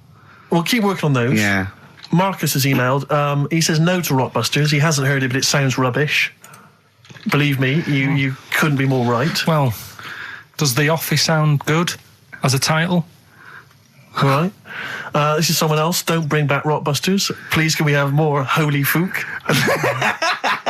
You're not pronouncing it right, I Steve. know. I was just a bit edgy there. Holy fuck, the little Chinese fella. Holy fuck, the little funny Chinese fella. Ding dong. Oh, who's that? Oh, it's a posh bloke who doesn't care about poor people. Hello, posh bloke, what are you doing? I'm in my Rolls Royce and I don't like the homeless. Oh, posh bloke, don't be a... You want to do the satire? That is satire. Yeah. There's nothing like it. It's political as well. I'm getting in there's political so many. Don't things. even begin to show off. I was showing that some foreigners are funny. I got in the fact that, like, if you notice that Chinese people wear different hats to us. Yes. So that's political in a sense. Yeah. So, if I'd have done a character called Tourette's Boy, friend of the little Chinaman, and it went, ding dong, oh look, it's Tourette's Boy, friend of holy fuck, holy fuck, you'd have been annoyed. Do you know what I mean? Oh, who's your mate, Tourette's Boy, holy fuck? You'd have been annoyed, wouldn't you? Is that a character from Lenny Henry's show? I can't remember whether it's Chris Moores or Lenny Henry. Yeah, one of them. Well, I'll bung a song on. And wow, yeah. I love the fact that he was taking the piss out of your voice. I'll bung a song on. Hey, it's Trap and Cow Wheels tonight. Now as griddling as gravy. To be honest, Carl, let's be honest. If Ricky Gervais can get voiceover work, do you know what I mean? There's got to be a place for me. Where do you think the place for him is? Well, look, right, you were talking about your face on the poster. It's not all bad, because I read something last night that can help you out. Right? And it's amazing. So we're talking about that. Play a record, Carl. So a little surprise for you there. That's Coldplay here. They're live through there. Thanks. Can you hear me? Can you hear me? Yeah, brilliant. Do you want to say a few words? Do you want to I'll have a quick word with Chris, lead singer Chris. Chris, good to have you here. Hello. And how's it going with Gwyneth Paltrow? Brilliant. Yes, she's a lovely lady. Yeah, no, I thought so. Yeah, I saw her in Shakespeare in Love. She's good in that, isn't she? If you would pass that on to her, just say I enjoyed that. It's going all right. You going to get married or? Yeah, so I marry either her or that Julia Roberts woman. Yeah, either one is good. Yeah. I know you're on holiday at the moment in Hawaii. I read in the paper today. No. You're actually here? I'm actually here. Okay. Got to go now, got to go. Alright, just a couple of quick... See you later, Chris. Yes, see you, Ricky. So that's the sort of guests. That's the caliber of guests. We're just trying to up just things. like Jonathan Ross. We've got guests like Jonathan Ross. That's Coldplay, just popped in. Just popped in. So if you're the Sony people listening, you brilliant. And we've still got Carl to take off my sock for 20 quid. Okay? We're trying to... be interactive. Yeah. I've seen how other DJs do it. They have phones. They go, and how are you celebrating tonight? Oh, we're just going out, Foxy. Have a good time. Here we go. This is, you know what I mean? Yeah. We've got to be, I've guessed we had Chris Martin in from Coldplay, which is going to be a lot. Well, Chris is still here. Hello. Chris, how did you come up with the ideas for your songs? Just make them up in my head with the guitar. And, how old are you now? 28. Thanks very much. No, more from Chris Martin later, I imagine. Cheers. We've also had cheers. Thanks, Chris. And Suzanne was sat on the floor in front of me, and she was like, "Oh, rub my neck, it's hurting." So I thought, and I hate doing that. It really it bores me. Well, she's your girlfriend, for goodness sake. I know. Yeah. Dale Winton's different. You're getting paid for that. Go on. So I thought the only way to shift her, I'll let one go, right? So I did that. I love that. It's such a loving relationship. I love that. That's great. So like doing the washing up badly. Yeah. She won't ask me again. What have you done? I've smashed the cups up and I've written in excrement across the wall. Well, that's no good, isn't it? Well, I won't do it again then. Give me the marigolds, I'll do it. I've nailed the cat to the fridge. What's up with that? Yeah. Go on. But yeah, so I did that, and it worked. She sort of got up and said, "Oh," and my dad said, "What do you do that for?" What was he thinking? So I said, "Oh, I hate rubbing a neck. Does me head in." So he says, "You know, I've never trumped in front of your mother for 40 years." Sorry, where was this? Chigley? Why is this family talking like this? Young Carl, I've never trumped in front of your mother in the 35 years. What? I don't know what... No, it's just that he said, you know, we've done a lot of things in the family. Hold on, what did he say that for? What, he's never trumped in front of your mother? He just offered that information up. Well, he just was surprised that I did it. He said, "Where have you got that from?" Yeah. Whoa, you're lowering test times, I'd have thought. What do you have to imagine there's a class of farting. Oh, no. we haven't told our kids about farting. He doesn't do it. We haven't told him about it. We haven't. No, we don't do it in front of them. You have to learn it, do you? No, but there's a place. That's what I was always told. Go on. There's a place for that. Cornwall. Basically, it's about this monkey. Oh yeah. In the jungle. Yeah. It's got a gig out in hairdressers. What are you talking about? What are you talking about? It's got itself a nice little job going in hairdressers. As what? It gets people sitting down. And what it does before the people have their hair cut, that it sort of sits there and it goes through people's hair, makes sure it's clean, and people are loving it. Right, so it's a pet monkey. It's nothing to do with it getting a gig in an hairdresser's. It's a pet monkey. It's not working at Monkey and Guy. Yeah. No, seriously, it's in there. I think it might have started off as a job and then... So what does it say? It says junior £15, stylist £35, monkey £63. Yeah, but before that, I've never had that much luck with hairdressers. Before that was another place, and it was run by sort of, you know, these sort of wannabe gangster type people. Oh yeah. But they'd you know, you'd go in what for a haircut. What do you mean by wannabe gangsters? Well, sort of just petty crime stuff. You'd go in for a haircut and then you'd walk out with a video recorder. Do you know what I mean? You don't have to take it. No, but they'd sort of spend ages flogging you that whilst cutting your hair. It was their thing. It's like, right, sit down, you alright? Yeah. Oh, you so know. for the weekend? What do you think of? Maybe a Sony. Yeah. So that's when I stopped going there, because it was like, just what a haircut. I don't want to be hassled. Which one said that you had the hair of a Chinaman? It's the fella who worked in a railway station haircut. Well, you should know. I mean, he's been around a bit, clearly, if he runs a shack next to a railway station. Oh, it's dear. like the two of you are just, you are like children. You're infants. Your mentality is ludicrous. And you're embarrassing us in front of our special guests. Oh, yeah. I can't believe it. Now, of course, last week we've had tattoo here. We've had a number of letters, Rick. I'm just reading them now. Saying, last week, loved your interview with Chris Martin from Coldplay. Yeah. Genius. Another one here. Great insight into the man who wrote Yellow and Clocks. Yeah. Fascinating. Steve Merchant's interview with Chris Martin was amazing. He showed his own TV show. Yeah. Just some of the letters we've received, Rick. Yeah. So this week, we're very lucky to have with us Russian pop act Tattoo. Round of applause for them. Lovely to have them here. Tattoo. Now then, of course, there's been much controversy that your kind of lesbian shtick is just something to try and whip up some press attention. We are proper lesbians. We love fanny more than cock. Okay, brilliant. And Tattoo, lovely to have you here. Thanks for coming. Yeah. Now then, you've got some live gigs, I understand, planned. Yeah. Duh. Okay. I can't help but notice that you sound, dare I say it, Tattoo, you don't sound so much Russian as German. No, we cannot do the accent properly. Okay. And, Tattoo, it's a joy to have you. Thanks for coming down. And finally, your lesbians would, for instance, either myself or Carl be able to convert you from your lesbian ways? We like the muff so much that the knob is no good for us. All right, well, thanks very much, Tattoo. Yeah, thanks, Tattoo. Thanks very much. Cheers. Next week, Cher. Brilliant. So if you've got any guests, special guests you love us to interview, then let us know. Ricky.Gervais at XFM.co.uk. And we'll try and get there. Oh, dear. Play a metal card. Rockbusters answers next. I was going to say, well, do you want to do that? No, let's do it next. After the record. Just going to say something. What were you going to say? About gays and that. What? In a bit. What were you going to say? Oh, we'll look forward to that. I say to you, I'll see you at 8, right, in this restaurant. I'll turn up at the door. It's a bit of a posh place, right? So he's Steve Merchant in. Yeah. And the waiter sort of goes, I don't know. What does he look like? Right? And, Where's he from? Just a little French fella. Oh, yeah. And, what does he look like? So the thing I'd pick up on first, tall lad. Tall, yeah. And then he goes, we got lots of tall people in, right? And I go, big eyes? Big eyes? Yeah. And then he'd go, yeah, he's over there. I'll be honest with you. I mean, you can have dinner and you can buy me dinner. I'm not sure you're going to get anywhere with me. If you're slagging me off. No, I'm not slagging you off, though. That's what I'm saying. I'm just using what comes to mind when can I just... Tall and big eyes. Can I assume that they know, like... Could I say, like, easiest for me I'd say, looks like Reg Varney from On the Buses. Would they understand that? Can I use sort of, like, kick references? He's 30-odd, this waiter, so he'll... Yeah, so I go, right. Oh, yes, it's Reg Varney, he's sitting over there. Yeah. So he went German towards the end. What do you mean? What annoys you about that? What? Sexual relations all night. The concept. Or people keep you up.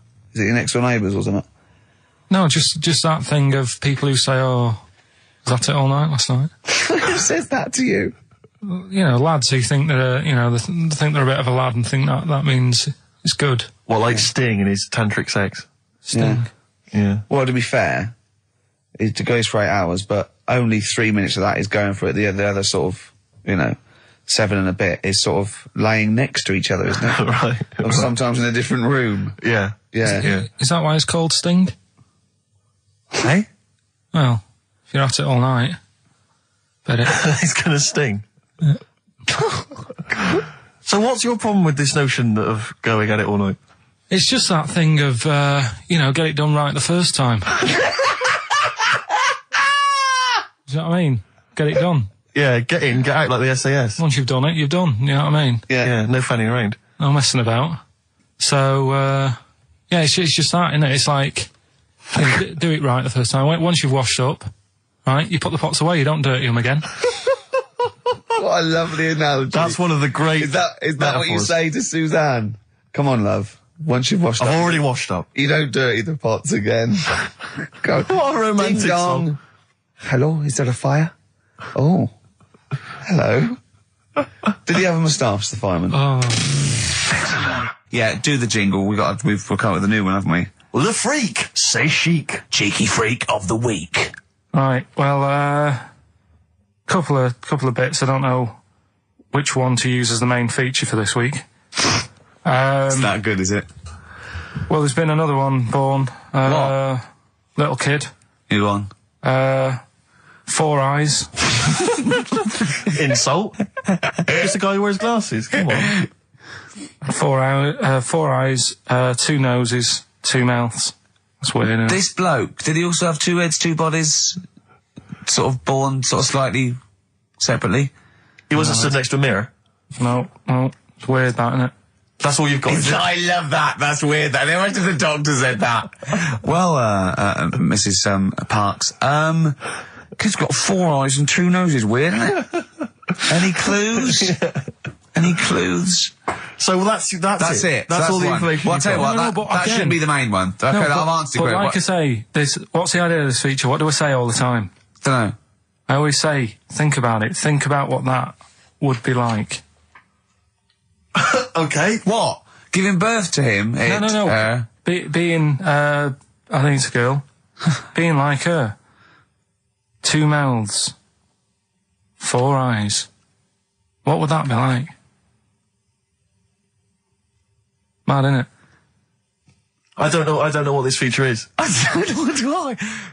Yeah. So if you think she's cool, if you think all this is cool, then you probably won't want to smoke cigarettes. Exactly. If you want to be cool, then like don't. Isabella or whatever. Except the thing with that is that people watching that, the youth watching that will go, well, Bill at my school, he smokes and he's cool. Exactly. Yeah. Well, this is the problem with it. Yeah. It's not that the impulse is wrong. The message is fine. It's just this thing I can't imagine those things ever working with young people. No. With youths. It's like when what was it? What it will do is that you'll get a lot of 13 and 14-year-olds sneaking out and getting a tattoo. Exactly. So the parents be going, I'd rather she smoked. Exactly. She might give that up sometimes. That's her life. She's got a spider's web on her face now for the rest of her life. Yeah, exactly. Yeah. But it's like, you remember that thing when they tried to get young people to vote? Do you remember that? Was it Rock the Vote? Was it called Rock the Vote? Was it? Was it people like Billy Bragg and people kind of? Yeah. I don't know who that appeals to. I don't know. You know, some youth is kind of smashing up a bus shelter, throwing bricks at old people. Goes, and what's that, Billy Bragg? Billy Bragg, yeah. I just can't. I don't believe it ever. I think it was Mick Hucknall was another one. What's that, Mick? Oh dear. Well, I remember the ones where you just if you were going to go off with a stranger, your cat went, well, don't. Yeah. Ask mummy first. Yeah. And I remember I was trying to jump in cars left, right, and centre, but my cat, when I was like 5 or 6, would go. And I go, good point. Yeah. You're right, he could be a nutter. But I seem to remember the Charlie's.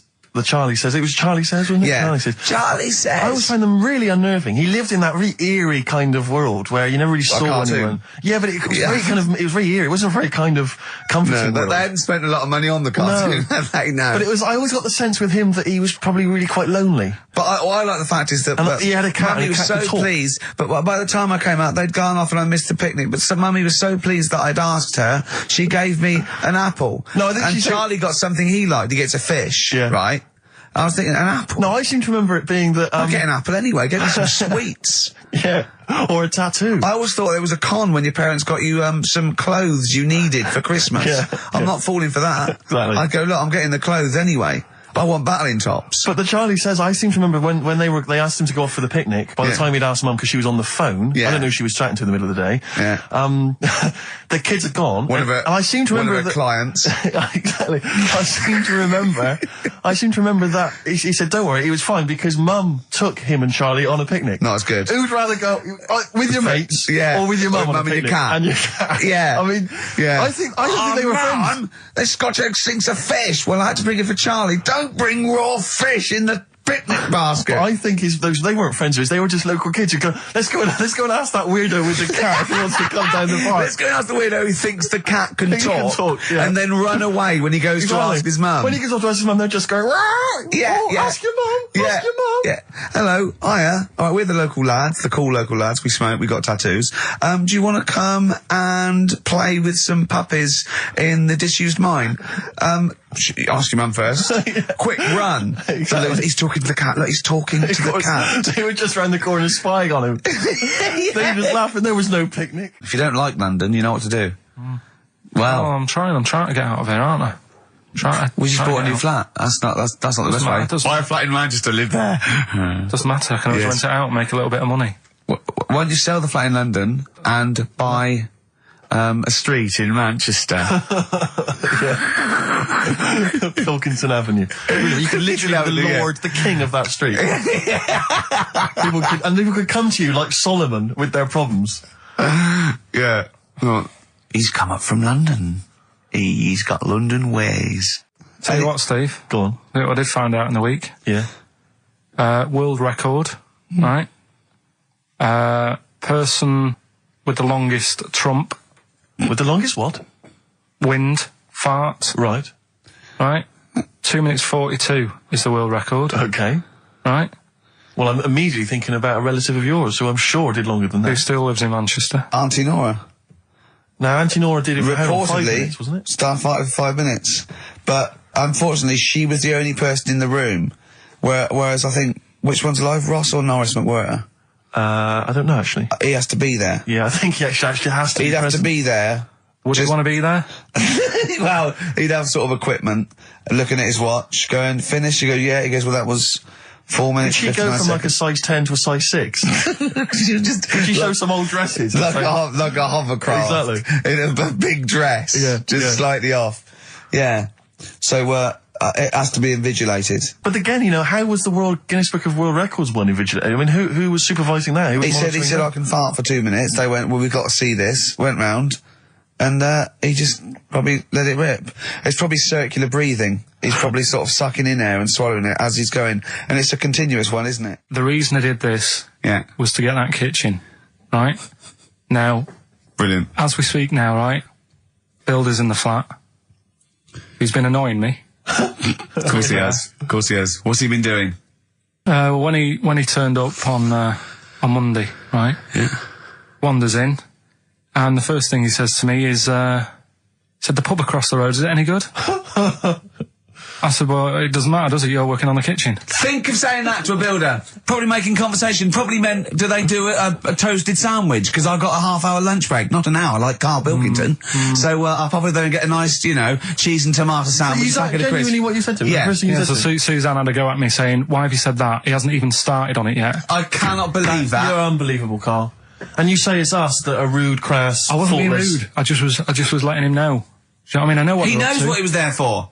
He had it down on his little docket. Do the kitchen this week. He didn't come there and go, what did I come out for? Was it to go to the pub for a week? Why am I wearing these overalls? Yeah. Who's the little bald mate twat insulting me? Let me just check. Let me call the head office. I wasn't having a go, though. I mean, they should have finished it yesterday, and they're there now, right, on their own. And what annoyed me is they turned up late today. Hold on, Karl, I've just realised something. They're probably listening to the radio. This, I assume, tuned to XFM, isn't it, in your kitchen? Yeah, but they don't know it's me, do they? You know what I mean? No. They'd go, he's got a whiny mank voice as well. So's the bloke who owns this place. And the bloke who owns this place, when I said, what's that pub like across the road, said, well, you won't be bothering that. He's working on this. No, he won't be able to put two and two together, will he? You've suddenly, the penny's dropped, doesn't it? You've suddenly realised. Look at his face! Yeah. He's suddenly realised they might know it's him. And they could be listening, and they're going to clean you out, mate. Oh, if you are the builder working in, where is it? I won't say the address, but it's Central London, isn't it? Yeah. Go mental. Have whatever you want. Opposite that pub that you like, He'll probably be in there now, so he won't be listening. Oh, insulting a British workman. He should have been in today. Mental. He should have been at 8 this morning, which annoyed me anyway. Mental. Why? I really don't understand why they've got to start so early, right? Yeah. But he said he'll be there for 8, turned up at 9:30, right? Wanders in, and what annoys me is, he could have left all this downstairs. He had a paper under his arm, one of those crossword books, and a pot noodle. Now, I'm not being funny, but most of them take up quite a bit of time. A crossword book, he's not happy with just the one that's in the paper. If you're listening, if you are the builder that's listening now, doing Karl's flat, what about pissing in the laundry basket? Longview and further on XFM 104.9. Ricky Gervais, Steve Merchant, Karl Pilkington. Yeah. The Holy Trinity. Yeah, going well at the moment. Not bad, not bad. You were just talking about foreigners. Love them. And I'll tell you something, I've been meaning to ask you this for a while, because I know you're a very well-informed man. Yeah, political and sort of liberal and that. Yeah. How does Chinese work? Well, the language? I can't figure it out. No one knows. I can't figure it out. No one knows. It's not like any other language. No, it's not. It's not. You know. Either spoken or written down. Well, it's not written down, it's... Well, when it's written down, it basically looks like kind of little children's drawings of those little paper houses that Chinese people live in. Well, that's what it looks like. It is.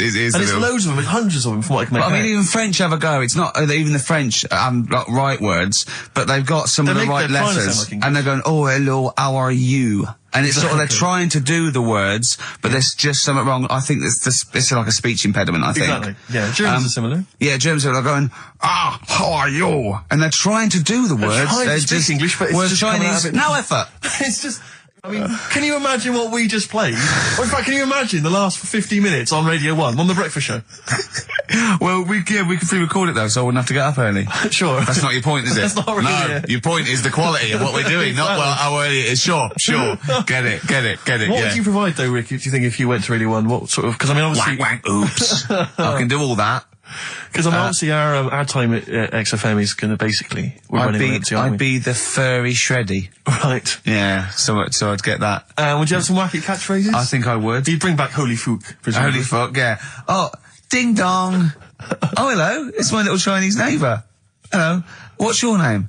My name is Holy Fuck. Hello. Look at Karl, he's just going, oh, I know, like, you didn't even do the Chinese accent, that's so. Well, that'd be racist. Okay, sure. I mean, yeah, Sure. it's just his name's Holy Fuck, and there's nothing wrong or with funny about that. So yeah, you'd have that. You'd have crazy comedy characters. You'd probably have some wacky quizzes. Yeah. Oh, look, it's Dirty Old Queer. Hello. No, I'm not. He's a new character to me. I'm quite excited. He sounds very modern and contemporary. Yeah. A new spin. Yeah. On an old idea. Yeah. Just tell us a little bit more. Oh wow. He's an actor, isn't he? And Right. and he likes to teak it up. All right. Well, That's just if anyone from Radio 1 is listening, and they've listened to Dominic Mohan in the paper, they thought, yes, you're right, we need some new blood at Radio 1. Ricky Gervais has got a myriad of comedy characters. Yeah. Whack, whack, oops. I can do sound effects. You can do sound effects. So you can probably do funny voices like Chris Moyles, couldn't you? Yeah. Wow. Not as good, but I can... What about comedy songs like Moyles? Again, not as good, but I mean... Do you remember when Moyles rather hilariously changed the words of This Is My Moment by Martin McCutcheon to This Is My Motor? We listened to it though, didn't we? Unbelievable. I remember when he was doing a competition, this was pathetic, wasn't it? We were listening to Radio 1 once on our site, and I don't know why, we just wanted to... I think it was research, wasn't it, for The Office? Yeah. And he was doing this, he had to phone in with... We were listening to idiots. And no, I'm not saying that.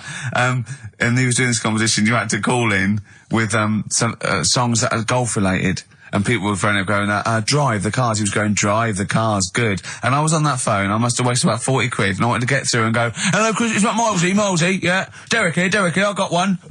Oh, go on then, Derek, what is it? Something like Spandau Ballet with golf cart and that.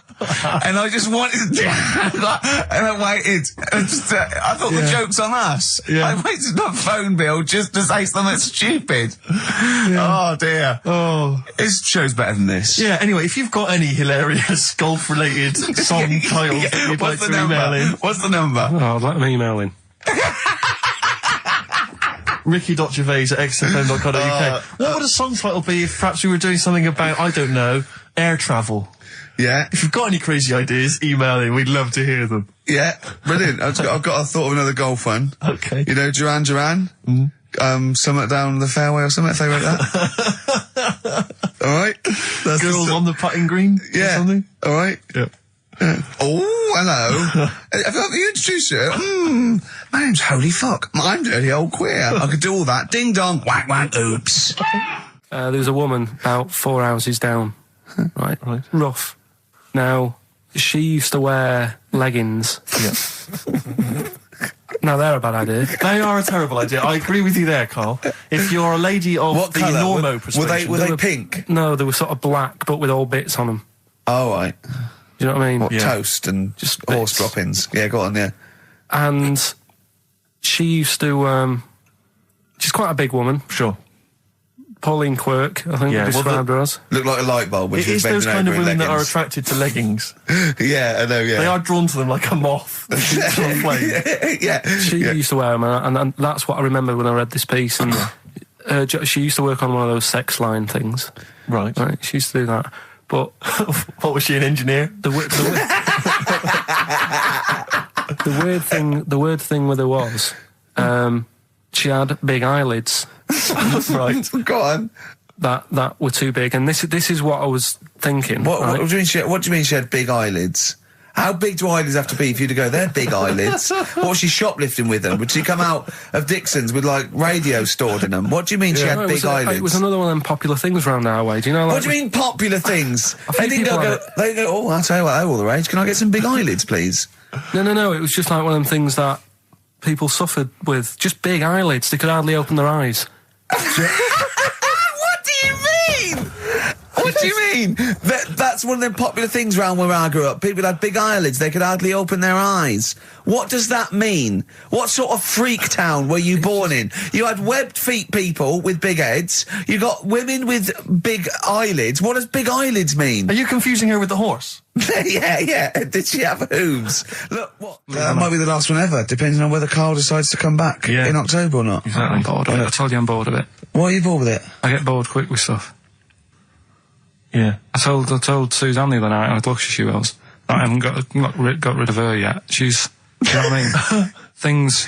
You put on a soft music though first, didn't you? You didn't just like start getting that right. You know you're a very lucky girl. Sorry? Well, I used to get bored with you and that. Yeah. Oh, dude. You're lucky you haven't pissed off. Yeah. Do you want to open the champagne or what? Well, she was annoyed the other night. What's that on your ear? Don't worry about it. Where'd you get out? Steve reckons in ancient Greece, right, it was better to shag a bloke than a woman. And I went, well, yeah. I mean, that's about the male being sort of a first-class citizen. Yeah. Much better, wasn't it? An aspiration to sleep with a beautiful man than a beautiful woman. Women were lower-class citizens, so therefore men were seen as higher class. So to have sexual relations with a man there was no shame in that. No. In fact, it was looked upon. And I as said, well, ancient Rome. I said, Nero, he'd sit in his big jacuzzi and he used to get, pretty boy men to just go into the water and just nibble at his testicles while he was having a wash. He didn't do that. He did. No. Yeah. And he's not a gay fella. No, well, no. I mean, I don't know about Nero, but I mean, it wasn't a case of a big delineation between what was heterosexual and what was gay. It was just, whatever you... So what did this fella do then? This one who's having his... Well, he was pretty much top boy, Nero, for a while. He was in charge. And, you did what you were told. If, Caesar or... But why were people going round there? Why didn't they go, oh... No, they weren't dropping in. It wasn't like the door was opening. I was going to see what Nero's doing. It's not like when I pop in here to see you. Normally what would happen is he'd say, come back to my place, I got a book for you. Yeah. You pop in. But he'd come out in his pants. Elton John would be on. You'd have probably been like a delivery boy or a stable boy or something, and you'd have popped round there and you'd have gone, there right, Nero, there's the tablets of stone you wanted. And they go, Pilkington, why you are here? Pop under, I don't know why he's French. What is that? I don't know why he's French. Just pop under the water and nibble at my testicles and you'd have done it. Because he was Nero. I wouldn't. He would have. There's no way I would have done. Well, you would have. What have I done? I've dropped a pizza off. Yeah, you put around to Nero's place with the pizza. Right, I'd say I've done my job. Right? Yeah. That's not the sort of tip I wanted. No, he'd have said, get the little baldy chap to nibble at my testicles, and you'd have done the water. I wouldn't have done it. No, Well, you wouldn't have me head on the wall. Right. I wouldn't have done it. Can I just say this, Steve? Not only would you be nibbling at his testicles, you'd have been going mad. You'd have been noshing him just for extra. You'd have been doing everything he wanted. You'd have been going, he'd have gone, I didn't ask you to do that. You'd have been going mental. They'd have been chewing, slurping, smacking, poking. You'd have chopped, you'd have gnawed his packet off. You think you're eating Walker's crisps. There'd be bubbles, there'd be it'd be horrible. Yeah, why should you do it? And then someone else gets a nice new watch and there's world peace. Exactly. You're walking round, it's nice and peace, but you know what time it is. He's swanning round, he's got a lovely new watch and there's no threat of him being bombed. Exactly. I'm quite happy the way I am, really. I don't really want Are that you much. really? But you're on a 4. Yeah, you're on a happy scale of 4. Yeah, you're on a 4. Surely you want to get to 10. Surely the point of life is to be on 10. Yeah, but what's a 10? Do you know what I mean? No. What's a 10? Contentment, absolute contentment, joy in your heart, inwardly and outwardly. Not walking around with a little round mank head with your mouth open going, what's the point of that? I've done it once. Is that why you've still got all the condoms? Because I've done it once. What's the point of that? Alright, we're going to get everything. Some air gel. Come on. 10. Just one thing that would make you happy. That would cheer you up if you were feeling low. Tuesdays off as well? I'll have the MD just, resign straight away, shall I? I honestly don't know what would make me happy just like that. Because I am happy. I know you say I'm fed up and that. Do you know what he said? He wouldn't want to be too rich. He said, because if I was too rich, then Suzanne would say, let's go around the world. He said he wants to be rich enough, so they're happy in that, they got their bathroom and everything, but they still can't afford any more holidays a year. Think of that wish. Think of that capping your wishes. Yeah. Do you know what I mean? Putting a ceiling on your ambition. I love it. It's genius. Look at his face. Play a record. It's like if you'd won that ticket round Charlie's Chocolate Factory and he'd said, actually, Carl, I want you to take over the factory. It was a test. You'd have said, I just wanted to look around the chocolate factory. Yeah. I'm happy to go back and live. No, he'd have said, I'll work it, but I'm not working Mondays. Exactly. Play a record. Imagine giving a chocolate factory to a kid. I know. Idiot. Give it to the fat one at least. He'd enjoyed it more. It's, Carl's got a theory that Chinese people don't age well. This man was a Chinaman, right? And he was 120 or something. Yeah. Did you see a picture of him? Yeah, he's still alive. No, he's not. No, He's he's not. He died at 120. So he said 120 or something, but makes you wonder. What makes you wonder? Well, because they don't age well. I think he's using that. What he's probably about 37. Oh God! Honestly, we walk down the street, right, and we see an elderly Chinese person, right, and kind of go, oh, I just think he is, like it's not. I don't understand this notion that Chinese people don't age well. I don't know where this has come about. No, I mean, I'm not having a go. No, Right, of course not. I never want anyone to think I'm like having a go at them. But they are really good looking and they're healthy and that. Till they're about... I've never seen one, right? Can you tell me if you've seen a Chinese person who's about 30? It's either 20 or 50. There's no middle ground. This is what I came back for. This is 2 hours of absolute drivel from the brain of Karl Pilkington. Let me just check something. So the Chinese gentleman who died recently was 130. Your theory is... Sure. Your theory is that he's maybe in his late 30s, early 40s. Yeah. This is an elaborate conspiracy on his part, because obviously whenever they talk about the oldest people in the world, it is always a Chinese person. Yeah. Invariably. They do, yeah. I mean, they seem to win that every year. Go on. So your theory is that in those small backwater villages in China... Ross McWhirter comes to a little village. They go, the Guinness guy's on the way. He goes, well, until recently, the oldest person in the world, how old are you? And they're so embarrassed, because they think they look about 120, they go, 120, they go, really? Go, yeah, can I have his birth certificate? No. In fact, I think this Chinese bloke it wasn't verified with the conspiracy because he didn't have his papers. Didn't have his papers, no. So... Is this the same one or a different fella? I think it might be the same guy, I'm not sure. Trying it on. So there's a huge conspiracy amongst these Chinese villages that every time... When you get to about 50, say you're 70, because no one will believe us. Well, if you can confirm or deny that, then please email in, ricky.gervais@xfm.uk. This is the Racist Show on XFM 104.9. Call in if you're anything less than a little mank. The Jamaican fella would love to live there. Go on. But it's a little bit pricey. Go on. Right? That What was the initial? DS. Deer Streets. Right? What? It's a Deer Street to live on. Deer Streets, oh yeah, I haven't heard of them. But what are they, a band? That's Dire Straits. No, it's not Dire Straits! It's not Dire Straits! Deer Streets! The Jamaican fella. Go on, make it sound like that. Like Deer Streets. Deer Streets. Do it again. No, it's still not. Keep going. I haven't got it yet. Go on. Deer Streets. Deer Streets. They got that one as well, so... All right, well, let's hear the one they did. Can I do an impression of a Jamaican fella saying Dire Straits? Right. Dire Straits. It's not the same. Did a little pirate radio show from the... got kicked out because they found out, and apparently I put the station at risk because all the stuff could have been taken off us. But from Little Acorn, 16 years later, he's on a show with less listeners. Yes. Brilliant. Can you imagine if you've gone into hospital, you're already pretty depressed, there's the fear of these super bugs in the hospital. Yeah. Maybe you've got some quite serious illness, you know, you don't know if you're going to make it. His voice is what you hear to cheer you up. All right, weird, isn't it? I saw a programme about a parasite the other night. Yeah. Apparently, they get in through your eye and eat their way up through your genitals. Anyway, You here's think you've got it Radiohead. bad? Yeah, exactly. Play a record, Carl. Stone Roses, yeah? Oh, Fool's Gold. Classic. All he saw was the name of the band that this email was promoting. So all he saw, all Carl saw, and you can imagine how excited he was all he saw was Half Man, Half Biscuit.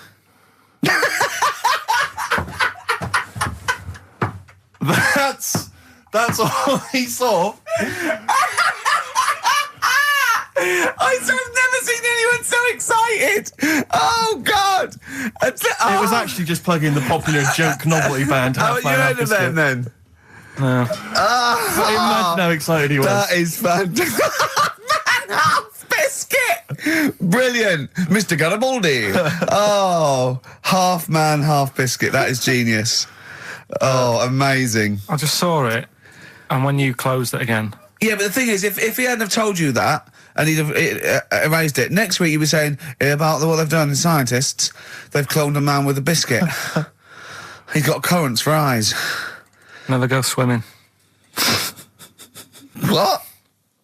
Never go swimming. Bong! Dwarf to live in a glass box. Dwarf to live in a glass box? Yeah, it's meant to be art or something. It's not though, is it? What? Meant to be art? Why is... Yeah, well, whose idea is this? Is art, or is someone hired a dwarf to live in their box? It's just a box, and he can even leave when he wants, apparently. He can, like, go, I'm hungry, I'm going for a walk, and he puts a little note. If it's Damien Hirst, he might end up in 4 bits. So just be careful. But to me, that's like that thing when I said to you about the woman in the jar. What woman in the jar? The woman in a jar. They go, oh, come and see the woman in a jar. And then it turns out it's a big jar. So it's like, well, put me in there as well, then. Exactly. It's not special. Yeah. And that's the same with him. It's a big box. He's a small fella. What's good about that? What do you want to do, though? To compress matter? But hang on, it's not a world record-breaking attempt. It's supposed to be art. No, what's hard about that? Well, I'd like to What's try just hard about that? Oh, can we do a show for BBC Three? Karl Pilkington going around, what's art about that? Yeah. That is brilliant. What's art about that? I'd love that. Would you? I'd love that. Me and Steve are going to do a thing called Is Art Rubbish, where we'd go round and we'd chat about it. Yeah. But we can hand that over to you if you want to do that. If anyone from BBC Three is listening, Karl Pilkington, what's art about that? All right? Weird, isn't it? And what would you go around like Sensation and things like that and Saatchi and going... Darley and that. You put a sheep in formaldehyde, what's art about that? Our butcher does it. All right. Weird, isn't it? I mean, I think we beat the second language by about double. What language? I think in English we have got about, I think Russian's second, but I think we got twice as many words. So there are obviously things that we say that cannot really be translated. Yeah. And so, ours is just great for obviously poetry and... It makes sense when you think about things like blancmange. Blancmange that would is be like good, yeah. wobbly pudding. I know. In English. But I think if there are about, I don't know how many there are, someone know, so there's about 100,000 possibilities, right? I think we probably know, as educated people like us, Steve, we probably have about 20,000. Sure. Right? I really don't think we need that other 80,000. No. I'm not walking around going, I don't know what they're talking about. Exactly. What did he say? What is that? I mean, that happens possibly once or twice a year when I go, what does that mean? Yeah. Do you know what I mean? Carl, you look bored, mate. We had a real I conversation think there. he switched off when I said forsooth. Bruce Forsooth, you know him. So much better than last week. You know him, don't you, Carl? Put a song on, yeah. Yeah, boards. Okay, there was a monkey, right? No, he's wait. It was a professor of English. Don't believe a word. Thin Lizzy on XFM 104.9. I'm Ricky Gervais, with me Stephen Merchant, and over there, Campbells. Is that your impression of me? Yeah. Yeah. The rock one's better. The rock one's better. Yeah, you shouldn't try and be a DJ. Yeah. Growing up with Diano Tuesday night. Carl reckons the gays go out late. Yeah. His favourite song is The Killing of Georgie, right? And he went, yeah, but would it have happened if he'd have been, going out a bit earlier? Yeah, well, no, fair point. Yeah. Is that song time specific then? No, but he reckons he probably got, because he was out late. Oh, right, okay. He said there's one that works here, sometimes he doesn't go out till midnight. But, try it if you want. I'm not fussed, do you know what I mean? Think about it. Fast is making an appearance! Fast wasn't there before! Do the clue again. Initials SC for that one. Do the clue again. I don't want to do it again. You haven't finished it yet? I have, that's it. No, do the clue again. I can't do it again. Do the clue again. Well, buy it if you want, I'm not fussed, right? Shop around, come back. It's up to you. I'm not pushing you into anything. It's up to you, wasn't there? SC for that one, right? And the final one, that's good. I can play 10-pin bowling again. Okay, and what's the clue? That's O for that one. O. All right, so they're the three now things. I assume that I'm not going to bother to look, but I assume there's a jiffy bag of taps which people can win. All right, well, great, good luck. Ricky.gervais@xfm.co.uk is the email Play a address. record. Thorns. No, buy it if you want. I'm not fussing. Come back, have a look around. I'm open Wednesdays, by the way. Shut up, for. See you later. Knob body has been that lucky before. Brilliant, all right. Okay. Or you've got get a lobe of this court case. Right, okay. Not bad, I'm going interesting. for knob body. It's been that lucky before. Right, it's a story about this kid who was born, right? Was he? Yeah, he was popped out, and the dad and the mum saw the baby, and it was like, oh, that's a good-looking little kid. Sure. And they were proud and that. And then they're surprised that it's a good-looking little kid. It's theirs. Yeah. Like it could have been a frog, and they'd have gone, "Oh, he's got your eyes." And then the doctor goes, "Yeah, it is, but look at that." What? He said, "It's a boy and hasn't got a knob." I love the doctor saying that. I love this GP. Right. Oh, this midwife saying that. Oh, we love little boy. Yeah, but no knob, baby. Mr. and Mrs. I mean, think. Right. No, but I'm speeding it up a bit. All right, come on. So the baby was so born. the baby's like and that, the and the lovely doctor baby says put them that, on. and the woman's like, "Oh, it's our first as well," and stuff. Right? She's really gutted. What's the second going to be like? So, Go ahead. Just a knob. Doctor says, you know, We'll call it Carl. All right, go on. Right, go on. So the doctor says, "Well, I'll leave it with you for a bit. Get used to the idea, right?"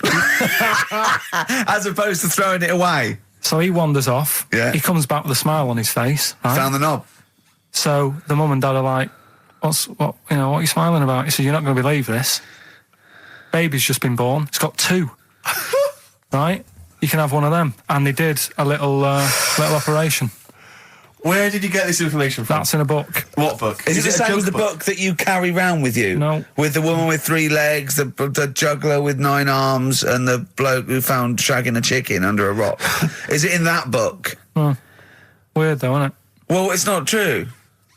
It is true. What, in the same hospital, there was a baby born without a knob. Luckily, Carl. It happened.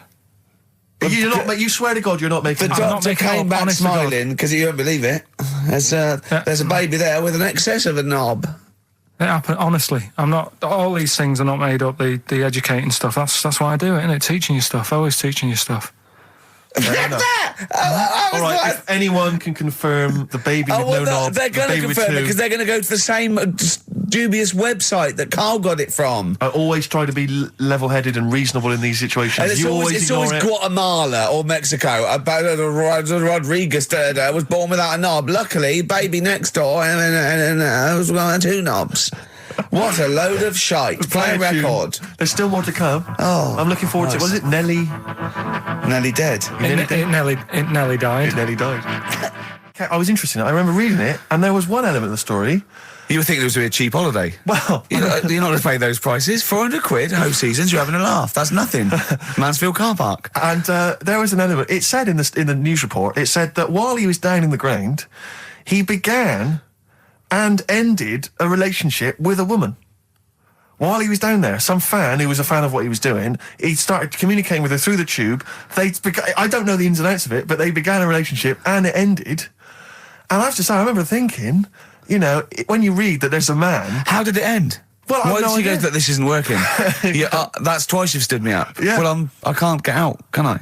I remember thinking at the time, you know, I was to say, I was not the sort of the ladies' man that I am now. I remember at the time reading it and thinking, there's a bloke, you know, he's pulling women 10 feet underground through a tube. Through a tube. I'm out and about with some of the most expensive hair products on the market. I've got to sit down and ask myself some very serious questions. Oh dear. Extraordinary. I don't know if he did the world record attempt. I don't know if he broke it.